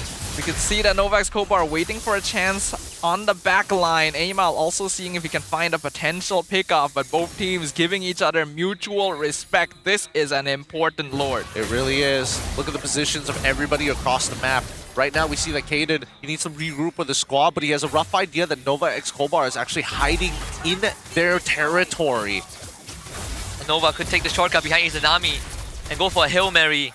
But maybe the time is not right just yet. They have vision of the Lord. They realize their homeboys isn't full committing to it, and Kaden hasn't spotted out Nova just yet.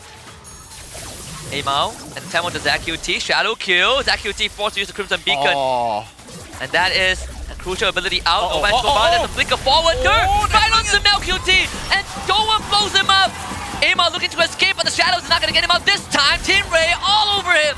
A shutdown and a killing spree for Dust. Team Ray with 2 big kills. Amazing play. Really, really good stuff. They see the attempt made by Amal. They punish the attempt. The whiff punish from TR was just too good. Now they secure the Lord. All outer turrets are going to start collapsing from the side of the homeboys. Let's see if they get even a single inhibitor turret. It looks like these fights are really coming down to whoever jumps the gun first. Amal tried to find a pickoff with Yogi Shadow kill, and the moment that ultimate was down, Novak Kobar knew it is go time. Concealed from the flank, he had been waiting for so long. Now they're going to be able to start pushing into the base. Lord is going to be coming out in the bot lane. We are 17 minutes in. The goal lead still only a paltry 3,000.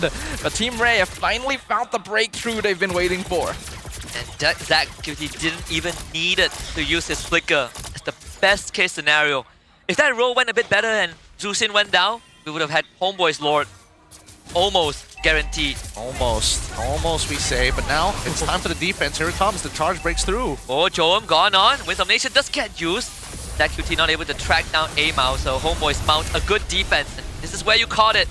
Back off for now. Item swap for Joam. Wisdom Nature to Immortality. Not sure if they continue fighting this though. Reza does force out a flicker from ZQT. RWM, a bit out of range. Oh, MelQT in the midst of thing. Gonna make sure to get lifted up. ZQT does end up going down. Joam is gonna get chased down by them.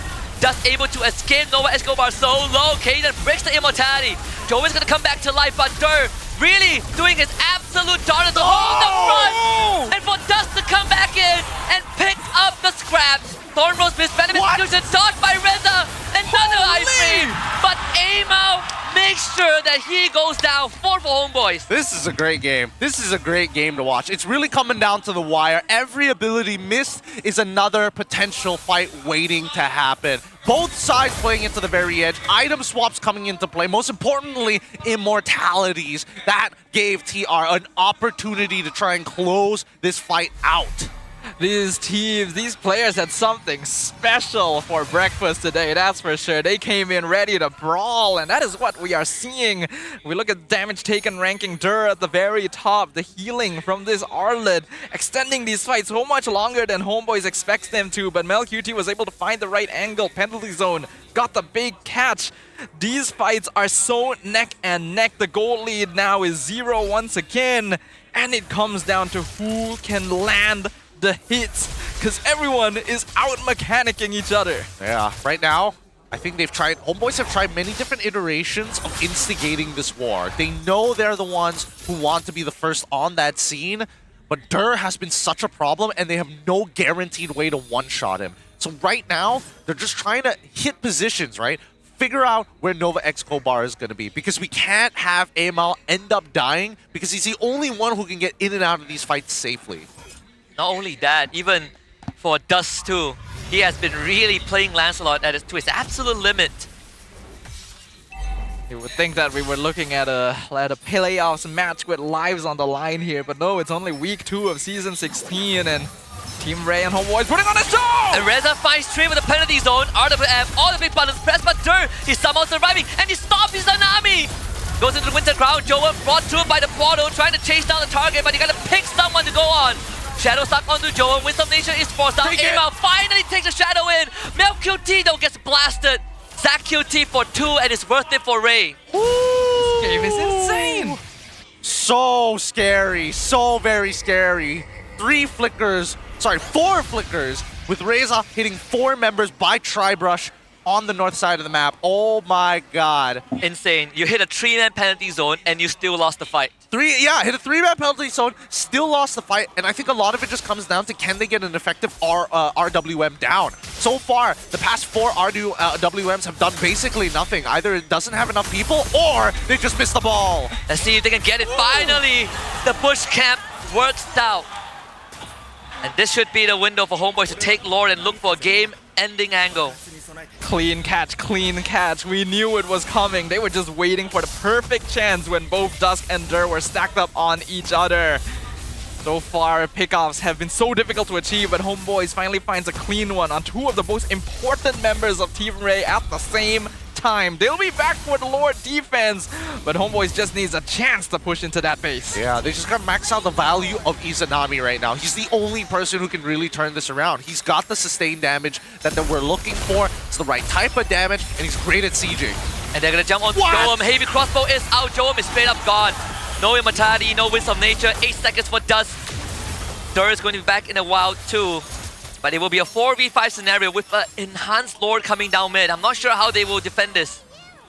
It's very smart of Homeboys to dive for a pickoff there. They want to stagger the respawn timings. They know if they have the numbers advantage when the Lord comes, they can end this.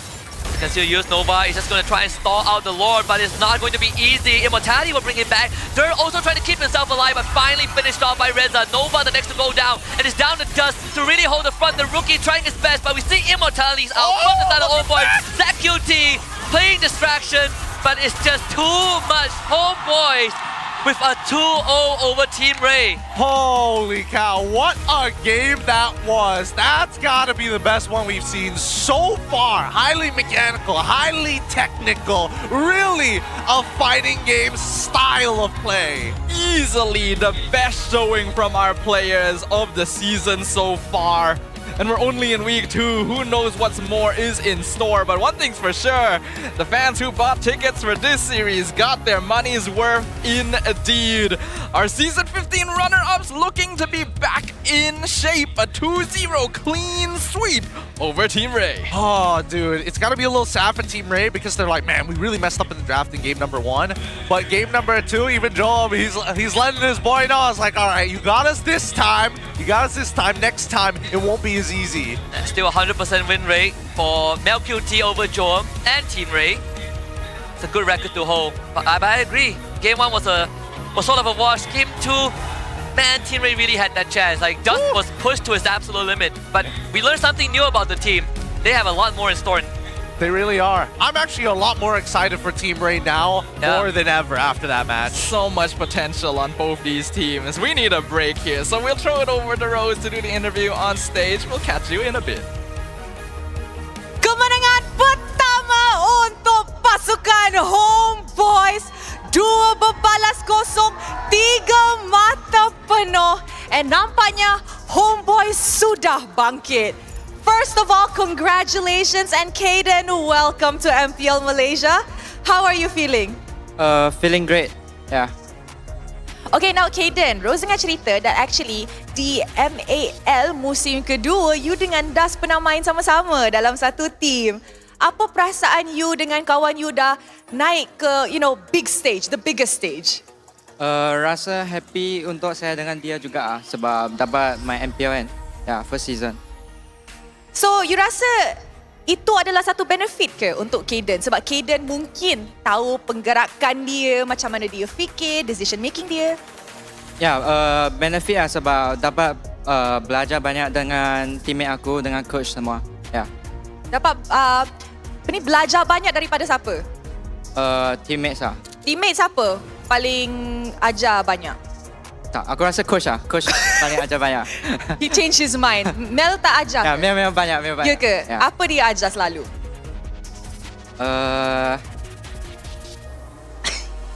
Makro. Wow! Kita punya marksman biasa-biasa aja makro Ya, makro.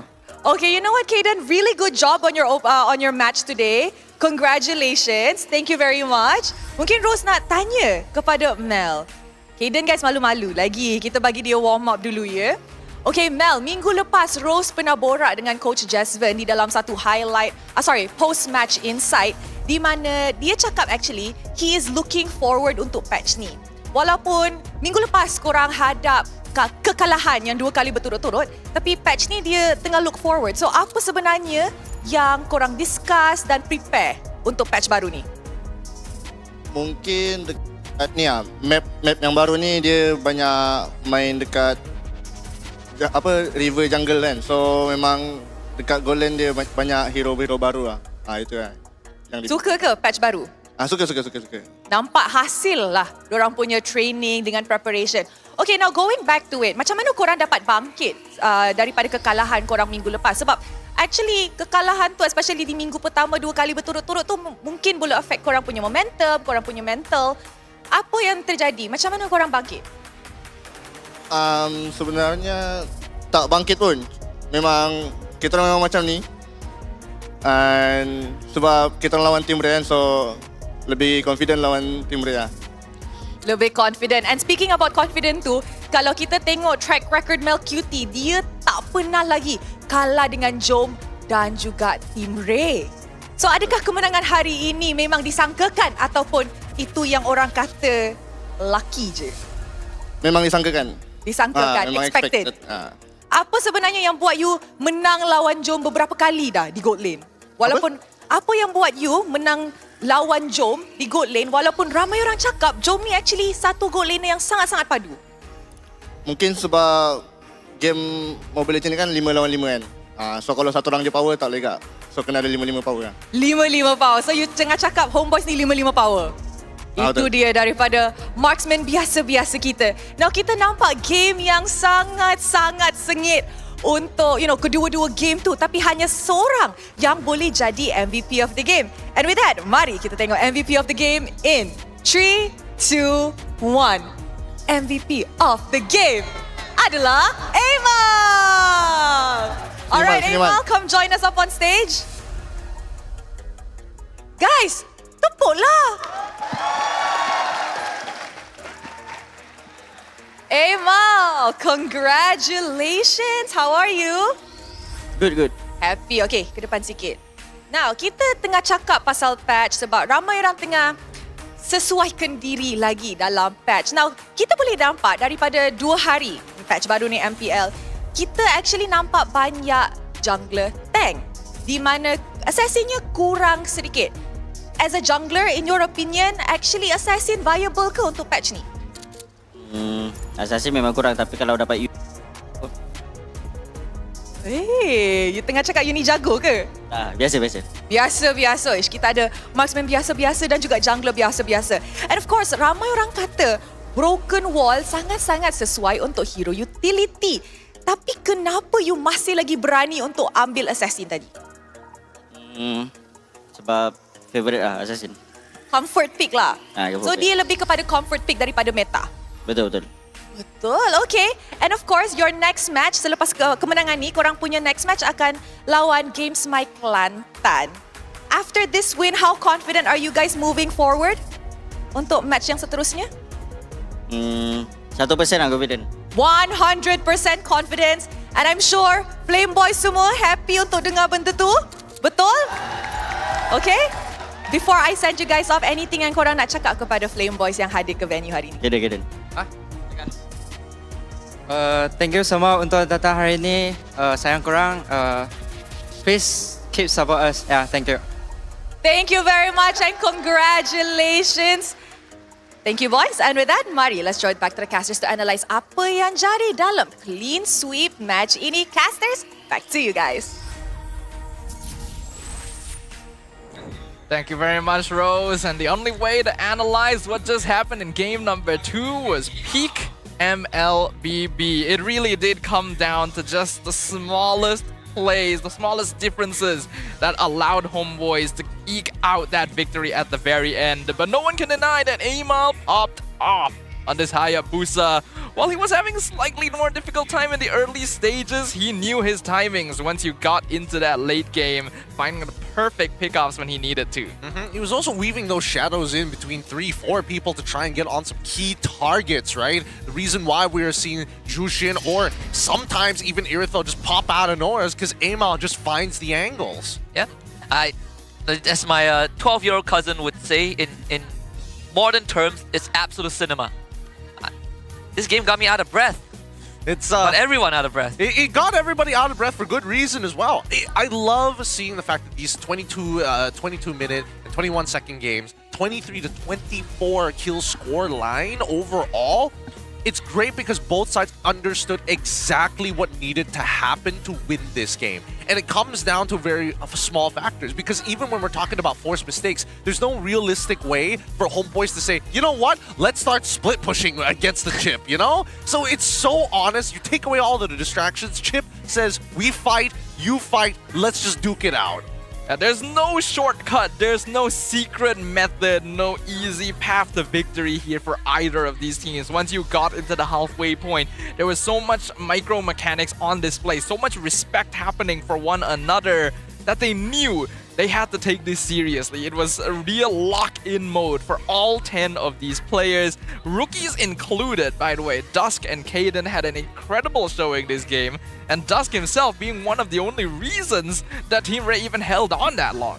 Overall, I would say the performance of Dur has been pretty significant over Reza. It's not like Reza was doing like a terrible job. There were a couple of like odd moments of him trying to overextend and engage, but Dur, naturally, in both of those games, whether winning or losing, was actively trying to make things happen. And really, we say that in week 1, Team Ray were very immediate with their response, right? Very decisive with the calls. And Dur, when he makes a call, the rest of the team follows up. Again, it is the Dur Dust, the double D combo that kept Team Ray in the game. And it also answers the question whether Dust struggle in game 1 is because it's him mechanically or it's just the team. We found our answer. I think Dust is the next up and coming. Really excited for what Team Ray is going to provide if they continue to keep on growing as a squadron. Again, it has been difficult for them to kind of focus on like communication, but they're working on it, and so far, not bad. Like, in general, there's still a lot of natural synergy between the players and with their imports as well individually. And the fact that we could say that even after that game goes to show we have a lot to look forward to this season. But we gotta give the highlights over to Homeboys once again. They've been looking for that win, for that momentum, and they have found it.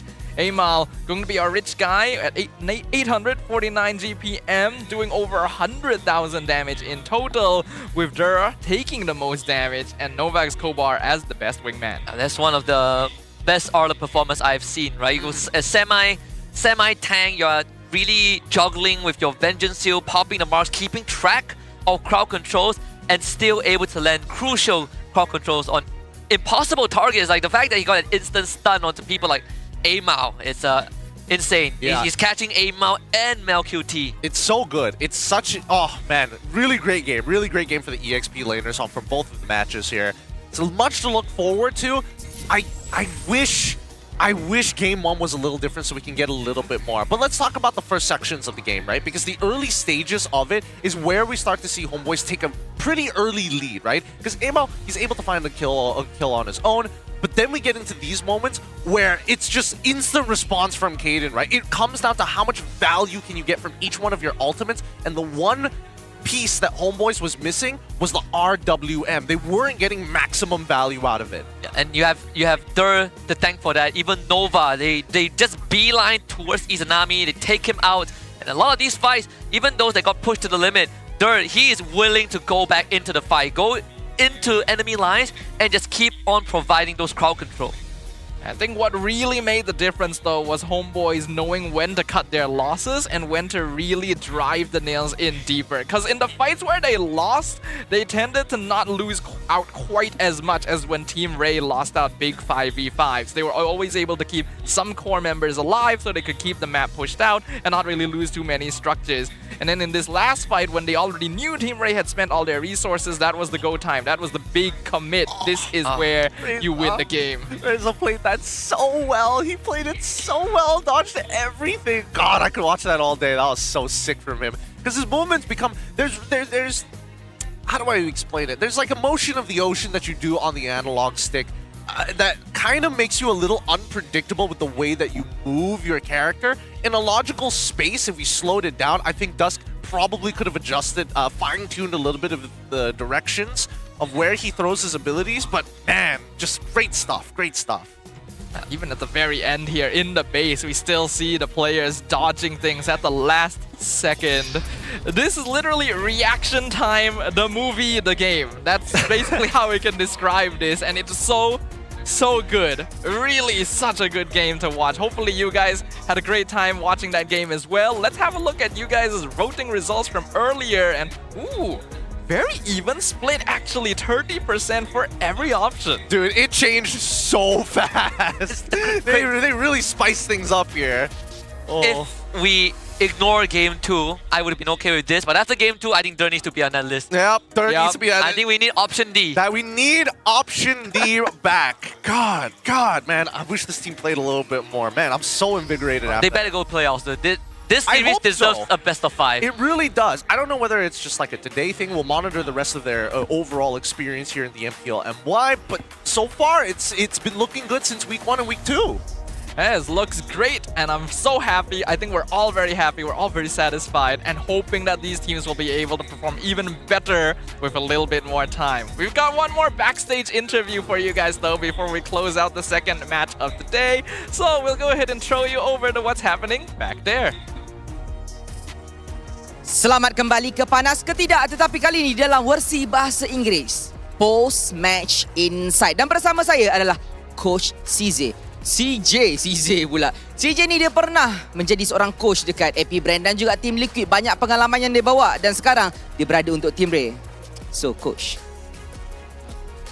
What did you say? I didn't understand. Sorry. So, how do you feel based on your losses right now? For this, I feel a bit disappointed because we didn't practice like that, because we didn't do our strategy easily, because we've been lacking early rotations. Understandable. But based on the first match and first game and second game, your combo, which is Chips and Outlawed, is always being punished back against Terizla and Khalid. Does that, that kind of combo, being punished back? Actually, what's the problem behind that kind of combo? It's a bit messed up, I think. I think the problem is we've been playing unsynchronized and maybe a bit intimidated or something, because they've been playing unlike what we practice. All right. Just doesn't like your practice. Yeah. All right. Does the meta and map changes affecting a lot on your team's play style? Yeah, it affects so much because we only practice like 2 to 3 days for this meta, and also the meta shift so much because there's too many factors that should be considered in this meta and hero changes. Then again, for game 1 and game 2, Homeboys keep on banning Moskov. Is Ray only hoping for Moskov for Jom to perform, or you're still hiding any meta or draft? You doesn't want to show it. Is there any more secrets for Team Ray? Of course, we still have more meta and also rotations, but I can say that not Moskov is our only key for winning, because Jom can easily play any heroes. Okay. What can you promise to the fans and to the players? Because you are the coach, you are the head, you're the mastermind of all the games and draft and everything. So for the next upcoming matches, what will you do to improve your team? For this match, I hope that we will learn our lessons, and also we try hard again for the next match. So always support us, and thank you for always supporting us. So we'll try our best to come back for next match. Thank you, Coach. Saya tanya dia macam-macam benda berkenaan dengan gameplay, berkenaan dengan rotation dan juga berkenaan dengan hero. Tanpa Moskov tak boleh hidup ke? Dia kata tetap masih lagi ada hero rahsia yang belum dikeluarkan daripada seorang Jom. Masih ada lagi rotation dan juga meta dan juga draft yang ada lagi untuk pasukan Team Ray. Tetapi ada masalah yang berlaku untuk permainan dan juga gameplay mereka pada hari ini. Kita tak boleh nak kata apa. Benda dah pun terjadi 2-0 dibalas oleh Homeboys. Apa lagi kita boleh harapkan? Kita harapkan yang terbaik untuk Team Ray. Dan itu sahaja daripada saya dan juga Coach CJ. Thank you very much, Coach. Let's go back to the caster. Thank you very much to Poji as well to the coach. Some really good insights there to let us understand what's going on behind the scenes and to understand the things that the players are going through. It is true. They really did not have time to prepare for this meta. I think it's totally understandable, especially with the meta now and one of the biggest changes that we've seen. Every year it's going to be like this, right? They're always going to change a new aspect of the game to keep it fresh, to keep these players on their toes. I just really wish they work on the timing of these patches, right? Because it's always like, oh, just before a tournament, in the middle of a season, there's really no leeway here. Honestly, I mean, when we go into franchise next season, maybe this would be a lesser problem, right? Because we did start pretty late and everyone else had already like midway through the season. We got hit on week 2. But I do agree, this is one of the biggest patch. It's not just hero changes, new heroes. This is map change. We get 4 different maps. Technically, would you prefer to have the big change happen early in the season or later though? Because I feel like early is better. Yeah, right? early. We're technically benefiting from this a little more. Oh, I'd rather it happen before the season starts, you know? Exactly. Yeah. That would be way better. That would have been more ideal, so at least we get to see refined versions of what we're seeing right now, rather than have to trudge through the mud alongside with the teams just trying to figure this out. Hey, Mutkun, here's an idea. Patch for the season. Fixed it for you. Could be a good idea. Could be a good idea. I think we'll ruminate on that a little bit. Either way, that's the end of match number 2. We got one more series before the end of the day, so we'll catch you guys there. Nice. Aku pasal dengan Zak, No puri. So. Aku tu Ni macam Faramis menggila. Nice. And kat sini sebelum Faramis spawn weh. Boleh tak? Tahu. Susah nak. 1 minit. Aku lot ah. Baik, lot. Tak. Nice try guys. Nice try tu. Nice try. Nice try guys. It's okay guys. Kan defend kan? Oh. Game tu guys. Sorry. Kita pen. Ya kan. Silakan. Kan guys. Trust guys. Nice one guys. Aman guys, still aman guys. Play cok. Aku boleh angkat kan? Aku tak pasang. Orang. Boleh. So, mati guys. Ya. Boleh. Angkat. Dapat. Nice. Dah fokus next game. Nice guys. Nice try. Nice try guys. Don't give them early guys. So right. Guys. Saya noti ya. Ready guys. Close. Ya. Tolong. Guys. Help me guys. Jatuh. Dah. We go guys. Go guys. Aku tak faham. Ada. Aku pegang MM dia. Nice. Kenal. MM dia ada. Kasih belakang orang. Ada. Boleh. Nice. Ada irate ada ulti jaga. Let's boleh korang. Ada aku 18 tau. Korang reset dulu boleh? Boleh. Mati. Nice. Aku boleh ulti ni dona. Tunggu dia depan. Hati-hati. Tunggu dia depan. Ni dua ni. Apa? Lo. Nice. Front to back. Orang. Allah aman. Nice. Orang. Boleh. Aman. Dah masuk. Enjoy. Lock masuk. Dah. Woi, pocket. Oi. Nice guys.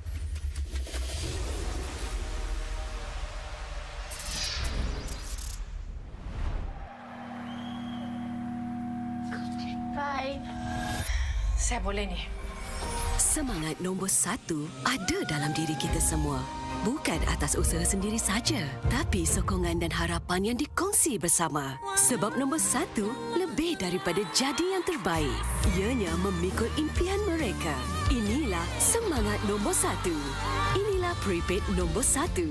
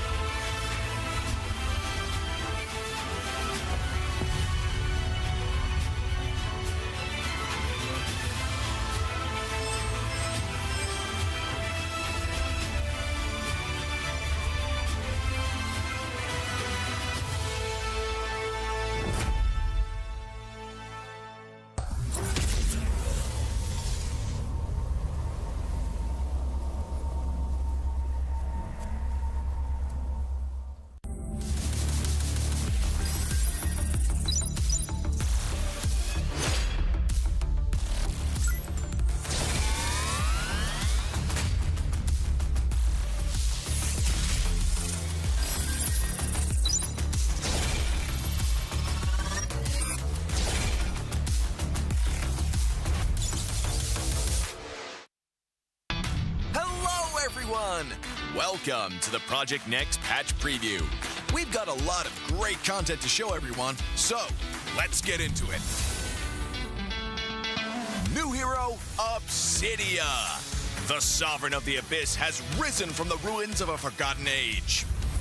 As a gold lane marksman hero, her core gameplay revolves around building up bone shards to unleash devastating single-target burst. Her bone shards automatically hit enemies struck by her basic attacks, and she tethers herself to enemies hit by her ultimate. We can't wait to see your spectacular plays with Obsidia. Abyss heroes Alice, Dyroth, and Thamas have all been revamped. We've updated the visual designs and backstories of these three heroes and completely redesigned Alice's skills. We buffed her early game while preserving her signature life drain mechanic. Our goal is to elevate the gameplay experiences for these heroes, and we're excited to see how they'll perform in the new patch. The annual map changes feature is also coming this patch. Each match will get a random new map mechanic. Each time the meta cube flips, the battlefield will be transformed, opening up new opportunities and challenges for even more strategy and tactics. The achievement system has been revamped. We've added all new season achievements. Based on your playstyle and match performance, you can unlock varying levels of prestigious flares to show the world your skills and abilities. Plus, the new Wall of Honor lets you showcase your achievements for all to see. Let's see who has the most elusive achievements. In this patch, we've refined the feel and responsiveness of the game's controls. Many of these improvements came directly from your feedback. Through these targeted optimizations, we hope to resolve many of your gameplay issues and deliver a more fluid and responsive combat experience.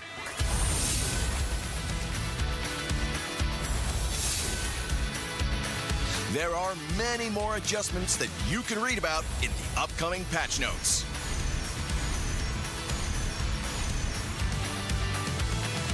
That wraps up our Project Next patch preview. Project Next launches on September 17th. We hope everyone will enjoy the new content. And until next time, we'll be seeing you in the Land of Dawn.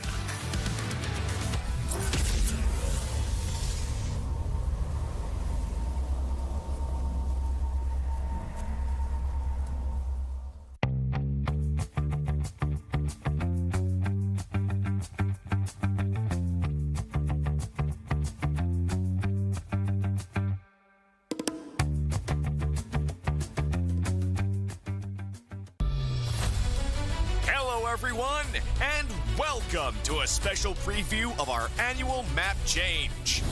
In this video, we'll explore more about this exciting new gameplay feature. Now, let's get started. When the annual map change launches, details of the feature can be found here. When a match starts, players will be notified of the battlefield mechanic that's in effect before hero selection. You can view info about the mechanic anytime during hero selection to plan out your strategy. Are you ready for the Broken Walls Challenge?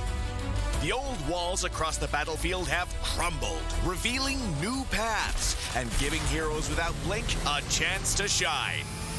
We can't wait to see the optimal routes you'll come up with.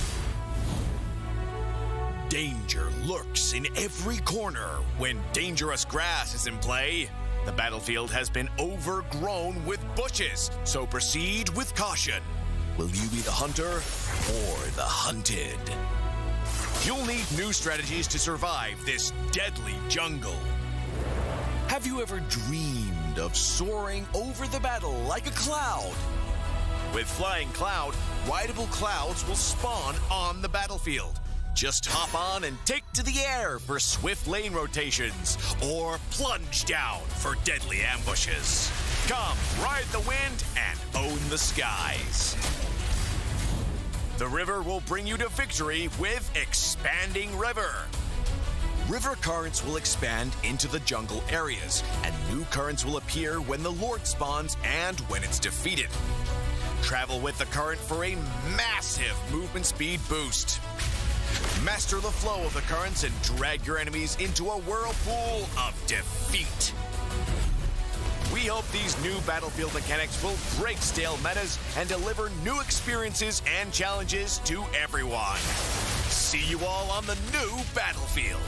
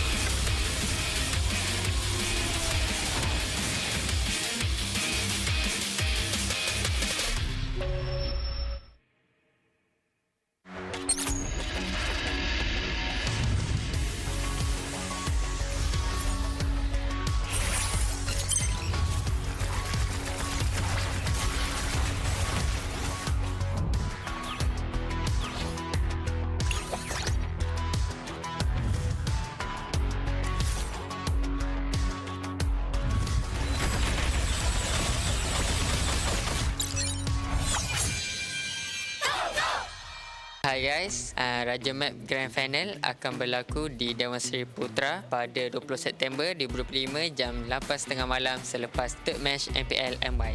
And bila korang datang, korang boleh sapu hadiah. Korang boleh dapat emote yes sir, dapat BP card, free skin and diamond. So tunggu apa lagi? Save the date, jom kita tengok siapa yang bakal menjadi Raja Map.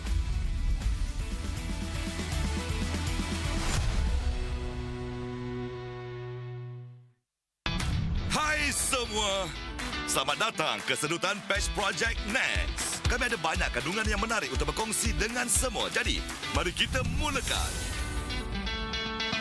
Wira baharu, Obsidia. Sang pemerintah Abyss telah bangkit dari sisa-sisa zaman yang telah dilupakan. Sebagai wira marksman laluan emas, gaya permainannya fokus kepada pengumpulan serpihan bon untuk melancarkan serangan letusan sasaran tunggal yang memusnahkan. Serpihan bon miliknya terkena musuh yang dilanda serangan asasnya secara automatik dan dia juga mengikut musuh yang terkena ultimate-nya. Kami tidak sabar untuk menyaksikan aksi anda yang menakjubkan bersama Obsidian. Wira-wira Abyss Alice, Daeroth dan Thomas juga telah diperbaharui. Kami telah kemas kini reka bentuk visual dan latar belakang cerita ketiga-tiga wira ini dan mereka bentuk semula teknik Alice secara menyeluruh. Kami telah buff fasa awal permainannya sambil mengekalkan mekanik life drain yang ikonik. Matlamat kami adalah untuk meningkatkan pengalaman bermain bagi wira-wira ini dan kami amat teruja untuk menyaksikan prestasi mereka dalam patch yang baru. Ciri perubahan peta tahunan turut akan diperkenalkan dalam patch ini. Setiap perlawanan akan menampilkan mekanik peta baru secara rawa. Setiap kali meta cube berpusing, medan pertempuran akan berubah. Membawakan peluang dan juga cabaran baharu untuk strategi dan taktik yang lebih mendalam. Sistem pencapaian kini diperbaharui. Kami perkenalkan pencapaian musim yang serba baru. Berdasarkan gaya permainan dan prestasi anda dalam perlawanan, anda boleh membuka pelbagai level gaya yang hebat untuk menunjukkan kemahiran dan keupayaan anda kepada pemain lain. Selain itu, Wall of Honor yang baru membolehkan anda mempamerkan pencapaian anda kepada semua orang. Mari lihat siapa yang mempunyai pencapaian paling sukar diperolehi. Dalam patch ini, kami telah memperhalusi pengalaman dan tidak balas kawalan permainan. Kebanyakan penambahbaikan ini didorong oleh maklum balas anda. Melalui pengoptimuman ini, kami berharap dapat menyelesaikan kebanyakan isu permainan yang anda hadapi dan memberikan pengalaman pertempuran yang lebih lancar serta responsif.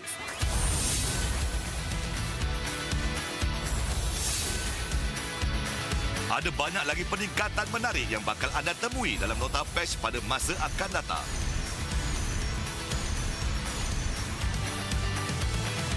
Itu sahaja sedutan patch Project Next kali ini. Project Next akan dilancarkan pada 17 September. Kami berharap anda menikmati semua kandungan baharu. Dan sehingga lain waktu, kita akan berjumpa lagi di Land of Dawn.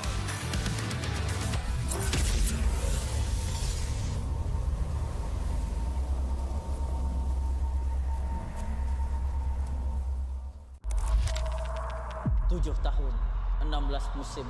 Perjalanan yang dianggap sekadar permainan di telefon kini menjadi isukan paling berpengaruh. Inilah MPL Malaysia. Era permulaan segalanya, titik mula sejarah apabila Malaysia dan Singapura menjadi tuan rumah MPL pertama di dunia. Di musim pertama, kita melahirkan legenda Solos, Penjahat dan Fredo.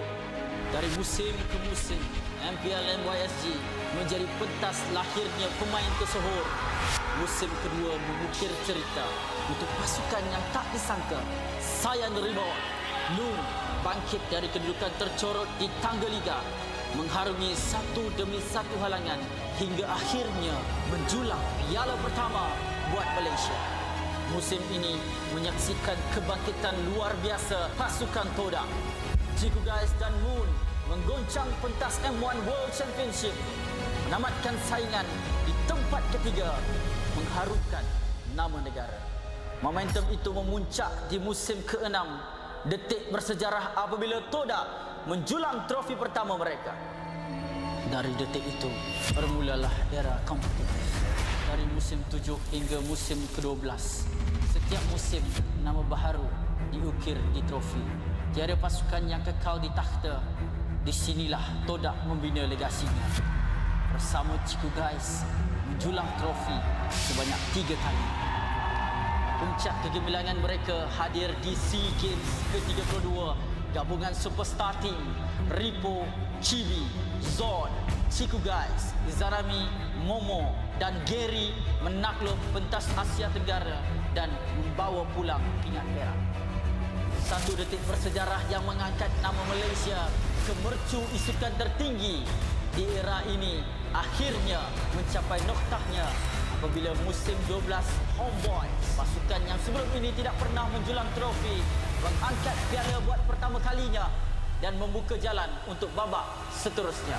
Sorakan peminat bergema bukan hanya kerana nama, namun kerana SRG menjadi pasukan Malaysia pertama menjulang MSC 2024 dan mara ke Grand Final 2 tahun berturut-turut.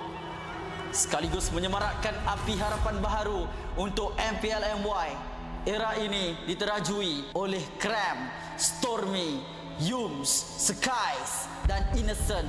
Bukan sekadar juara, SRG menulis sejarah daripada dominasi di peringkat liga sehingga ke detik terakhir mereka mempertahankannya dengan penuh megah. Musim ke-14 mereka terus membuktikan kekuatan, memecahkan lagi sumpahan menjadi juara bertahan. Musim ke-15 repeat bersejarah yang menebatkan SRG sebagai pasukan paling dominan dalam sejarah MPL MY dengan barisan pemain yang sama memperoleh kemenangan demi kemenangan. Tapi musim ini pentas akan digegarkan. Wajah baru muncul menentang gergasi. Wajah lama kembali membawa dendam membara. Medan tempur terakhir sebelum segalanya berubah. Pantang mengalah. Menuju perjalanan ke era baru MPL MY musim ke-16. Hanya yang gagah kekal juara.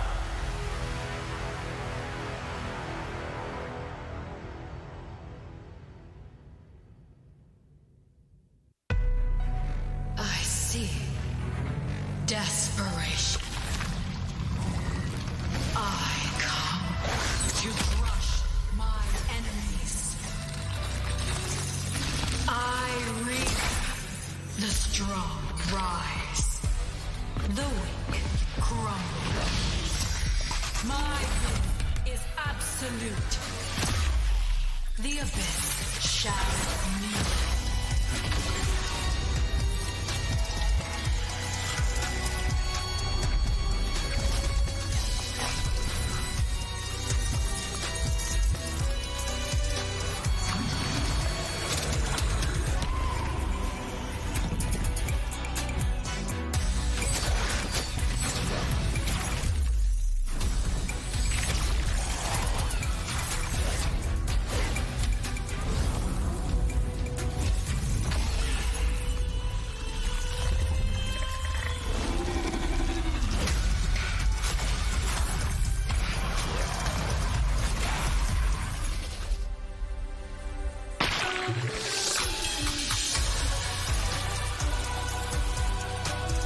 Gaze upon me.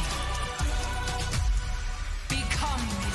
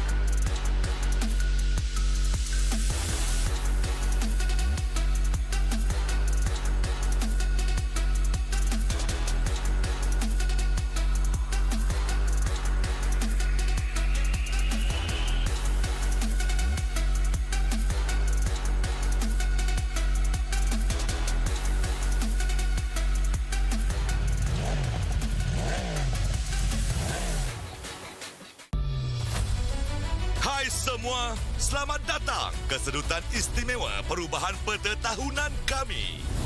Dalam video ini, kami akan perkenalkan gaya permainan baharu yang menarik ini. Mari kita mulakan.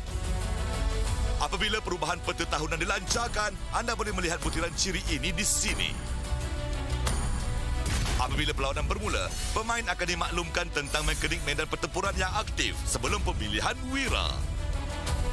Anda boleh menyimak maklumat tentang mekanik ini pada bila-bila masa semasa pemilihan wira untuk merancang strategi anda. Adakah anda bersedia untuk cabaran tembok runtuh? Tembok-tembok lama di seluruh medan pertempuran telah runtuh, mendedahkan laluan baharu dan memberi wira tanpa beling peluang untuk bersinar. Kami tidak sabar melihat laluan baharu yang bakal anda cipta. Bahaya menunggu di setiap sudut apabila beluka berbahaya aktif. Seluruh medan pertempuran kini dilitupi beluka, maka bergerak dengan berhati-hati. Adakah anda pemburu atau yang diburu? Anda perlu strategi baharu untuk menguasai hutan yang berbahaya ini. Pernahkah anda bermimpi meluncur di atas medan pertempuran bagai awan yang bebas? Dengan awan meluncur, awan ajaib yang boleh ditunggangi akan spawn di medan pertempuran, naik dan terbang ke udara untuk pertukaran laluan yang pantas atau menerjun turun untuk serangan hendak maut.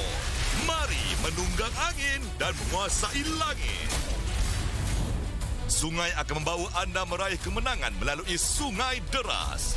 Arus sungai akan berkembang ke kawasan jungle dan arus baharu akan terbentuk ketika lot muncul dan setelah ia dikalahkan. Ikuti aliran arus untuk mendapat peningkatan kelajuan pergerakan yang ketara. Kuasai aliran arus dan heret musuh anda ke dalam pusaran kekalahan. Kami berharap mekanik medan pertempuran baharu ini akan merombak meta yang lapuk dan memberikan pengalaman serta cabaran baharu bagi semua pemain. Kita akan berjumpa lagi di medan pertempuran baharu.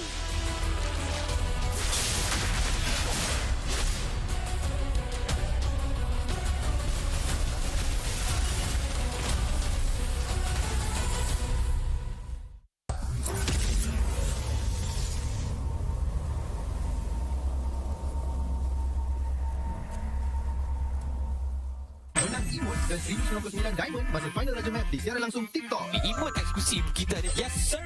Emote. Semua ini boleh terdapat bila hari Grand Final. Korang stay dekat live selama 15 minit. Grand Final nanti saja boleh claim emote eksklusif ini. Kita ada Beatrix, Wan, Moskov, Ruby dan Alice. Semua KOL akan bermain di Grand Final pada 20 September pukul 8.30 malam ini.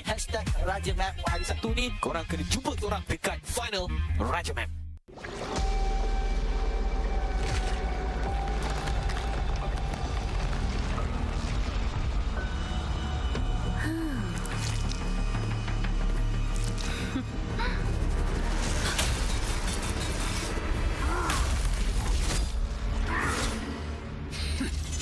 Does the Lord of Lava also crave the Sovereign's blood? Fool! The tyrant's remains will only bring doom. Their brutal dominion, our warriors were corrupted into foul bonds of decay. Sovereign of the Abyss, Obsidia. The curse still flows within the Sovereign's blood.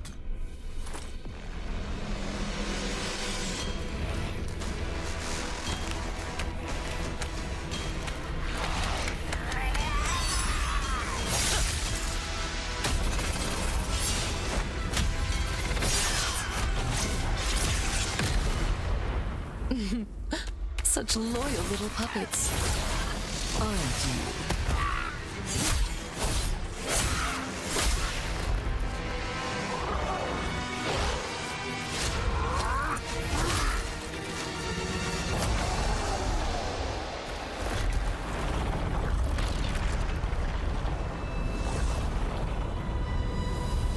You are merely a puppet, no different from my spawns. Bow to me. Keep your throne, or be destroyed. The Abyss bows to no one.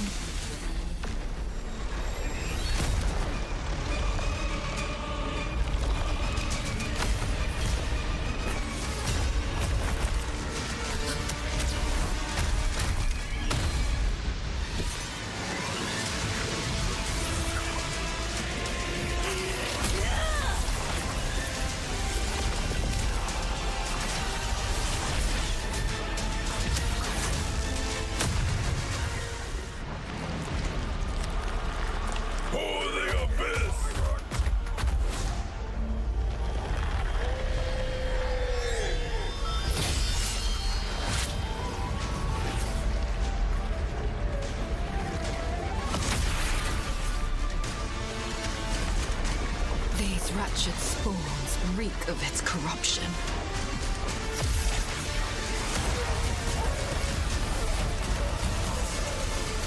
Your sovereign has a god to kill.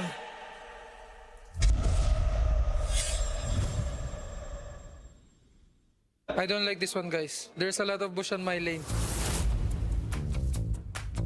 Ni apa patch baru ke? Oh, Diva sampai kat sana Sampai dekat buff Oh. So I think this one is good for junglers because before it's really hard to take your red buff if the turtle is on the blue because it's really far. But now I think you can take it 5 or 10 seconds before the turtle spawn. Interesting. I think they really want more skirmishes to happen. It's gonna be good in a way people like to watch team fights, right? Rather than playing slow.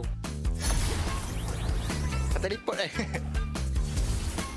Oh. Gempa. When you ride on the ground, you are not detectable. Oh, they cannot see you. But I think this one is good for the one who always die. You can go easily to your jungle. In rank only. Nope. Tournament, this MPL, you can use this. Really? Sumpah. This for maps. Huh? Dangerous grass. Jungle. Bush. This one. I don't like this one, guys. There's a lot of bush on my lane. Saya suka yang map 3 sebab dia banyak bush. Sebut boleh sorok banyak-banyak. I think backline can be more susceptible to flanking because the bash allow people to flank and gank from behind. What is really important is to have a hero that can check all of this bash like the Hilda. So kalau map keempat kita tengok map lubang. So kalau enemy nak curi buff boleh lah. Oh guys, this one it's easy to invade. You can easily cross and you can escape easily. This one not good for assassin because they will get easily invade by tank junglers. This one is really important for the jungler role to make sure that he can adapt. So for these new maps, guys, I think our MPL will be more fun for the viewers to watch, but more problems to the players. Kalau 4 map, saya paling suka map yang ketiga. Saya paling tak suka adalah map keempat lah. Kalau saya main jungle nanti, enemy nak curi buff. I think the best one is the first one because it's more into like prioritizing objectives and it will help gold laners to join the first team fight. Untuk saya map yang tak logik, just yang terbang je lah sebab dia untargetable. Awan tu boleh bagi vision lah, bagus juga lah. Tapi bagi saya kurang tak logik. So untuk map ni nanti kalau main kat MPL nanti, saya rasa akan banyak kelainan lah dari segi drafting, dari segi hero pool. We need to practice a lot because every map there's a different playstyle that you can abuse. My first thought is the tournament will be more competitive because you don't know what map you're gonna play. So it's a matter of mastering all the maps and I think that's the most challenging part. Kalau saya main settle lah sebab nak try map baru dah bosan lah tengok map lama. So saya tak sabar nak tunggu week kedua nanti. So all of these map changes, guys, will happen in MPLMI. So stay tuned and watch our game.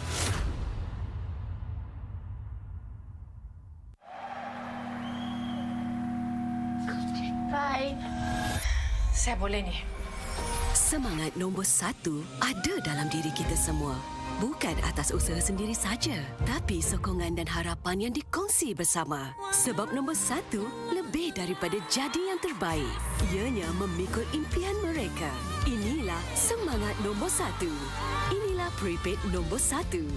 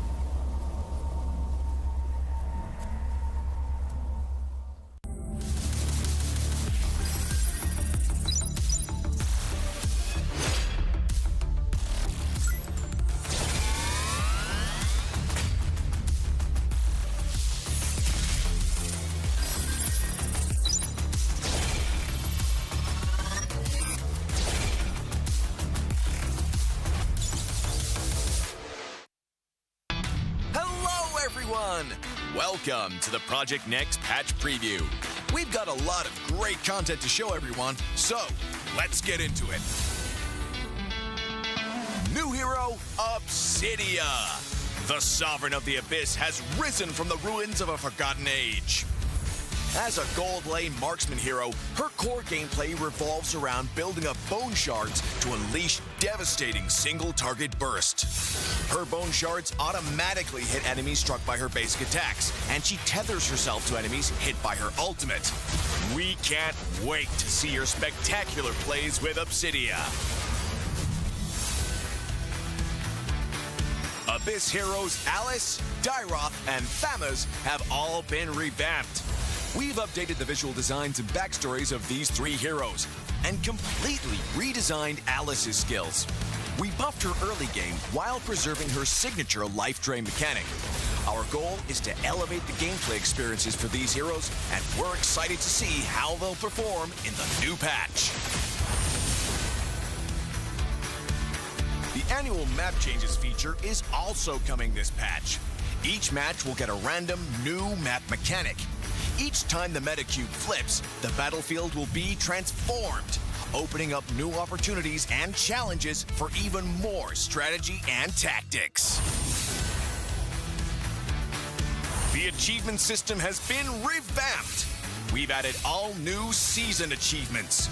Based on your playstyle and match performance, you can unlock varying levels of prestigious flares to show the world your skills and abilities. Plus, the new Wall of Honor lets you showcase your achievements for all to see. Let's see who has the most elusive achievements. In this patch, we've refined the feel and responsiveness of the game's controls. Many of these improvements came directly from your feedback. Through these targeted optimizations, we hope to resolve many of your gameplay issues and deliver a more fluid and responsive.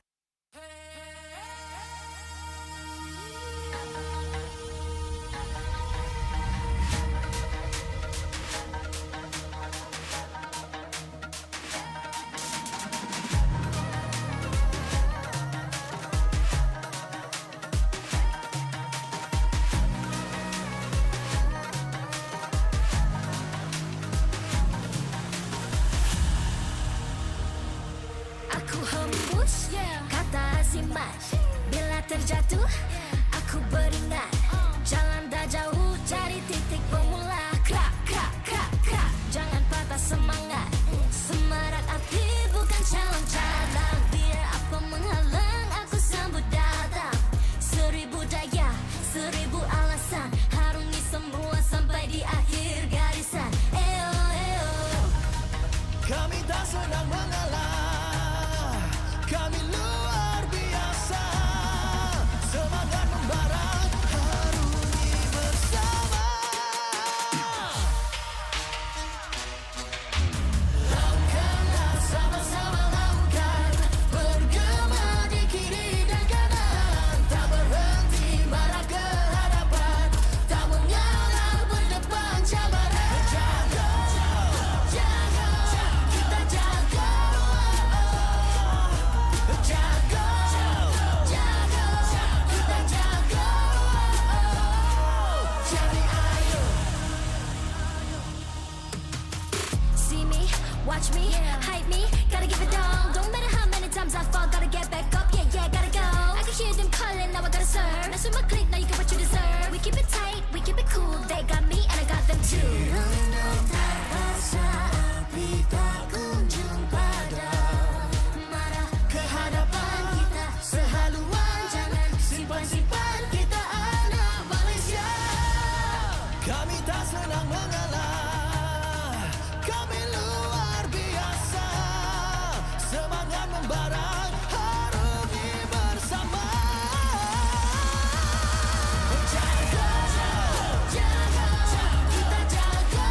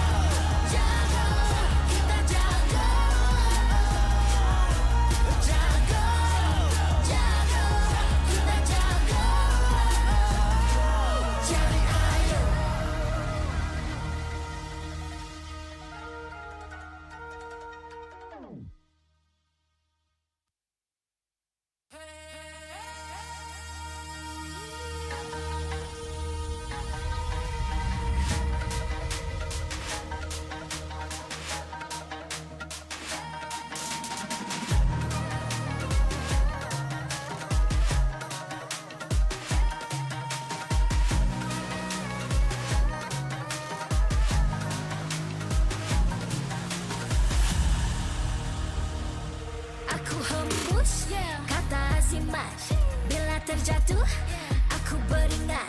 Jalan dah jauh, cari titik bermula. Krak, krak, krak, krak. Jangan patah semangat. Semarak api bukan calang-calang. Biar apa menghalang, aku sambut datang. 1000 daya, 1000 alasan. Harungi semua sampai di akhir garisan. Eo, eo. Kami tak senang mengalah, kami luar biasa. Semangat membara, harungi bersama. Langkahlah sama-sama langkah, bergema di kiri dan kanan. Tak berhenti marah ke hadapan, tak mengalah berdepan cabaran. Jaga.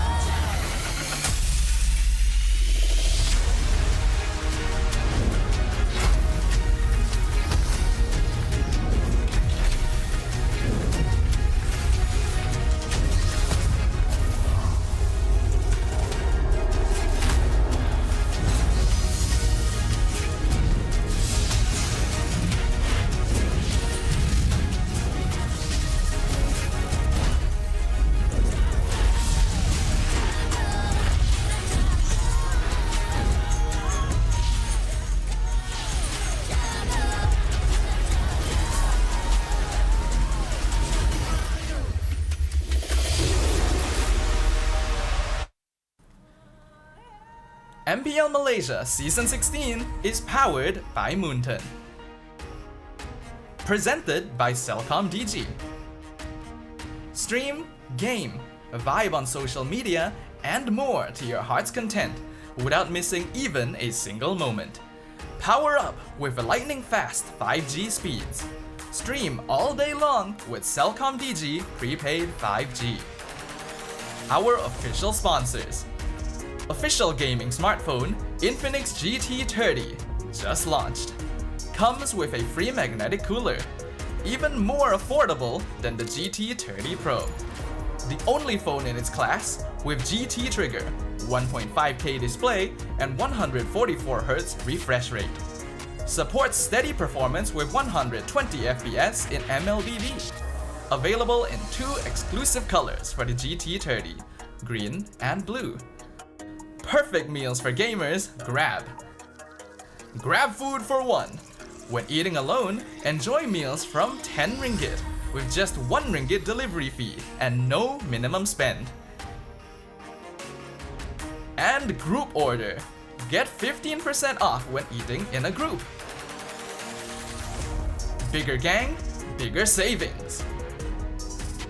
Our esports partners, 100 Plus, Ferry, and Yamaha. And thank you to all our strategic partners, Sarah VE and Playas. Supported by KBS, Rakan Muda, ESI, MESF, and PSM. Milo, betul tak match hari ni? SRG lawan dengan Todak. Ini boleh jadi bloodbath, ini boleh jadi derby of the century, bro. Serius ah, tim yang paling banyak sejarah untuk pasukan Malaysia Tapi serius, aku rasa macam pasukan Todak dah start tunjukkan taring dorang. Abang Lord pun ada cakap benda ni. Apa dia? Bro, kau tahu tak semalam kan baru Todak menang 2-1. Identiti Todak langgar tu semalam kau nampak kan? Identiti Todak langgar? Betul ke benda tu dah ada? Todak dah tengok semua ni, makanan je tim-tim lain tau. Ni, the real Todak fan. Kau fikir senang-senang je semua ini tau ni. Fan-fan Untitled pun lepas diorang kecewa diorang buang je sebab diorang takut Todak bakal champion tau. Mana? Sebentar. Juara MPL Malaysia musim 3 kali berturut-turut, juara MSC 2024, siapakah? Umumkan. Menang sebab ada Yum. Yum pada Todak. So what? Kita still ada menang MSC, Todak international title? Tak ada. Kita ada Nafari. Kita ada Arcadia. Main lapu-lapu. Mas off. Korang kena bersedia. M7. Vamos yang punya. Kau kena sedar Kau tu, tengok sampai benda ni pun jatuh. Kau menang sebab nasib. Kau pula yang best pasal Todak. Kau punya podcast je. Mas off. Mask off. Mask off. Tak ada. Hala Todak. Kau apa? GG, SRG, SG, RG, Viva. Viva, vamos, okay? Vamos, juara M7.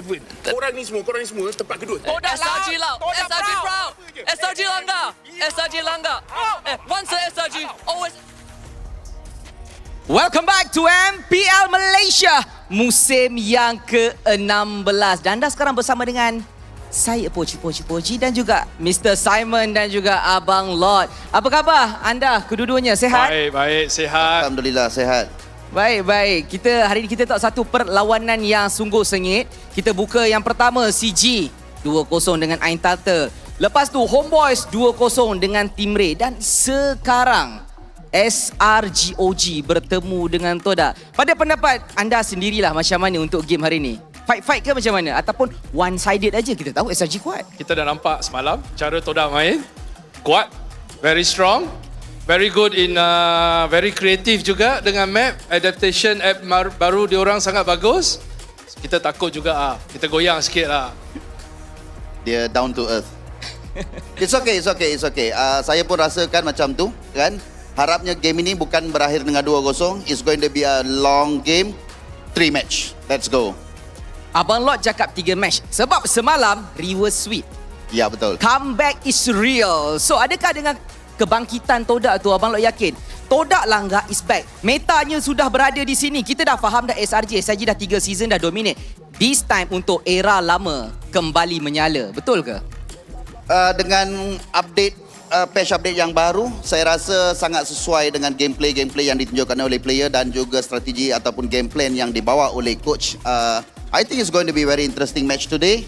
Dan that langgar actually kita dah nampak semalam. Harapnya mereka boleh bawa sampai ke hari ini dan boleh menang ke atas SRG. Faham? Tapi ada orang cakap juga Todak raja satu era sahaja. Sekarang era SRGOG. Betul. Todak dah tak menyengat. Betul ke? Tak juga. Sebab apa? Mungkin waktu Todak SRG pun kita tak nampak. Betul. So sekarang ni SRG. Now they are dominating. So bukan saja Todak, ramai juga ataupun banyak juga pasukan di luar sana tengah orang kata apa nak pecahkan that dominasi. Terutamanya hari ni kita tengok adakah mampu Todak boleh buat for the first time this season. Dan saya yakin hari ni Todak mampu memberikan cabaran yang sangat-sangat sengit kepada SRG. Faham. Dan inilah waktunya untuk kita tengok raja zaman dulu ke ataupun raja yang sekarang lebih kuat. Tapi Simon, kita nak Simon kongsi-kongsi sikit lah kan dengan kita kan. Sebagai raja yang terbaru sekarang kan. Adakah korang lihat ini adalah memang era SRG? Dah takkan ada orang lain dah yang boleh compete dengan korang? Okay, bagi saya title raja tu not really lah. Sebab sekarang ni dengan map baru, dengan new patch ni, saya berani cakap semua team sekarang sama rata. Dia dah, it's a new, totally new dimension. Totally apa yang kita dominasi sebelum patch lama ni lain. Sekarang ni semua team sama rata. Sebab tak ada orang lagi betul-betul mengaku dia boleh dominasi dalam new map system ni yang ada 4 map ni. So let's see siapa yang cepat adapt, siapalah akan pegang jadi raja. Tapi tadi Abang Lord cakap dia nak full match. Maksudnya dia tahu, boleh fight ni dengan SRG. Ini 3 nak balas balik. Berani-berani cakap macam tu. Yes, Todak is strong. Kalau nampak dia orang comeback, dia orang nampak sangat coaches dia buat homework. After kekalahan pada minggu pertama, minggu kedua nampak berubah. Beza sangat lah. Beza dia jauh nampak. I think it's gonna be a good match. May the best team win. And saya pun of course lah, saya harap SRG menang. Kalau boleh 2-0 lah. Kita dah hilang 1 poin lah minggu 1. Tolonglah bagi kita 3 mata kan. Tapi kita nak tambah panas lagi kan sebenarnya. Kita recap balik beberapa season yang lepas. Dua orang ni pernah buat challenge sesama sendiri. Kalah pumping tau. Dan sekarang Abang Lord sebagai satu pasukan dan Abang Lord adalah wajah di hadapannya yang berani bercakap Todak is back. Adakah Abang Lord berani cakap today adalah the day yang kalau kata menang saya kena do something untuk Abang? No, saya willing to take the challenge as long dia tak mengganggu saya punya jantung. Untuk Mr. Simon, anything yang kalau kata you menang, you nak Abang Lord buat macam ni. Let's go. Pumping. Pumping again. Tak nak pumping, duduk ke tampi. Setajam. What is that? Setajam. Ke apa? Okay. Kita suruh Poji cadang lah. Okay, let's go. Poji. Untuk saya mencadangkan, why not kita tengok apa yang berlaku selepas match dulu. Saya tak berani nak letak macam-macam. Dia tak berani. Okey. Okey, kalau saya lah, saya boleh cakap apa-apa pun hal pun kan korang nak challenge kan. It's in a fun way. Kita nak bagi meriah suasana semua. Jadi let the game tentukan siapa yang patut decide. Mungkin lepas ni tengah-tengah game jalan korang boleh why not buat macam ni? Okay. Betul tak? Daripada saya yang decide, saya rasa bersalah. Saya rasa saya macam monton nanti. Saya bagi arahan. Tak boleh. Bahaya. Tapi inilah dianya antara legacy baru bertemu dengan legacy lama. Kepada semua peminat-peminat MPL di Malaysia, ini adalah masanya untuk kita lihat dan kita saksikan pentas pembuktian raja baru atau raja lama. Siapa kuat, siapa lawan ataupun siapa yang bakal tersungkur. Itu sahaja daripada saya, Abang Lot dan juga Mr. Simon. Dan let's go back to the caster.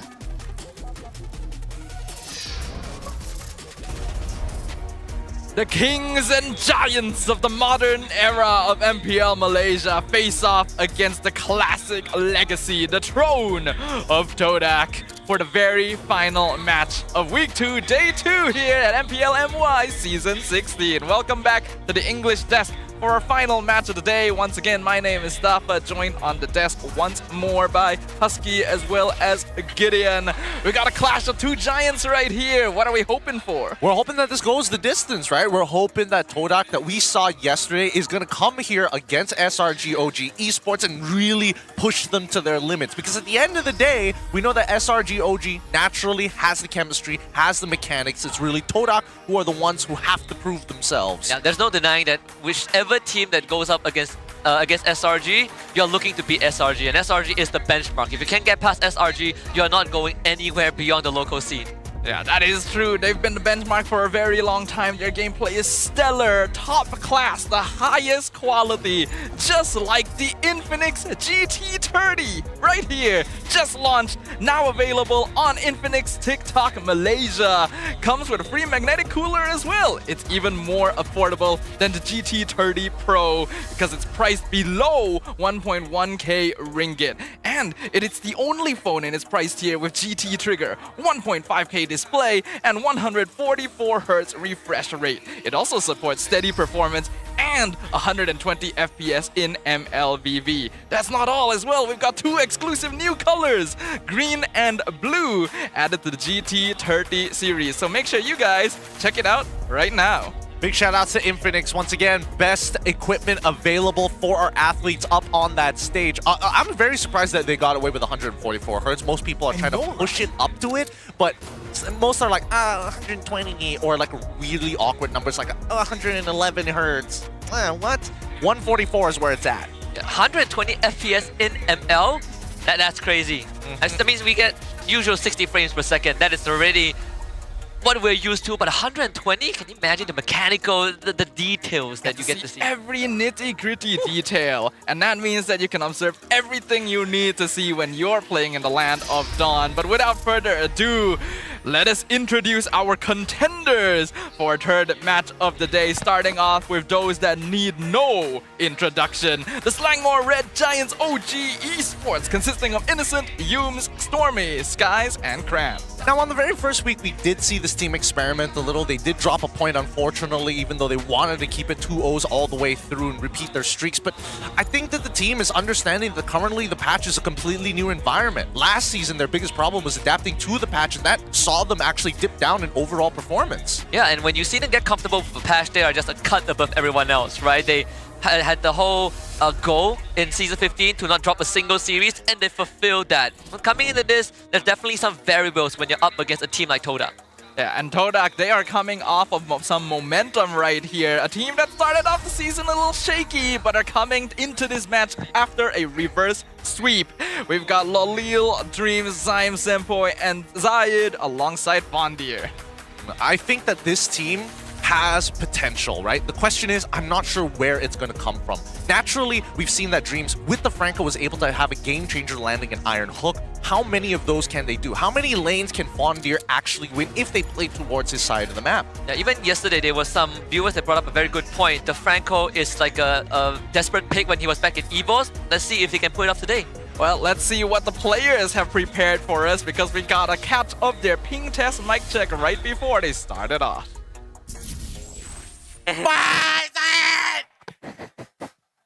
Dia tak dengar kau lah gila.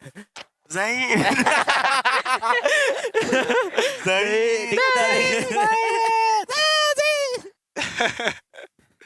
Aku dah kata kalau game kita dia bagi Dangerous Grass dengan Broken Wall.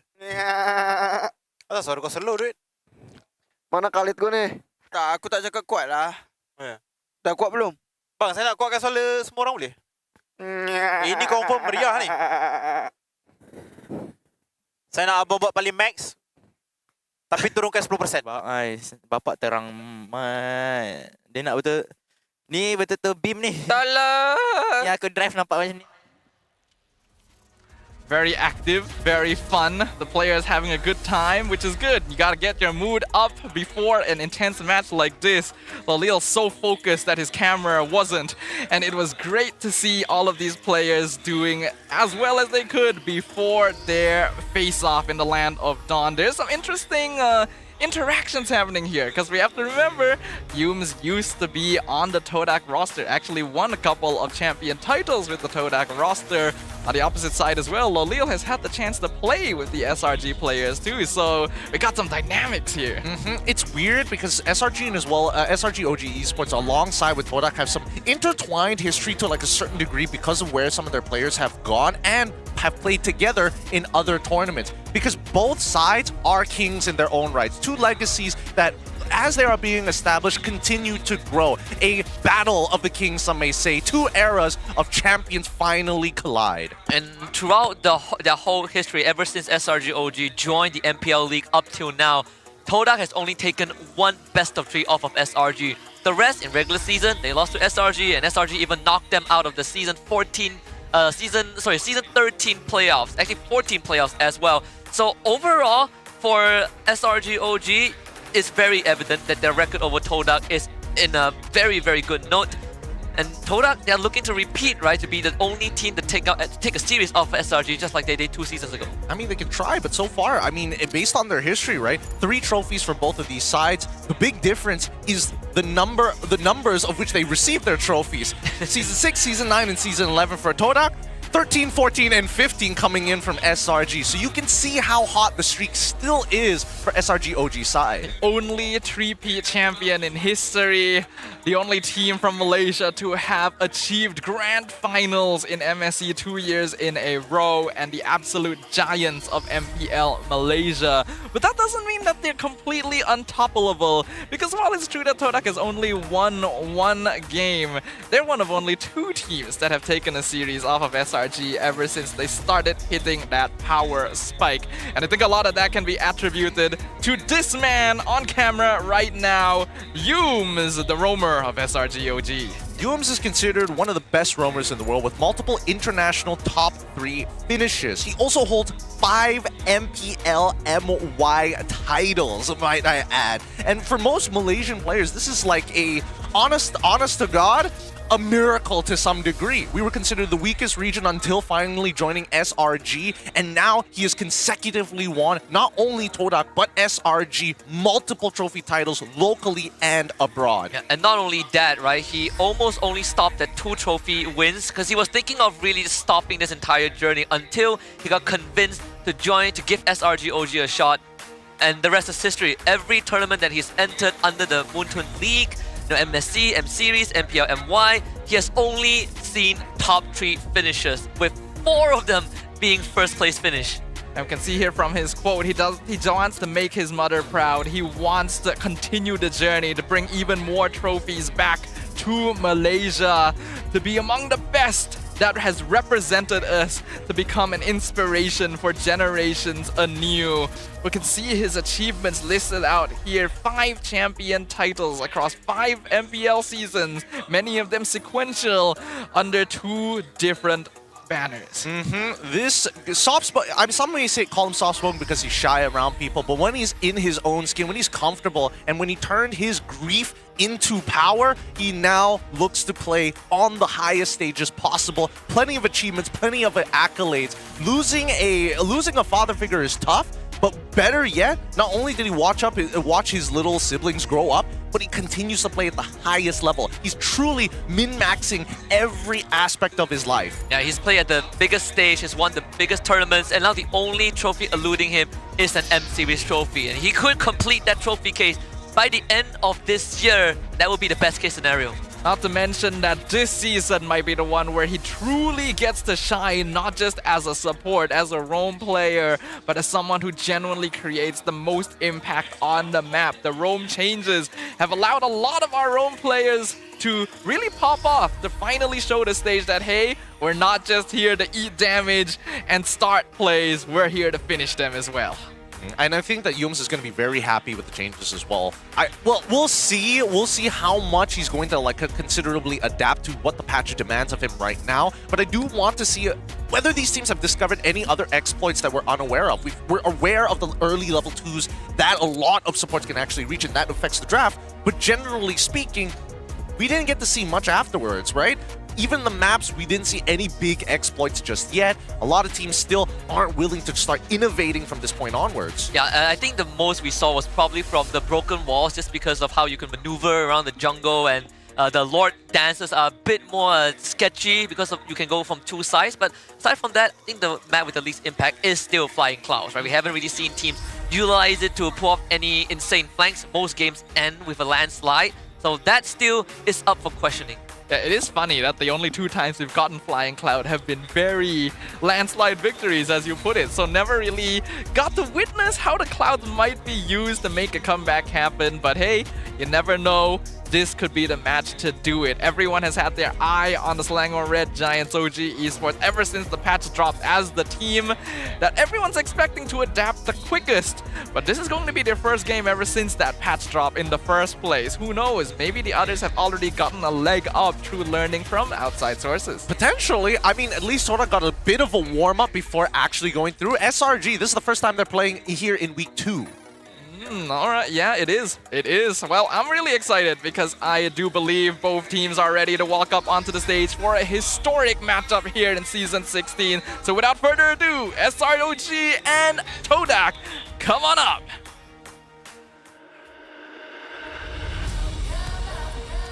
Starting things off, let's introduce our marshals that will ensure fair play and professional integrity in the matches. Thank you for your hard work, Rez, May, Nuna, and Izzat. Your efforts are always appreciated. Selangor Giants OG Esports. The conquerors of the throne for 3 consecutive seasons, carrying with pride the red and yellow crest upon their chests, facing the kings of the ocean, rulers of an era long past. Will they then prove once again that their dynasty cannot be broken? Ladies and gentlemen, the pride of red and yellow, Selangor Red Giants OG Esports!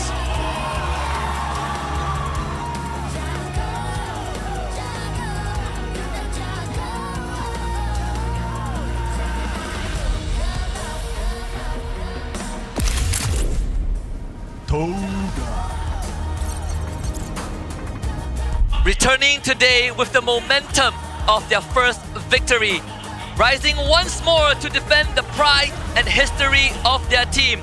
A new legacy is forced to continue the glory of the past. Will they march forward and claim back-to-back victories?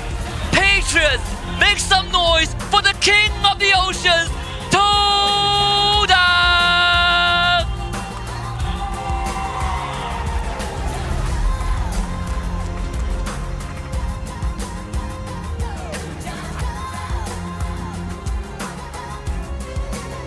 And no game would be complete without introducing the head of League Ops, Franklin, along with the coaching staff of both teams, the masterminds behind every game.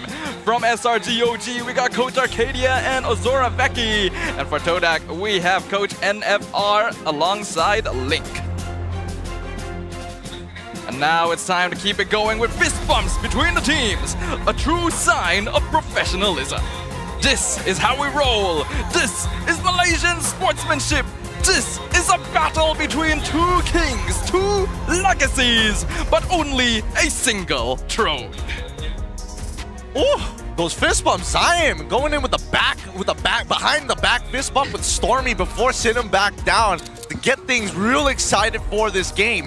Todak, at this point, there's a lot of momentum starting to build up amongst their fan base, and I think this would really solidify. Keep in mind that in this game, first pick goes over to SRG. And the fact that Todak was able to get a reverse sweep over Untitled yesterday is a big, big boon for them, because after last season, I think the expectations have been set to its ever lowest, right? Fan base were questioning how is Todak going to bounce back. We saw massive shifts in the back-end staff, and even to a certain degree, the roster, the debate between letting go Zayed or Momo, which Momo ended up being the one that departs from the team. And then they lost their opening series against Team Ray, and people were really questioning if this is enough. But with that win yesterday, things are looking up for them. Definitely, definitely, and I'm sure they're very happy about it, with Zayed himself even saying, yesterday's win is the beginning for us. We're on the path to bounce back. We've already found our rhythm as a team on stage, and going up against SRG, we don't feel pressured. We'll just do what we usually do in scrims, like in Game 3 against Untitled. That's assuming that it drags out that long, right? Because again, Zayed needs to keep in mind, for Todak's playstyle, and based on what we've seen off of yesterday and the day and the week before that, it really comes down to just compounding interest that we've seen a lot of teams look to secure. From early game, build that interest over into the mid, minimize your mistakes as much as possible and trade up, and by late, you're already at that checkmate angle. And that's what SRG is really good at doing. Being fluid, finding tempo breaks when behind, but most importantly, their trades have been especially good. Yeah, personally, for me, out of all the 5 games Todak have played, only 2 of them were really considered close games, right? Games that are back and forth that really put Todak to the test. The rest are either Todak lagging behind, or in yesterday's Game 3 case against Untitled dropping the ball from the start of the game onwards. So from that very little sample size of the 2 close games Todak has had, we need to see more, because I definitely feel like there were a lot of opportunities that gave Todak room to breathe, but against SRG, once they get you in a chokehold, they will make sure to choke you out. I agree with you. I think Todak definitely saw some signs of their identity emerging after their victory against Untitled, but a lot of that came from the space that was created by Untitled playing uncharacteristically bad. Let's just be direct about it.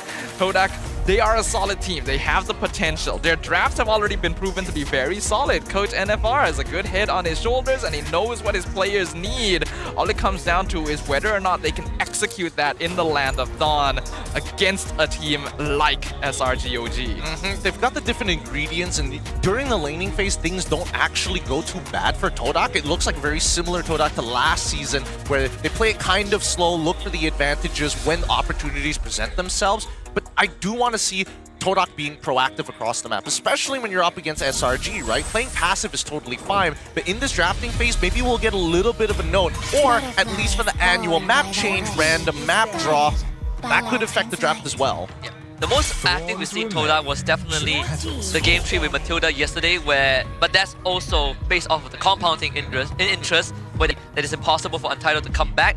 Against SRG, that weakness of a slow early game has been plugged. Last season, SRG refined kind of that only Achilles heel. So for Todak, it's about being able to match up with Yums in the early game and make sure that SRG don't end up spilling that into the jungle. Yeah, it's such a scary thing to think about, though. A team as consistent as SRG, always traditionally known for only having one weakness, and it wasn't even that big of a weakness, actually fixing that issue. And if you ask me personally, I think they're one of the stronger early game teams now as well. On broken walls, they can make a lot happen. Speaking of making a lot happen, Coach Arcadia has opted to ban out the Franco on blue side up against Todak, specifically against Dreams, because that was the big game changer that started the reverse sweep against Untitled just yesterday. So there's still the Fanny in the equation that most likely Todak would need to consider. I wonder if SRG also has that Angela back in the playbook. It has popped out a couple of times. Untitled is the only team that really lean into that hero so far with 3 total picks. And sadly, all 3 picks have been losses. I don't know whether SRG is going to start testing out things today, right? And I think this will be... maybe Game 1 is where they chill out. Game 2 is where they start testing things, knowing how Coach Arcadia and Azora Becky like to kind of play out the procedures. Here comes the CC ban from the side of SRG, which kind of opens things up. Yeah, it's an interesting ban right here, because in MSC, SRG was known to pick this hero first in almost every occasion, to the extent where every other team internationally would ban it specifically against them.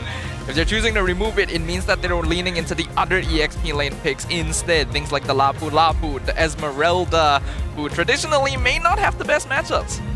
And we have seen teams really go for that first base fighter, and then they flex it into a double fighter comp. I think we saw that in MPL ID. It happened yesterday. I think even for MPL FY, we saw SRD pull that off against Homeboys. Sir, in fact, they only play double fighters. Fanny banned out.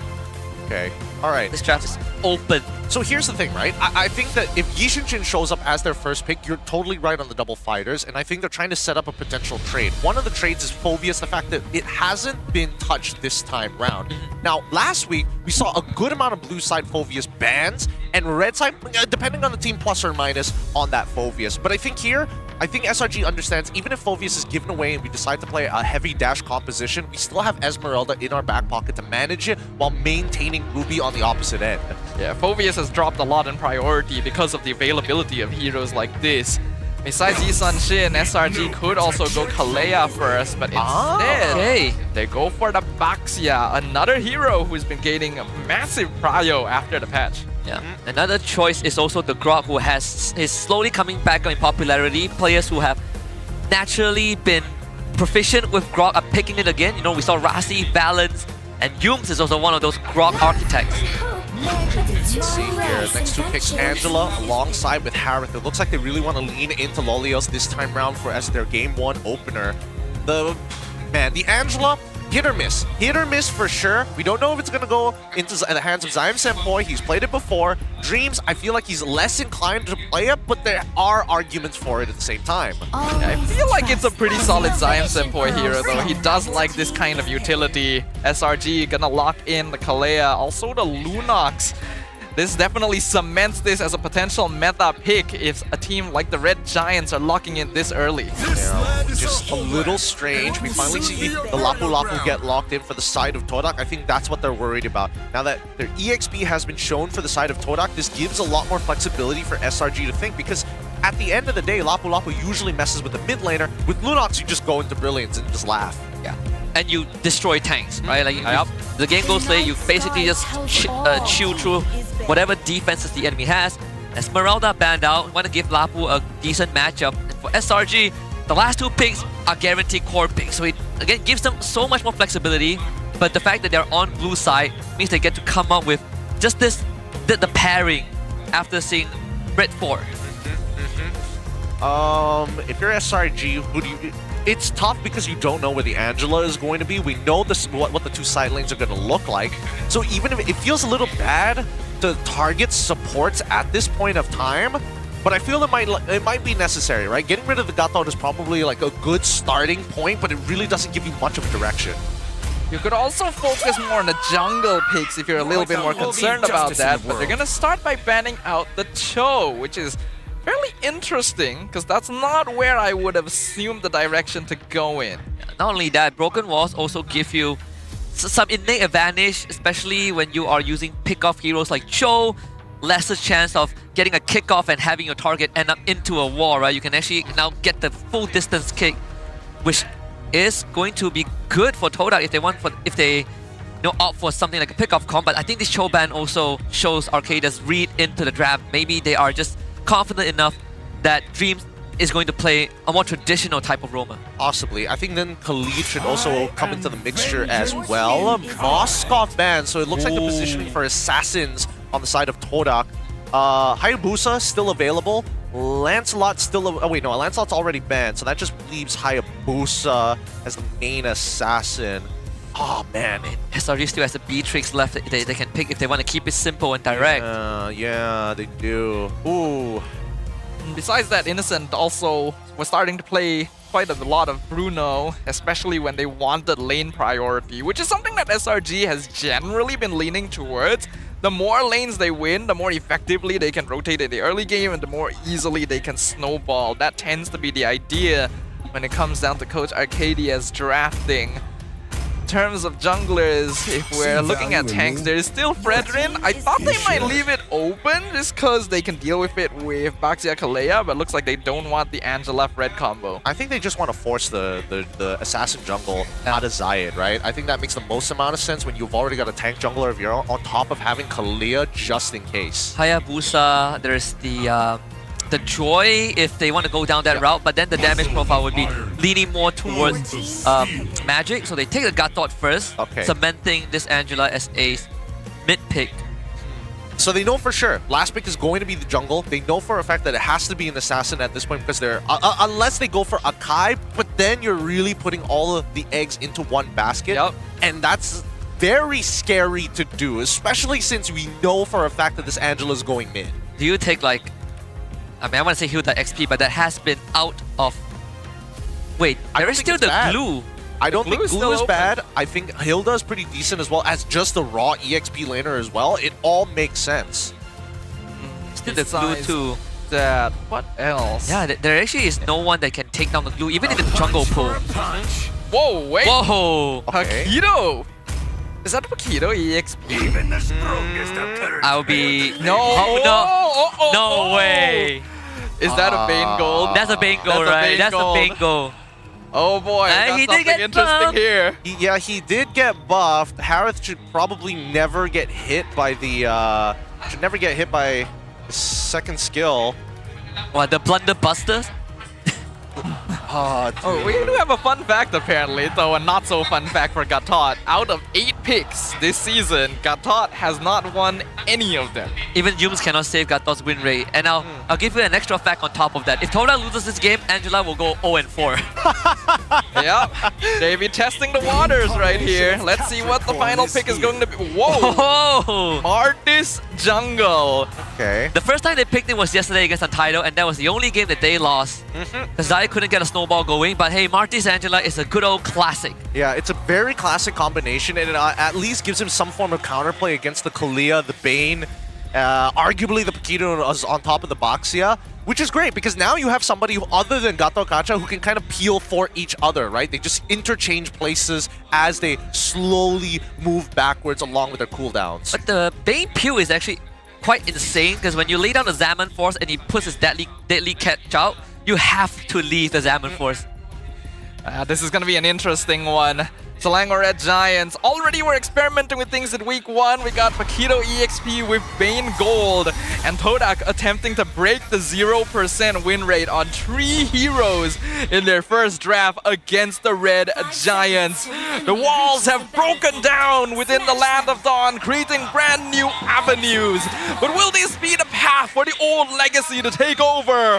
Or will the reign of the Giants continue? Alright, the bad Yums. He's gonna get a good old extra 30 gold for the XP just by running into Fondia. This is not the first time we see Paquito being picked in the XP. The first time was by Year 3 from CG. I think they won that game also. It was a Paquito into a CC matchup. Slightly different. It is slightly different. Let's quickly look at the emblems, right? This one's going to be pretty important here because it looks like it's going to be Impure Rage coming in from Innocent. Cram deciding to go for Quantum Charge. So he wants to be able to kind of maneuver around everybody else. Main damage dealer this time is going to be Stormy alongside with Innocent. I want to see what Cram is eventually going to build if he's taking Quantum Charge, whether he's going to be more Bruiser-like. I would think it's probably more Bruiser-like. You can either go... There's a lot of paths you can go with Paquito, either full damage, full tank, or a bit in between. I feel like with Quantum Charge is probably the in-between option, not to mention you're not really gonna... Oh, hold on, guys! Oh, that's Flicker out for Fondia. Some extra gold for Cram. And once Sakai shares a bit of that, they secure the XP Cram unless Zai can take it away. No, let's commit the Retribution for that. Yep, Zai doesn't mind committing the Retribution, and Sakai doesn't mind giving it over. He still has 2 camps on his side of the map. Oh, Stormy's in trouble. Cancel from Yums. Want to keep Stormy safe. Zayed in range. Stormy flickers, but not far enough. First blood for Zayed. Nicely played by Todak. That's exactly what you want to see. A little disrespectful coming in from Stormy. I think he was unaware about the rotation, and it didn't help that the turtle is just about to spawn as well, which gave the extra bit of movement speed. Bit of a miscalculation, but Cram now in trouble. Yeah, Zayed does have level 4. The crowd control is good, but SRG are fighting back. So guys stands in the front and eats up all the damage. A couple of KO punches. Dreams dangerously low, burns to death. The guys with the pickup. And then unfortunately, Zai could not follow up even with the hard guard. You know, unironically, despite the fact that Baxia... hold on! Whoa, flicker forward into a suplex. There goes Zai. He is out of there. And Cram holds the front. Here comes the Land Shaker. Braver Spider committed Fondia. Wants a couple of pieces of the pie. Turtle should go over the SRG. OG, Todak. Can't get more. Nicely played, nicely played. And they also didn't know that Sakai's didn't have his retribution. They could have tried to make a steal happen, but right now, Oliel's taking a lot of harassment from Innocent's Crab Claw Cannon. Now, I was about to mention, unironically, Dreams, the fact that the Tortoise Poissons was already out, Dreams actually saved a lot of chip damage from the rest of his team because of his Revitalize. So he absorbed way more than he probably should, and I think that SRG probably could have come out of that a little less even and more in their favor. But you could look at it from another angle as well, right? With Revitalize on 3 people, SRG were still able to take out the Gatot Kacha. So that was a lot of damage coming in onto the EXP lane side. And we've been seeing a lot of teams rotate to that side of the map in particular, actually. With the current meta, you really want to have this extra player joining your team fights. Oh, for sure. And I think more importantly, you want that extra player to have some form of impact, right? And I think for a lot of these fighters, their mid-game impact is just so high. Yums, now again, another engagement. And it's a quick grab. There goes Dream. Where did he go? Where did Dreams go? He didn't have time to pop the Revitalize. He just exploded. I think he would have died through that, regardless. There's so much I didn't burst. know that Dreams had a cameo in Jaws. Look, either way, a bit short, but still, they get the execution. And now Dreams is in enemy lines. 1-for-1 trade so far. Yums and Cram looking for the chase. Fondia able to dash to safety. The Todak disengaged. I feel like the hard guard on Zayed would have been a better choice. Not too sure why they decided to go on Fondir instead, even if he was the one to start the fight. A little bit of forward thinking would have maybe saved Zayed there, because the kill was good. But it's not really worth the trade. No, Fondir would have survived regardless. Well, maybe that, but he already committed it to Fondir like way earlier before Zayed even like decided to get involved into the fight. So nothing they can really do about that. Zayed was just confident that he was at least going to get Sakai's as a trade, and I think that alone is fine, because going even against a tank jungler in a matchup like this is more important than falling behind. They have a couple of hard guard choices. Zayed and Fondia seems to be the first 2 prio, but no contest at the turtle. Sakai's easily secures it. Good disengage. Wait, is Innocent going magic damage? Yeah, he just bought a Holy Crystal. Oh, where did he go? What was that? Loliao, he's going to try, but Yums comes in. Finds the kill at Innocent. Surely he goes down, right? Zayed punished. And there is something. Okay, as surprising as the damage coming out of Bane was, well played to Loliao, actually. He bought so much time. Yeah, survived longer than he should have, but his teammates can't say the same. Stormy getting gone up by Zayed. There goes into the brilliant. Zayed now has to switch targets. Grab and slam down. Killing spree for Stormy. And SRG wins the trade. And even though they didn't need to get involved, both EXP laners show up to try and crack open mid. Fondir might actually have to use Bravest Fighter to clear it up, but no, he just eats the damage. With the help of Zion Senpai, he powers through. Innocent, he's going full magic, baby. Yeah. Magic gold Bane. That's the Bane buff. Look at this. Look at this. Look at this. The fact that Loliao survived on 1 HP is the only reason why that ended up being an even trade. And honestly, I'm holding my head in my hands because I'm going to see this Bane build in my pubs and I don't like it. Oh, I miss this Bane build so much. This was what got me to Mythic the first time, baby. It's back. Magic Bane. It is back. Magic Bane. Hey, where do you see Magic Johnson? That's a different story. Yeah, that's a different story, and I'm only worried if there's broken walls. Other than that, it's like I can probably dodge it. For the most part, this is now going to be a more interesting game than we thought. These team fights, if Lolios took that much damage off of a Holy Crystal alone, I can only imagine what would happen to everybody else. Oh god. And he's going to try and run away. Zion supports him. What a brilliance. And look at that. Wow, the deadly cash. Insane stuff. Where did he Honestly, it's not even a full team fight. We are not at the late game stage. Can you imagine A full team fight breaks out, Innocent just press One assault. shots, 4 people? Attack of the IKEA sharks. Yeah, dude, this is ridiculous.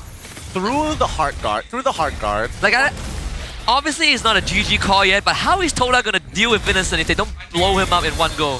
One item. Well, Zai should get out. That's all turtles for SRG OG. They just have way too much damage at this point, right? Even if Cram alone can like chunk out anybody to about 50%, if Innocent does that kind of damage, like I don't think anybody wants to deal with it at all. First item Holy Crystal, even got Sork boots as well. Usually when someone goes first item Holy Crystal, they're trolling, but not Innocent, I guess. It's just the scaling, man. Basically the equivalent of going VOD first on Beatrix, right? Kinda, yeah. It is the equivalent. I mean, the only change, there have been a few changes to Bane specifically. Yes, part of his magic scaling has been adjusted, but there's also a huge multiplier when he charges up his second skill. So keep that in mind. When he's charging it up, if he gets to that second phase, he will blow you up. Can't wait until they start sieging the base and Innocent is just throwing out of cooldown. Oh, he's got it back. I thought you just need to one shot die in or low out.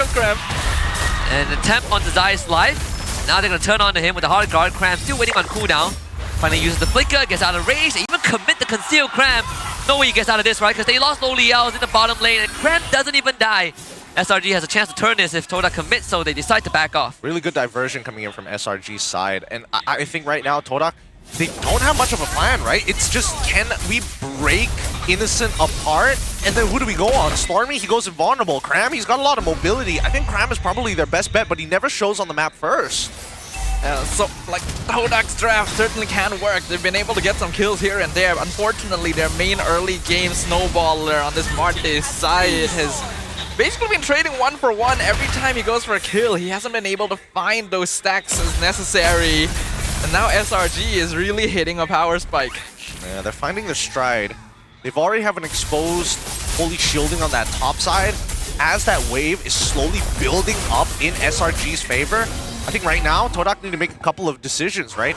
First, which lane is most important? What can we sacrifice? This early on in the game, losing a holy shielding, not so bad if the Lord is walking alongside it. Honestly, I think the saddest thing for Todak might just be when Lonely almost got one-shotted, and then they have that epiphany that this game might be over. Zai does get away. AOG committed by Dream. Here comes Fondia with the hard guard too. But Lo Liao, he's single-handedly being forced away by Sun Guys. He's re-engaged on the Dreams. And that hard guard is going to run out pretty soon. Fondia and Zaim, while it's the call because they've already lost the Gatot. And SRG are just way too strong right now. They can chase for more. Yep. Fondia getting gone on. Zaim Senpoi can't recall, and that's 3 bodies. Wow, this guy is literally not letting anyone get away. We already have our eyes on Fondir. I'm looking for Zaim Senpoi. Free 2 kills right there. Such an oppressive domination from the Selangor Red Giants. 10 minutes, nearly a 10,000 goal lead. Holy defense is falling left and right. I think we're looking at a very quick endgame. And that's Divine Glaive for Innocent. Lightning Truncheon, Divine Glaive, Holy Crystal. Come on, just press out. Just needs to keep throwing it out, right? That ult deals so much damage, but that's what Todak wants. They need to be able to kind of dodge. They simulated the scenario before. Oh, what is that? Whoa! That's a tank! That's insane! Zipper, pull up the item list. What is Gathot running right now? Does he have Athena? Dude, if he has Athena and it did that much, no. We would see. Yeah, there's no Athena yet, right? He doesn't have Athena. I'm pretty sure he has the cloak at a bare minimum, right? I hope so. I hope we get to see the items at some point. I mean, saddest thing is that Athena doesn't even solve the problem. They're gonna try again. Even with the Revitalize, it made no sense that this Gathot disappear. And finally, Toda now joins the 5 Fondia with the hard guard on top of him. They chase after Innocent. Zaim Senpoi tries to tie him down, but his team is dying. Oh my Zaim God. wants to get to Innocent, but cannot. Yums grabs him and slams him to the ground. Conceal up. Yums still has the ultimate. Stormy just flickers in Lo Liao's face because why not? That's 4 kills for SRG. Legendary for Stormy. And game 1 to the Red Giants. A wipeout off screen. What is that? Yo, it's not even the damage. Innocent's heal is insane. He's healing 50% of his HP every single time. Man, I wish I was that Bane, because if I take the same run that he does, I'm getting a hangover instead of 50% HP. That's all Magic's game. I knew this might be something that would happen, you know? When I was reviewing the patch notes, I was like, are we going to start seeing Magic Bane? But this goes beyond anything I could have expected. Innocent, again, debuting something new to the world that we all have to fear. That's so ridiculous. It's not even Nafari's fault, man. Come on. Yeah. This. How do you prepare for that? How do you prepare for that even? Oh, goodness. I was speechless. Look at Stormy. He's staring at us. He knows what they've just done. He's like, yeah, wow, that was a pretty simple game. I thought it'd be a lot harder. Yeah. I don't know what to say, because again, I want to talk about the fact that this composition required a bit of sustainability, but now that it's just Magic Bane, Kalia to help, there's really no going around it. Yeah, and right after that top lane interaction, I feel like every logic goes out the window. Wow, and unfortunately the 0% win rate on Gatot, Angela, and Martis continues onward. I don't blame them though. Yeah, how, what are you even supposed to do there? Like, okay, Bane Gold, we've seen this before. This isn't something that's never been picked. And then you get spit on, and half your health is gone. And you're the tank, and you realize, oh. Not cool. It was not cool to experience for sure. Watching it, wow. I mean, how do you simulate a situation like that? I'm trying to figure that out. I'm trying to figure out what Madman thought and told Arcadia, hey, can we fit Bane somewhere in this draft? And I was like, all right, sure. And they simulated it against the Harith, which is probably the best pick that they could probably get. Probably Innocent. I have a feeling it could be him. I mean, he did anyone really. He did beat Chang'e Gold. That's true. That is true. He did play Chang'e Gold at one point. I'm surprised he never tried Yishin Shin Gold Lane. That would have been that would have been cool. But that's a Loliel special though. That's a Loliel special. That's a Loliel special. Honestly, it's like Claude, right? Yeah, it's like Claude. Let's go backstage. Go check out our MVP. Who could possibly be the MVP of this game? I wonder. I mean, who else could it be, right? It's Innocent. Man's having a good old drink in the land of Dawn. And he's spitting it right back out with the force of 1,000 men. Must be all 100+, dude. Zero sugar. Zero sugar, man. That's how he gets the maximum multiplier. Jeez. Look at those items. Holy Crystal first item. He got it done really fast. And his Bargain Hunter. Yeah, Bargain Hunter to get Holy Crystal. And then he went into Lightning Truncheon before finishing it off with a Divine Glaive. Interesting that he wanted the extra mana on top of the potential burst that you get from the Lightning Truncheon. Interesting build. Interesting build. Note that even though he was doing crazy amounts of damage, his KDA is only actually 118. He was mostly supporting. The rest of SRG was also popping off. The finishes were clean. Cram was doing awesome on that Paquito. And they were controlling River right from the very beginning with Yumes on his signature Kalea. Even the GPM, not actually that high, but it felt like he was farming so fast. He was farming at a ridiculous rate. Just look at the comparison, right? 2 levels ahead. And the 2 levels ahead, it's like, okay, sure, you're missing out on EXP. But the fact that he's already like 2.3k ahead of Lolios on top of that, it's ridiculous. I'm starting to believe more and more that every single day since this patch dropped that we might go back to a bit of Season 13 and Season 14 mix of meta. Because the heroes popping up have been around that broad spectrum. That was also a Heptaseas Hunter Strike on Cram. Heptaseas Hunter Strike. Cram was actually the richest, actually. 9.2k gold in total on this Paquito. This is not a hero we get to see a lot of these days, but it seemed to be a very comfortable pick for SRG OG. They knew exactly what they wanted to achieve with it. And Stormy as well on that Lunox. 8-1-6. Every single player on the Red Giants was punching above their weight class, and it's already really high to begin with. Yumes is richer than everyone on Toadal, and that tells you a lot. Yeah. That's everything you need to know. That's everything you need to know. Dude, look at the damage dealt, right? Stormy's still doing the most amount of damage, but Innocent close second at 33k. Cram, I thought he'd be like closer to like 20 to 25. He's 27.3. How much damage did Dreams take from one Innocent, like spit? That's all. That's what I want to know. Because he took lost like 1/3 of his bar, and then eventually once he got like the Divine Glaive, that turned into like half his bar. He took like 104,000 damage total this game, and it's not even like long game. It's 12 minutes. It's 12 minutes. Yeah, I don't know. I really don't know. It is, multipliers are a scary thing in math, and I think this is a really good example of why. We got 17 kills from SRG in 12 minutes. We got Rich. Innocent's not even on this screen. That's how much SRG were dominating the game. Cram is the rich guy with 765 GPM. Stormy with the carry, nearly 60,000 total damage dealt. Dreams, unfortunately, the sandbag, taking all of that spit from Innocent. And Yums as the best wingman, as per usual. We were saying that SRG is the benchmark and teams need to get through them. But after this game one, I don't know, it's gonna be tough, dude. I feel like they've got some tech that I don't have much counterplay to. I think right now, if they want, well, let's look at the item list real quick first, right? Innocence build, okay, we've already talked about it. Wow. That's great. Because, dude, Yum's first item, he decides to go for fleeting time. So greedy. While Innocent is so confident that no one's gonna threaten his lane, he just straight up rushed the tomb. Boots. Wow, okay. That is so wild. Holy Crystal in 4 minutes. Holy Crystal How much is he farming? He got Holy Crystal at the same time Zayed got Hunter Strike. And Zai went for boots first too, and it's still the timing. But how much is he farming? I don't know. I assume he got all the gold crap. I would assume so because can Hand actually burst it? I don't know if the crab claw has a higher base than, especially at like level 2, level 3. That or we expected to see like at least for Lolios having to recall once sometime in the lane. I know he was getting harassed a lot by the crab claw cannon. And this also comes at a patch where the minion net worth got reduced. And he still hit a 4-minute, sub 5-minute Holy Crystal timing. Yeah, I don't know. I have no explanation for that. I really don't. I wish I had an explanation for it, but I mean, I guess Bargain Hunter discount also played into effect. Probably. It was Bargain Hunter, definitely. Because Cram was the highest GPM and he got Blade of Hephaestus after the Holy Crystal. Yeah. Right? He did finish his boots first, yes, but that's still a pretty notable disparity. Yeah, because Hephaestus is way cheaper than Holy Crystal. Oh my god. So Dreams has a Radiant armor, and he got chewed through.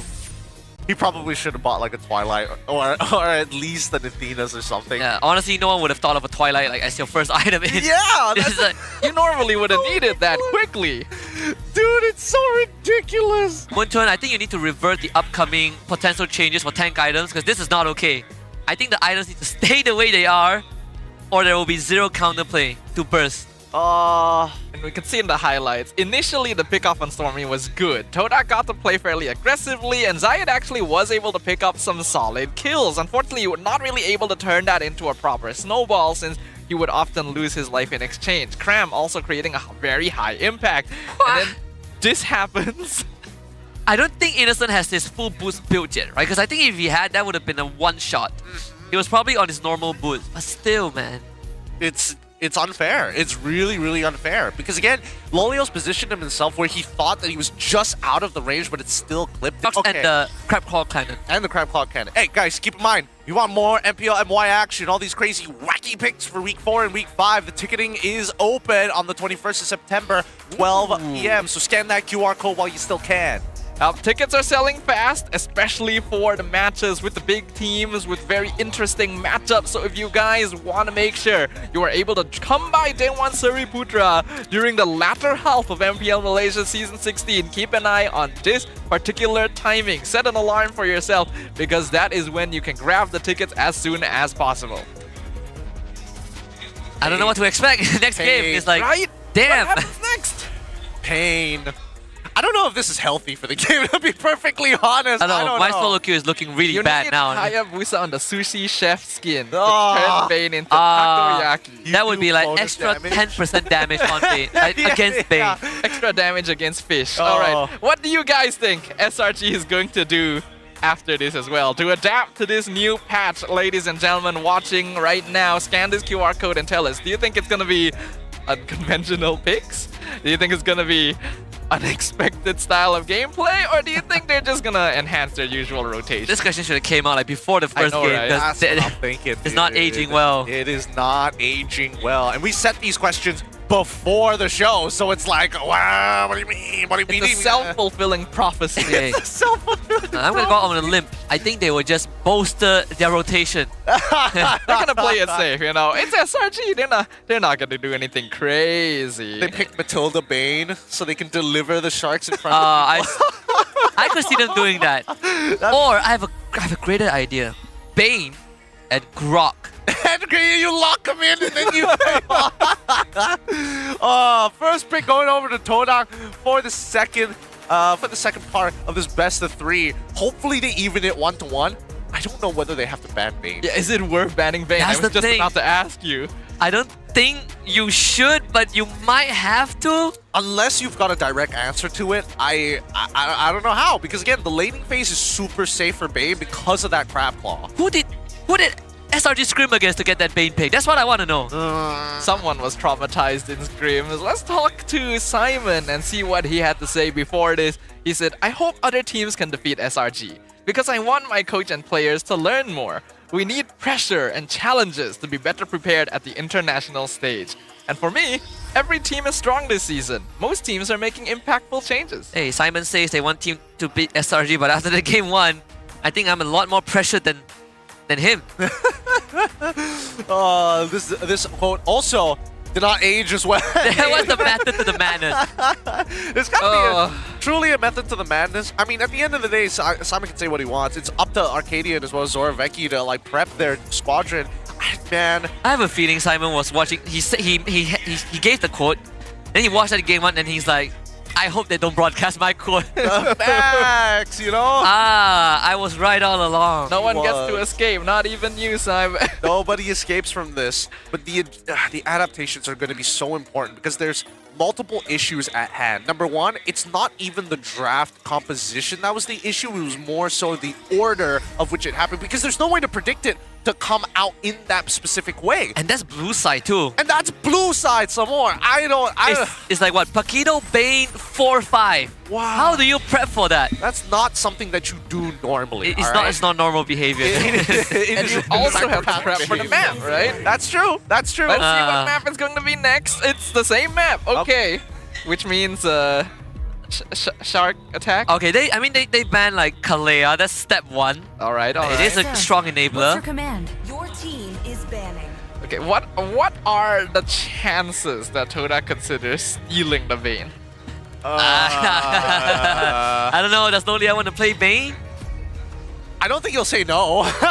Like, how hard could it be, right? I don't think it's that hard. Bane is a pretty simple hero to use. It shouldn't be, but you do need the right setup. You do got to make sure your team is there to like follow up with you. Bane is all about like cooldown. Yes. It's all about cooldown. It's all about cooldowns. You just walk up, press button, walk back. That's it. That's all you gotta do. That's all you gotta do. Maybe even an auto attack if the guy thinks he's a big boy. Just knock him out real quick. SRG bans out the Zushin, the Boxia alongside with the Wanwan, but they don't want to give first pick Boxia over to Todak's side. I wonder why though. Does it matter in that case? Are they trying to lead away with a different comp? I literally invented one. Chip, first pick. Has Chip won a single game? He has, right? Yes. Like, I think once. Yeah. I think so. Should be once. But revealing it this early could be pretty risky. Also, the shortcut is kind of vulnerable to the sharks. Seems like Bane is a good pick. Let's pick it now. And then we're gonna put him in the jungle. Oh God! I think that makes a lot of sense. I think playing jungle Bane makes a lot of sense. He shows up when he needs to. Dom comes in, pops the ult. All you need is somebody to bail you out of situations, and I think that Matilda, which again has only showed up one time, which was yesterday, might be the way. Oh no! Okay, back to basic. Okay. All right, they can still play Bane. Technically, they could still play Bane. It's nearly confirmed double fighter side lane. Todak has to be aware of this. They know, right? The Frederick gets locked in. Okay, they also got the Eve. I'm totally okay with the Eve. I feel like Eve with Chip is not always the best though, because you don't really get a very good positioning on RWM when you come through the shortcut. That's always what I worry about. That's true. That's why Zyme Senpai specifically only talks to Zayed. Exclusively, he's like, let me know when you stun. I'll only come in. Yeah, that's when I'll come in. Dreams is screaming at him, I got him! He's like, nope, waiting for Zayat. Hold on. Alright, it's not a bad start though. Todak playing it safe, going for a more teamfight-oriented composition, and with Fredrin on their side, it shouldn't be as risky to fall to early game rotations, especially since Eve should have pretty solid mid priority against Akimi. Lapu will get locked in for SR. Is this flex? It could be. It didn't work the last time they put it in gold. For Toda, this is their chance to bounce back. You know, you literally get like slapped in the face in game 1, and now SRG tells you, let's play tradition, right? We're done with the gimmicks. Are they done with the gimmicks? Are though? they? Are they though? Can you trust anyone anymore? Lapu XP, and then they bang go again. It makes sense to go Bane Gold, to be perfectly honest, right? I don't think any marksman really has much counterplay. I would make an argument for Ixia, arguably even Moskov as well, because then you can kind of like push him away while still maintaining just enough distance to not get hit by the crab claw. But other than that, unless they... Oh, Masha ban. Gatot ban, fair. Alright. So SRGOG looks at the Fredrin. They also think there's a possibility of a damage EXP. They don't want the Masha to just dive into the back line and just one-shot Skies on this Yisun Shin. Makes sense. It could be innocent Yisun Shin. I know we did talk about it earlier. But You're right, it could be. You could be right about this, and I hate that fact. I hate that, so it could be true. How do you draft against SRG at this point? I mean, We're I'm already thinking about so many possibilities. Imagine what the coach has to do. I think NFR is probably telling the same thing that tells players. Don't overthink it. Just keep it simple, right? Focus on the things that make the core of your composition. Getting rid of the Gaton alongside with the Grok, I can agree with, because again, it's a very good counter-engage maneuvers, not only to the Eve, but also to Chip. Yeah, like what Zayat said, just play like how they did in scrims, you know, no pressure on them, and just try and do their best. I think, we're not looking for Torak to beat SRG, that would be a bonus. You just want a close game, a close series. Although, I feel like SRG, maybe we're overthinking their backroom calls. Maybe it's just, pick whatever you want, we'll figure out the assignment after. Just a big checkbox of like things I want to try before the end of the What season. do I want to pick to win the game? My versus Todak bucket list. Must be Seb again. You must have given him the pep talk. Seb is like, I heard of this hero, his name is Bane. Yeah. Like this cool Davy Jones. Well, there he is. Pick what makes you happy. What would make you happy playing it? God, so disgusting. So disgusting. Hey, at the end of the day, a 5v5 game is about not letting your enemies have fun. Kodak has to shift something now. There's not a lot of gold laners that will be able to deal with a Bane, especially after we saw the damage potential of the hero from game 1. I don't know who else can realistically lane okay against Bane. I mean, laning is not the problem. It's when he gets the Holy Crystal. Yeah, it's just surviving, right? Because he pokes you out a lot better. If they need something that has like ultra sustainability as a marksman. And there's not a lot of heroes that technically do that. I think the closest would be Ixia, but she's hyper immobile. I was thinking of the Claude, but okay. Ooh. So Lucas EXP. Yeah, we were theory crafting. I think I feel like I theory crafted this with Adine, where we were like, Lucas could be a thing. It has been forgotten for quite a while. He does have a very strong level 1, so he probably wins the level 1 trade against Lapu Lapu, and if he's able to unlock himself from the lane early, then you can help deal with any sort of early rotations from SRG. Yep.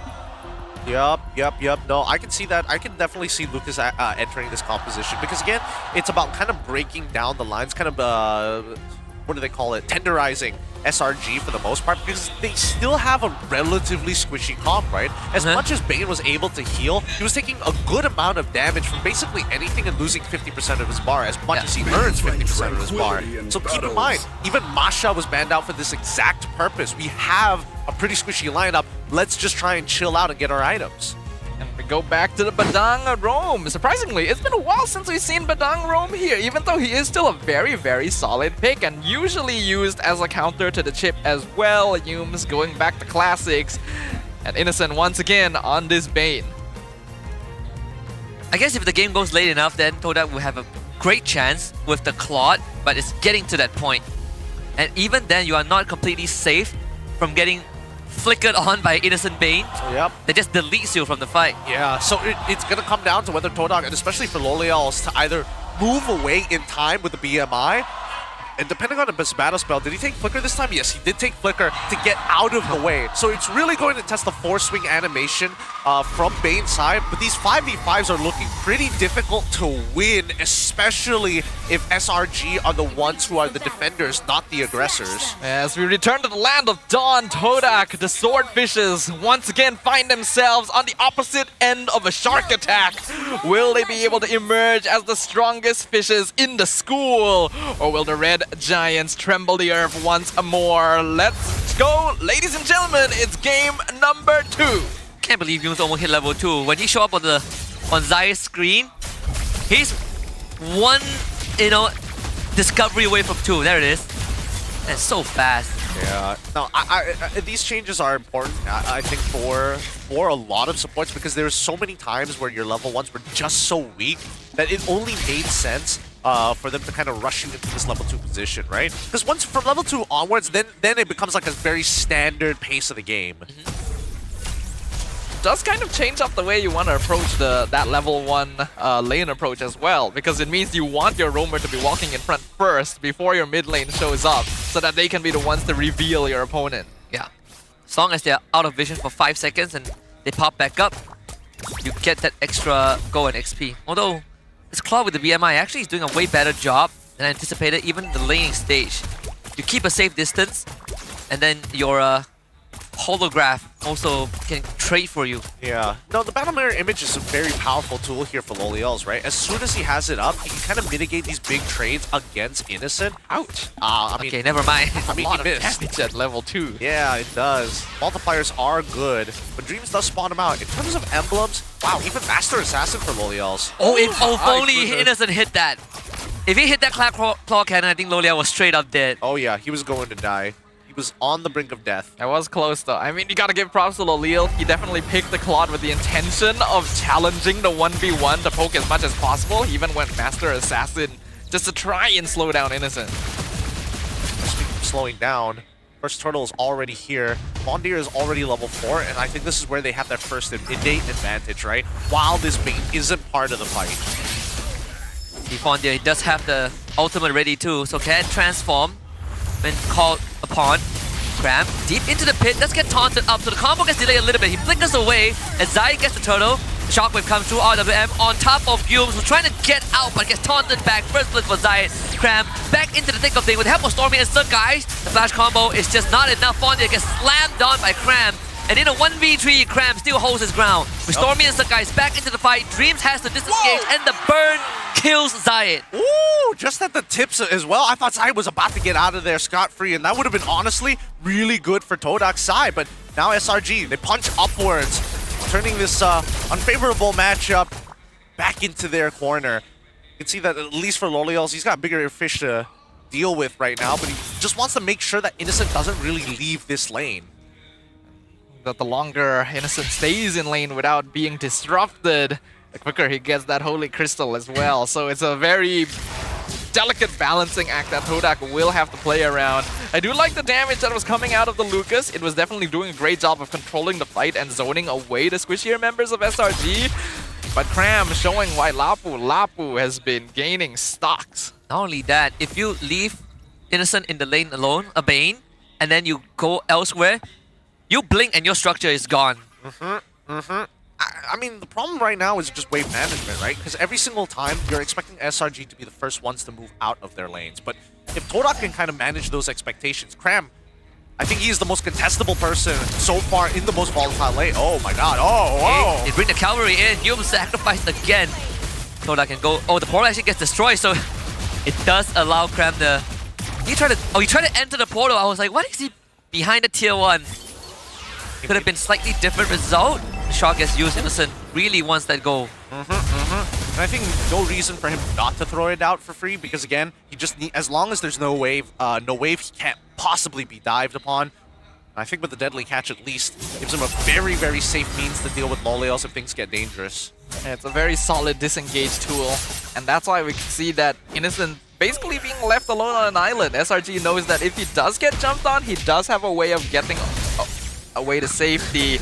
And there it is. There's the Holy Crystal right before the 5-minute mark again. It's the same timing at 4:42. Cram taunted, jumps back in with the bravest fighter as Sakai gets the turtle. Cram is just gonna 1v4 at this point. Lo Liao shows up with the blazing duet.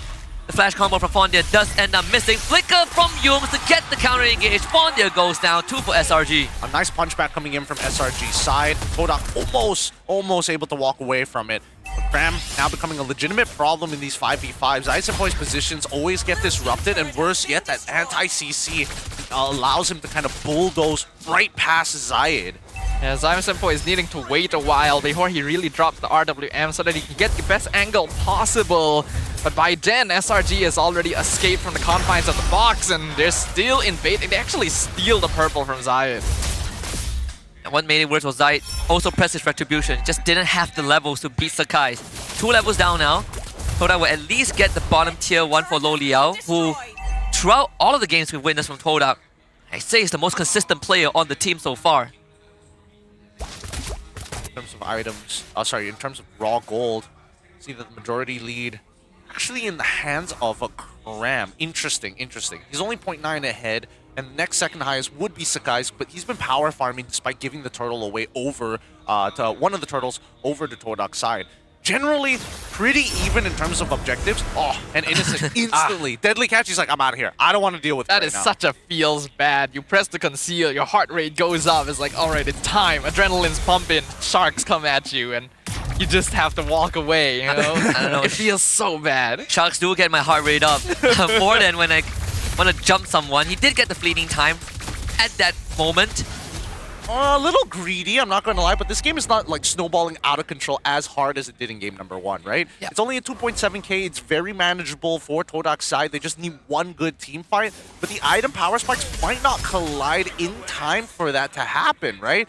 Because I still think that Zyme Senpai by now should have completed the glowing wand. He needs a second item, and Lo Liao's nowhere close to completing the Trinity as well. Lo Liao's given a lot of space because of the shortcut too. He can push lanes, he can join fight whenever he wants to. Mountain Shocker, there is the turtle boat too. Them easily taking the objective away. They get the suction back on the Dreams. Was most likely going to use that flicker. Yep, he gets out of that. Lo Liao joins the fight but finds nothing. No, SRG just walks away with a turtle. So much confidence from the Red Giants. They see the chip right there. They know he can drop a portal and pull his whole team in. And Skies just goes, oh no, we can take the turtle. It'll be totally fine. Secures it easily and then completely disengages the fight. Todak does need to find opportunities. I think they might need to start leaning a bit more pressure towards the gold half of the map. Maybe try to get a bit more farm into Lalil because he's basically all they got.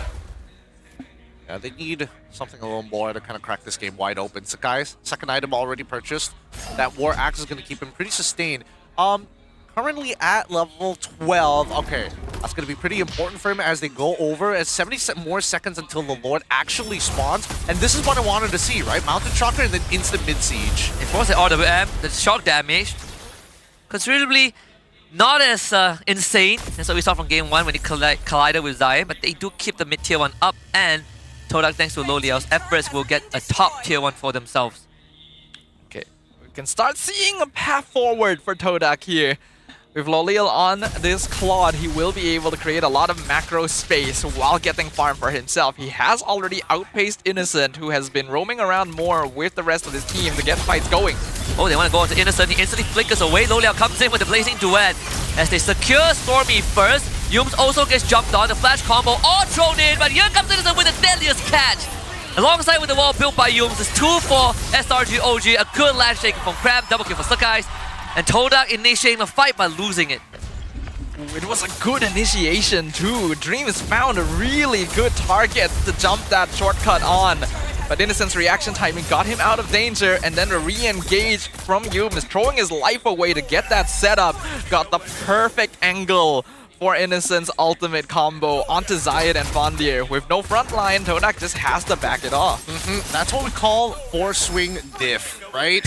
Innocent able to not only react in time, but the fact is the Sharks move pretty quickly. They cover a decent amount of ground in a very short period of time. From the state of the map, right? With mid still holding up, still holding up with this tier 2. At least Todak have a means to fall back, but ideally they would have liked to have that tier 1. Now look at that bot side. Such a fat wave being stacked up. Somebody must deal with it, if not they lose out on a tier 1. But they're holding 2 birds with 1 stone, and now they engage. And Yums goes the long way around for the flank. Zai wants to get away. He needs help, and Zaim Senpoi is going to help him, but it's just too late. Innocent finding the kill. Dreams is going to drop the portal. Innocent spits on him for the double kill. Loliao comes in, dancing with the blazing duet, gets controlled, finds the shutdown onto Sakai's, but ends up giving a triple kill over the Innocent. Oh, who do you even focus? Lolial comes in, he knows he needs to win this fight for his team, but who do you target? You want to get the jungler to get the Lord, but there's this octopus staring you right in the face and he hurts so much. Triple kill for Innocent. The Lord goes over to SRG OG. Net worth lead is now 3,000, and things are starting to get out of hand. Speaking of getting out of hand, Fondir. I was wondering how he's going to perform on this Lucas. Unfortunately, it's not good enough, right? His flash step keeps getting countered. He's not finding the right angles. And unfortunately, he's got to skill 1 through the deadly catch because it just doesn't feel like there's any other way. But here's the engage. They should be able to take out Cram. Yep, the help of Loliao. They do so. Big counter engage with the fist crack. And here comes Innocent. He's in the fight and he spits on Fondia. Flash combo right on top of Innocent and Stormy. But the damage is just not enough. Sakai's comes in and a mega kill for Innocent. Still not that bad. Todak did trade 2 for 1. Oh, Loliao. A lot of damage. Sakai's comes in. Loliao 1v2s them. They should get this. I mean, Dreams has his ult back up. That's the fleeting time. Innocent, he's not getting away from this one. Loliao finds a big shutdown. And finally, that comes to an end. A 4 for 3, and now they've denied the Lord an initial push. They save their out-of-tier turrets at the same time. And Stormy, he's just trying his best, right? Trying to make anything happen. He's taking the early recall before Dreams gets there. There is hope. There is a chance. The win condition exists for Todak. Lolial has hit that power spike, almost catching up in the damage dealt ranking to Innocent. And it's a lot easier for him to escape from sticky situations, especially since he just completed that Winter Crown. You see that the gold difference, nearly 1,000 between the gold laners, and that is the angle Todak needs to approach from. But I think the biggest problem is dealing with Sakai's, right? He's got the most amount of damage on the team right now. Innocent is also in a position where he can look for those big one-shots. Luckily, Lolios is rich enough to purchase at least the Winter Crown to dodge through the deadly catch, and then maybe try to outplay with a BMI or something. It's a tough predicament for Todak to be in, but keeping all the inhibitors up is the best case scenario. And we are starting to see Fondia's damage. Like his full combo is almost enough to kill Stormy and Innocent in one go, but he just needs an extra injection, some help from his teammate. But him alone is now a big threat to the backline of SRG. Right now, we need to see an effective RWM coming in from Zaim Senpoi specifically. He's got 3 items. One of them happens to be the Wishing Lantern. He's going to get some relevant chunks onto SRG's side, and then Fondir needs to keep them inside that RWM alongside Zayed, right? Because they're the main combo. If Fondir can find that pushback, I think they have a chance. And that is the ideal. But I think as long as Fondir is able to buy enough time, then his job is already done. Because in the previous big fight, he had managed to CC both Innocent and Stormy together. And even with all the damage, it still took him a little while to take him out, which he was able to trade for like a huge amount of HP with, which meant it was a lot more difficult for Innocent to rejoin the fight afterwards. So he still has value, he still has important utility for Todak, and SRG needs to respect that. I think one of the ways to deal with the SRG big burst damage is sort of like how you approach a 1-1. I think Winter Crown solves a lot of the problem. And it's probably the next item that Fondia is looking at. But they just saw the Skill Lizard get aggro. Here comes the Conceal and the Mountain Shocker. Loliao is the target. Good flicker away. Loliao gets out of it. But Dreams is now going to call in backup. The whole team is here. The Deadlies guys connect. Dreams comes back with Immortality in just a little bit. And Yums will throw his body. Loliao gets absolutely destroyed, as Fondia could not hold the line. Without Loliao, this fight effectively is over. 3 kills for SRG. Yep, and now they can start walking into the base. They still have at least one minion to do so, but it cracks under that pressure. They can take Lord at this point, and they probably should, but at least take an inhibitor alongside with it. We did say that Innocent can still flicker on top of Loliao. amongst all things. And with the mid inhibitor down, SRG sees a clear path forward. Zayed has the immortality, but he's going to come back into a land shaker. Great sword in his face. The guys finds that takedown. Top inhibitor, most likely going to go down. SRG can't end the game just yet, but they sure as heck have unlocked that angle. Really big take right there. All SRG needs to do is find Lolil. The Claude is their only problem, and while it was a good counterplay from Dreams, SRG positioned themselves perfectly to react to it, positioning the deadly catch the moment everyone was starting to come out of that portal. With only 2 towers left, both in one lane, Todak gonna have a big defense play to make, and the Lord is gonna be pushing down mid. Punching SRG is like punching paper, right? You throw it up in the air, you go for that quick fist, and then it just starts wrapping around your entire hand. You're not doing much damage to it, but the surface area and the coverage from SRG's composition makes it so hard for Todak to stand in not only in one place, but find re-engages. The Mountain Shocker reveals where Dreams is as well. Todak should be able to deal with the Lord at the cost of the whole base. Dreams can't really find the angle. Cram has smelled him out and Dreams on the run. They're doing such a great job of tracking this chip specifically. They don't want him to drop a shortcut where he wants it to be. They're forcing him to put it in unideal locations where it's the passive? maximum. Oh, they got it. He got out. Just in time, out of combat for long enough to trigger the passive again. Nice, nice, nice. At least the information has been relayed back to the teams. Dreams still having his ult ready to go. Didn't have to use Flicker just now. Yeah, but everybody has their battle spells back up as well, so we're coming into this final leg here with an 8.1k lead from the side of SRG. It feels like they're in position to just completely run through this last leg of the game and crush Todak while they're just pincered behind their base, because that way they can force the traditional front to back. But I think that Todak, unless they're brave enough to send Dreams back out into the wilderness, I don't know how they're going to win this. Even then, it's not guaranteed. You have to have like some godlike setup. What we saw from other possible composition is that you have the Arlet, right? Something the Team Ray showed us, a follow-up setup. But in this case, you're relying on just raw grit from Fondius, Lucas, and Zyme Senpoi to get some insane RWM. Maybe Loliao comes in, dance on them with the full stack of Art of Thievery. It's not impossible, definitely. There are still ways Todak can make their way back into this, and most of that is on Lolil's shoulders.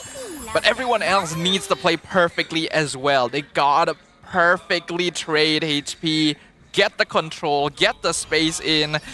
You might not even want to start fights with the shortcut anymore. You might want to wait until SRG initiates and maybe maneuver around that. Then the next best plan is to start a fight with RWM or Zayed. Yeah. You have to be willing to throw your body. Does Zayed have a winter? He doesn't. Not yet.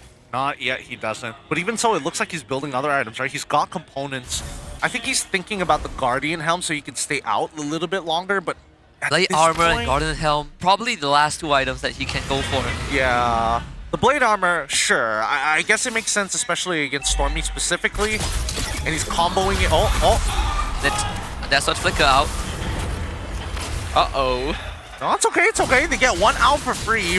But it just means that they have to defend, and then it's okay missing. Wait, hold on. Uh-oh, Zayed. They're gonna catch him. Dash it to safety. Lord still being gone on. SRG should be able to finish the job, not a problem. Innocent with the secure. Crab jumps to the back line, and Dreams now finds himself isolated. Another Flicker out. The base is in danger, by the way, Todak. If SRG don't end the game, then Min surely will. So Loliao called to defend as Fondia gives up his life. This could be it right here. The Lord pushing up. We're 18 minutes in. Fondia is still down for another 30 seconds. SRG looking to close with a clean sweep once again. Oh my god, Loliao is dead, right? Whoa, had to use the Flicker. I just saw Innocent heal for 1.4k to a swing of the rum. Here comes the Lord, Cram, still fairly durable. Innocent just flickers forward and goes Dream. He explodes. Deadliest Cat takes him out. Immortality not gonna help as much. Zayed can't even swing his Appraiser's grab. He will come back with Immortality and go down to Innocent again. SRG OG. Full 3 points with a 2-0 over Todak. No surprises on their faces. They knew exactly what they were doing, and they find the win, securing themselves a solid 3 points for this 2-0 victory over Todak. A clean victory. No real other way to describe it. There were some worries for a while when Olil started hitting like a truck, but SRG adjusted on the fly. That adaptability is what got them so far multiple times on international stage. They knew exactly the steps that needed to be taken to make sure that that wouldn't be the turnaround condition for their opponents. And with that, we have our answer. The brand new legacy persists, and it is SRG OG. Now, the question is, how do you review this series if you're Nafari? How do you sit down in a room, play the best of 3 and, you know, break it down? That's gonna be some homework to do. Yeah, that's gonna be some real homework because I feel like this Bane pick is like great, and I think the only answer that you have is if you had a support that was able to kind of like lock him down and forcefully make him use a Purify. There's a lot of options, there's a lot of things to think about, but for now, we're going to have our interview on stage as per usual, so Rose, take it away. SRG OG Esports is on fire. 2-0, 3 mata penuh. Wow. Congratulations kepada Sekais dan juga Innocent. Adik, how are you feeling? Nice. Now, adik, sebelum match bermula actually, Poji ada interview Simon dan juga Abang Rod. And Simon katalah that actually selepas patch baru ni, semua sama je. SRG is no longer on top because semua hadap patch ataupun perubahan yang actually sangat-sangat besar. Tapi selepas kemenangan yang sangat-sangat convincing, adakah ini satu statement daripada side SRG OG that patch baru pun korang masih lagi tetap boleh dominate? Yes, of course. Kita orang confident and yakin lah untuk nak cakap apa ya? Apa tu? Menguasai, menguasai patch baru ni dengan dominant lah. Nampaknya very dominant game. Tapi patch baru ramai team masih lagi tengah struggle untuk catch up lah kan? So actually, siapa yang paling susah nak adapt dengan patch baru ini? Innocent paling susah. Innocent, you struggle the most adapting to your team? Yeah, right. You struggle the most, right, to adapt this patch. Why did you struggle the most? Because I'm bored with playing MM Heroes.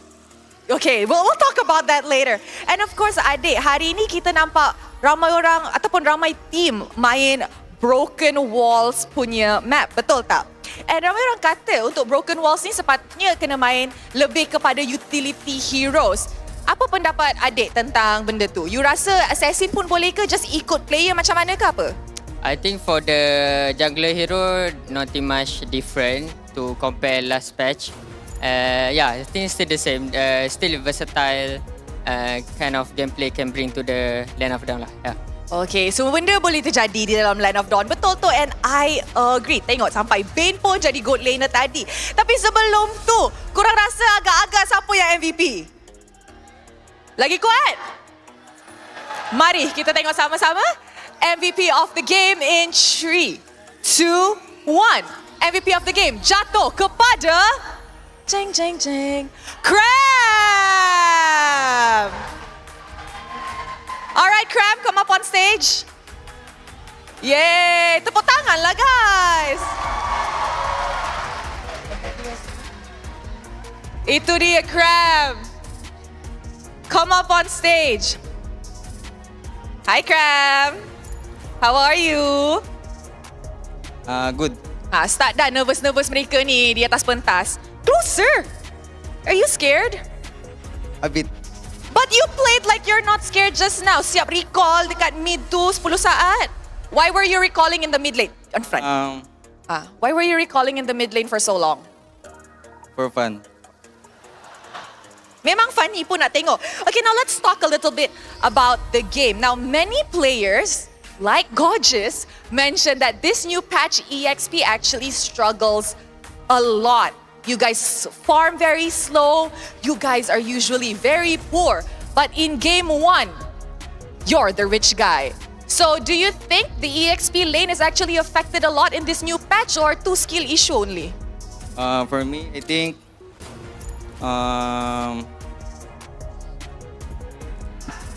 for me No.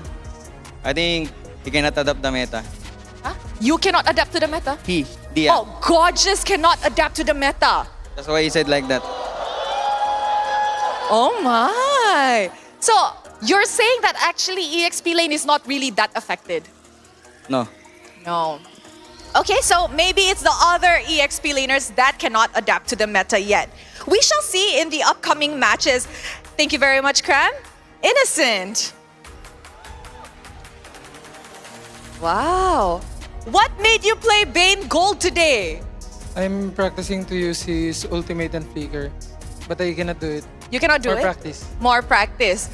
If that's not good enough, then I honestly don't know what is. Just now when I got up on stage, he was complaining. My finger's not fast enough to click the ulti and the flicker at the same time. Tapi mungkin lah in the upcoming matches kita boleh nampak lagi cepat. Now, I heard that while shooting the promotion video for the new patch, you look very stressed. Why were you stressed?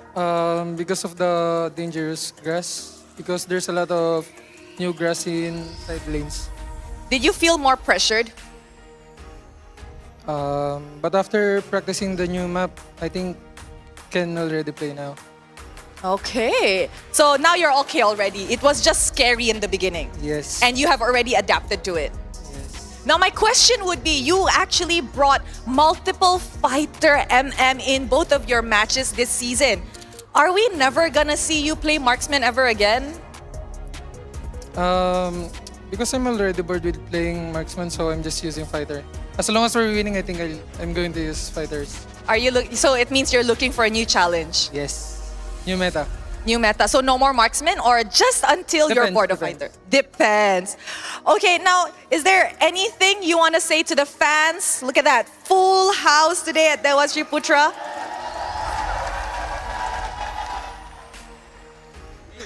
I want to say something. No. Innocent? Thank you guys for coming to watch our game, and I hope we will see you guys next week. Thank you very much. Sekali lagi, congratulations kepada SRG OG Esports. You guys may now go celebrate your victory. Thank you very much. Jap, adik tadi tengah cakap something? Tak jadi. Alright. And of course guys, jangan lupa untuk tengok Grand Final Raja Map yang akan jadi selepas perlawanan ini. Kalau korang nak tengok ni live, kepada semua orang yang hadir ke Dewan Sri Putra dan ada wristband, itu adalah tiket korang untuk tengok Raja Map Grand Finals untuk malam ini. Tetapi kalau korang tak dapat datang sebab korang dekat rumah, you guys can also catch it live on MPL MY official pages and platform. Itu sahaja untuk match ketiga hari ini. With that, let us throw it back to the casters to dissect apa yang jadi dalam perlawanan ini. Casters, back to you guys. Thank you once again, Rose, and thank you to SRG OG. It makes me sleep better at night knowing that Innocent is still practicing that Bane goal lane.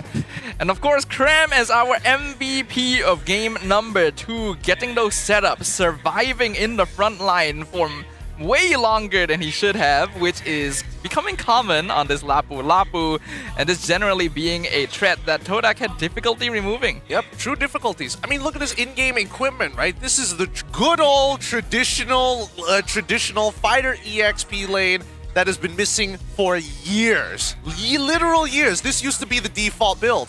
Now, most people just lead into the War Axe and then whatever situational item that they have access to, including the Queen's Wings, but generally, we would see the builds lean a little bit closer to what Fondir is currently running right now. And I think that unfortunately it is just a tough matchup without the right tools, or more importantly so, a situation where Fondir genuinely gets behind their opponents. And this is also comes down to the discussion of the draft, what Todak was looking for, right? They take a chip, and then this Yves finds it very uncomfortable to get a good RWM. Not to mention they're relying on Fondir and Lolia to come through the portal and instantly blow someone up. And most of the time, SRG are just prepared. It's a very tall order to hit, especially when SRG were reacting so quickly. They were practiced for this. The moment they saw Dreams, the scatter. And it's not just random scatter trying to get away from the shortcut. It is, I know I need to be standing here when everyone starts coming out of that portal to maximize damage and survivability. And it is so clean every single time. And also because this game lasted longer, we got to see the full main gold lane build, which was the Genius Wand and Blood Wings as the final 2 items. Yeah, man, the Genius Wand. I can't believe that he wants to have multiple stacks. I thought he would go for like Wishing Lantern or That's something. what I thought too. Like, I mean, I think he wants to just double down on the damage anyway, so fine, sure, it makes sense. He probably should have, honestly, he probably should have just gone for a second Holy Crystal at that point, right? Like, just truly maximize the stats, because that's where he's getting the Force Multiplier from anyways. Double Holy Crystal. It's like the good old days when we would see 2-3 Guardian Helms on Masha. Double BOD. Yeah, that as well. Double Holy Crystal is like such a Chang'e thing. It really is. I don't know. I think it's, personally, I think it's kind of ridiculous that that they will put such a large Force Multiplier on a stat that already has pretty decent base damage. So that's just me and a couple of things that I'm unsatisfied with. But generally, Yums was also finding some incredible, like 4 or 5 man even pummels against pressed up against the walls for those engages. So Zyme's Empire really never had an opportunity to like get down an RWM that catches like 4 or 5 people. And not only that, Zai just couldn't really move much, right? Most of these fights, he's controlled for so long that he never really got an ult off. And most of the ults he got off didn't really yield the value that that a Fredrin usually would have gotten. And because of that, he can only really claim the position of Sandbag here as the main front line for Todak, constantly being bursted down before he can really contribute in the team fights. Skies gets to be the rich guy, freely farming the jungle for most of the game. Innocent as the carry, doing 77,000 total damage. And then Yums with the best wingman, the return of Badang of Rome. I really like his timing on this hero, actually. He knew Todak is going to start the fight on me, so I'll wait. I'll find the right time. Again, it's a lot of like foresight at how your opponents kind of react when you show up on that map. And I think, again, SRG has played enough international tournaments against enough international opponents to really start to get the feel of how to start playing the next game of MLBB, which goes along the lines of identifying patterns and instilling patterns in their opponents. And this is what I guess the teams are using SRG for in the local league, where this is sort of like a taste of what the international stage is going to look like, right? Even though some of the teams only will ever get a best of 3 with SRG, but it helps them go into the next game stronger. And Toda, is fortunate that they get this lesson in the second week of the regular season. I mean, having a lesson is good, and hopefully the teams are making good use of their games against SRG, because SRG is using them as practice as well. We see in the highlights here that initially Todak was doing a good job of getting catches. They were invading into jungle, Dreams was finding good shortcuts, and Fondir, even though his KDA was not the best, was doing a solid amount of damage in exchange for his HP. But SRG started adapting. They started keeping an eye on this chip. They paid very close attention to the movements across the map, and they also realized that the few times that they traded even, all just boils down to Zyme Senpai didn't let us out of the pit itself, and then Lolios was able to gun us down for free. So if we can take out Lolios first, that would be ideal, but if we don't, at least now we have to form some means of counterplay to catch him. You have to see the movement here. You need to see SRG's movement here. Look at the way they rearrange themselves when people start coming out. Look at, Yeah, so good.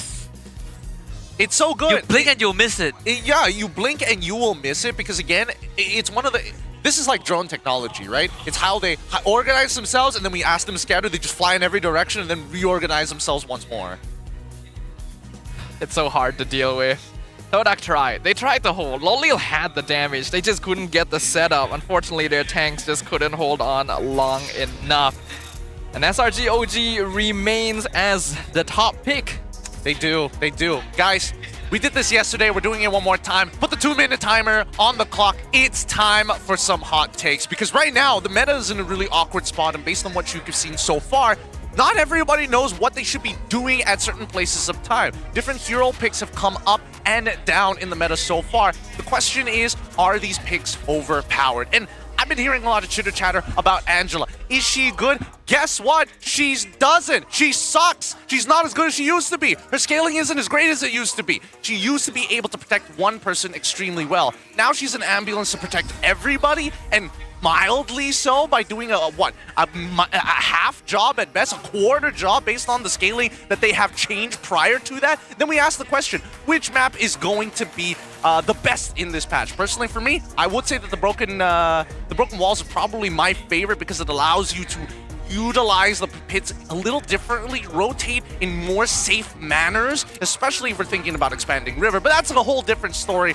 altogether. These maps don't make as much of a big impact as most people thought they would in the first place, and only the Dangerous Grass is genuinely true to its name. So many problems. What is an underrated hero in this patch? Glad that that production is asking. Kaja is highly underrated.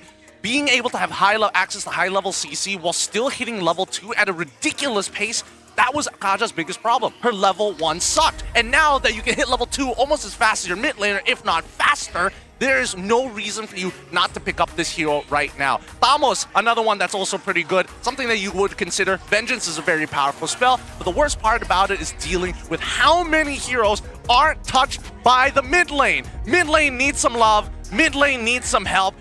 Where they're Lilia got a bit of a change, but that's not enough because the assassins are still a thing. There's so many frustrations to have, but mid lane, most of all, needs the most amount of love. Now, that's just going to be me and my time. Let's have a look at the standings. Take it away, Stafa. Thank you very much, Gideon. We got heated right there, but I honestly agree with a lot of your points. I think Husky agrees as well. Let's have a look at the standings here because we've seen some shifts at the end of day 2 with CG Esports now holding the top spot, pushing Vamos down to 2nd, and SRG eagerly eyeing the top from 3rd place. Some of these teams have already played three series, Untitled, Todak, Vamos, Homeboy, so their remaining balance, they have 6 more, but for the rest, it's 7 BO3s left to go. And obviously, I think the whole world is now waiting for SRG against CG because that would be sort of the break, sort of what tips the balance, right? It's going to have a chance to knock CG out of their first slot.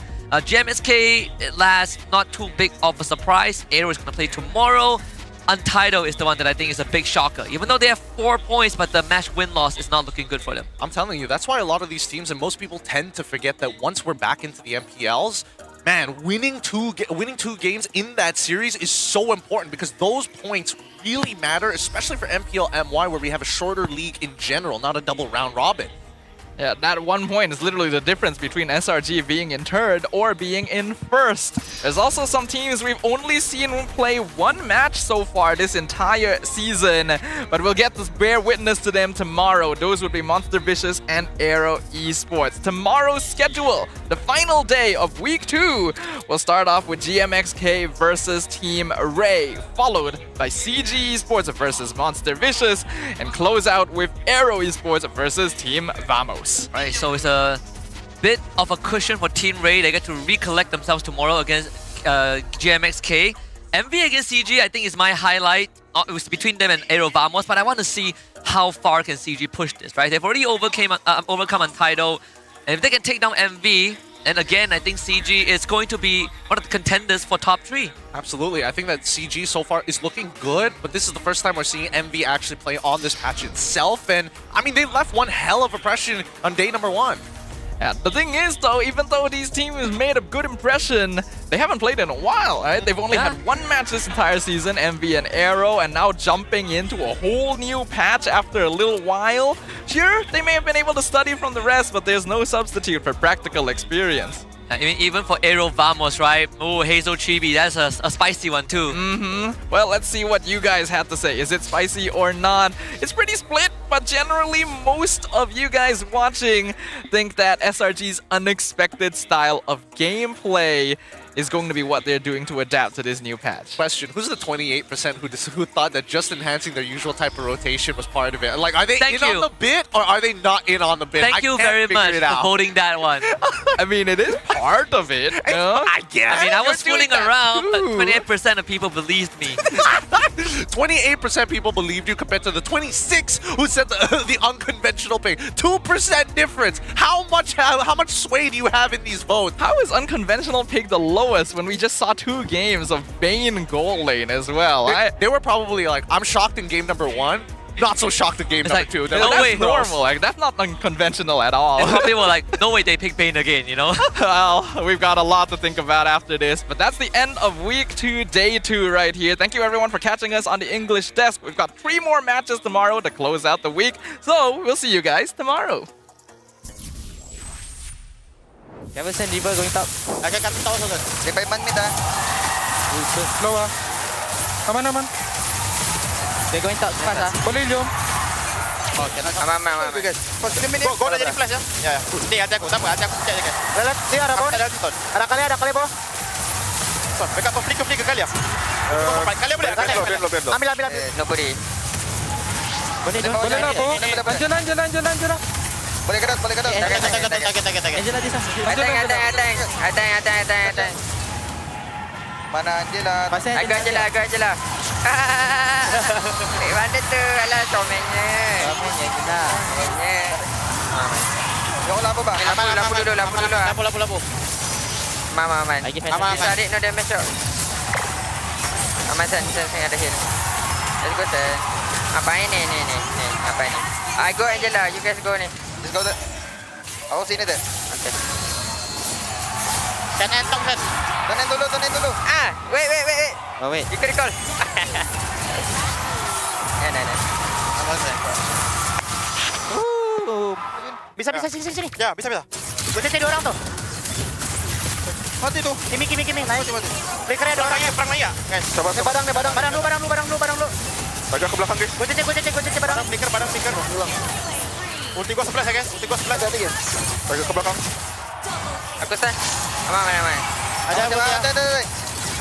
Di. Boleh. Boleh. Low chip. Cloud. Mati cloud. Just spray. Hero. Agak. Ada want to die. Boleh, it's okay. Okay. Pause main. Simi Zahid.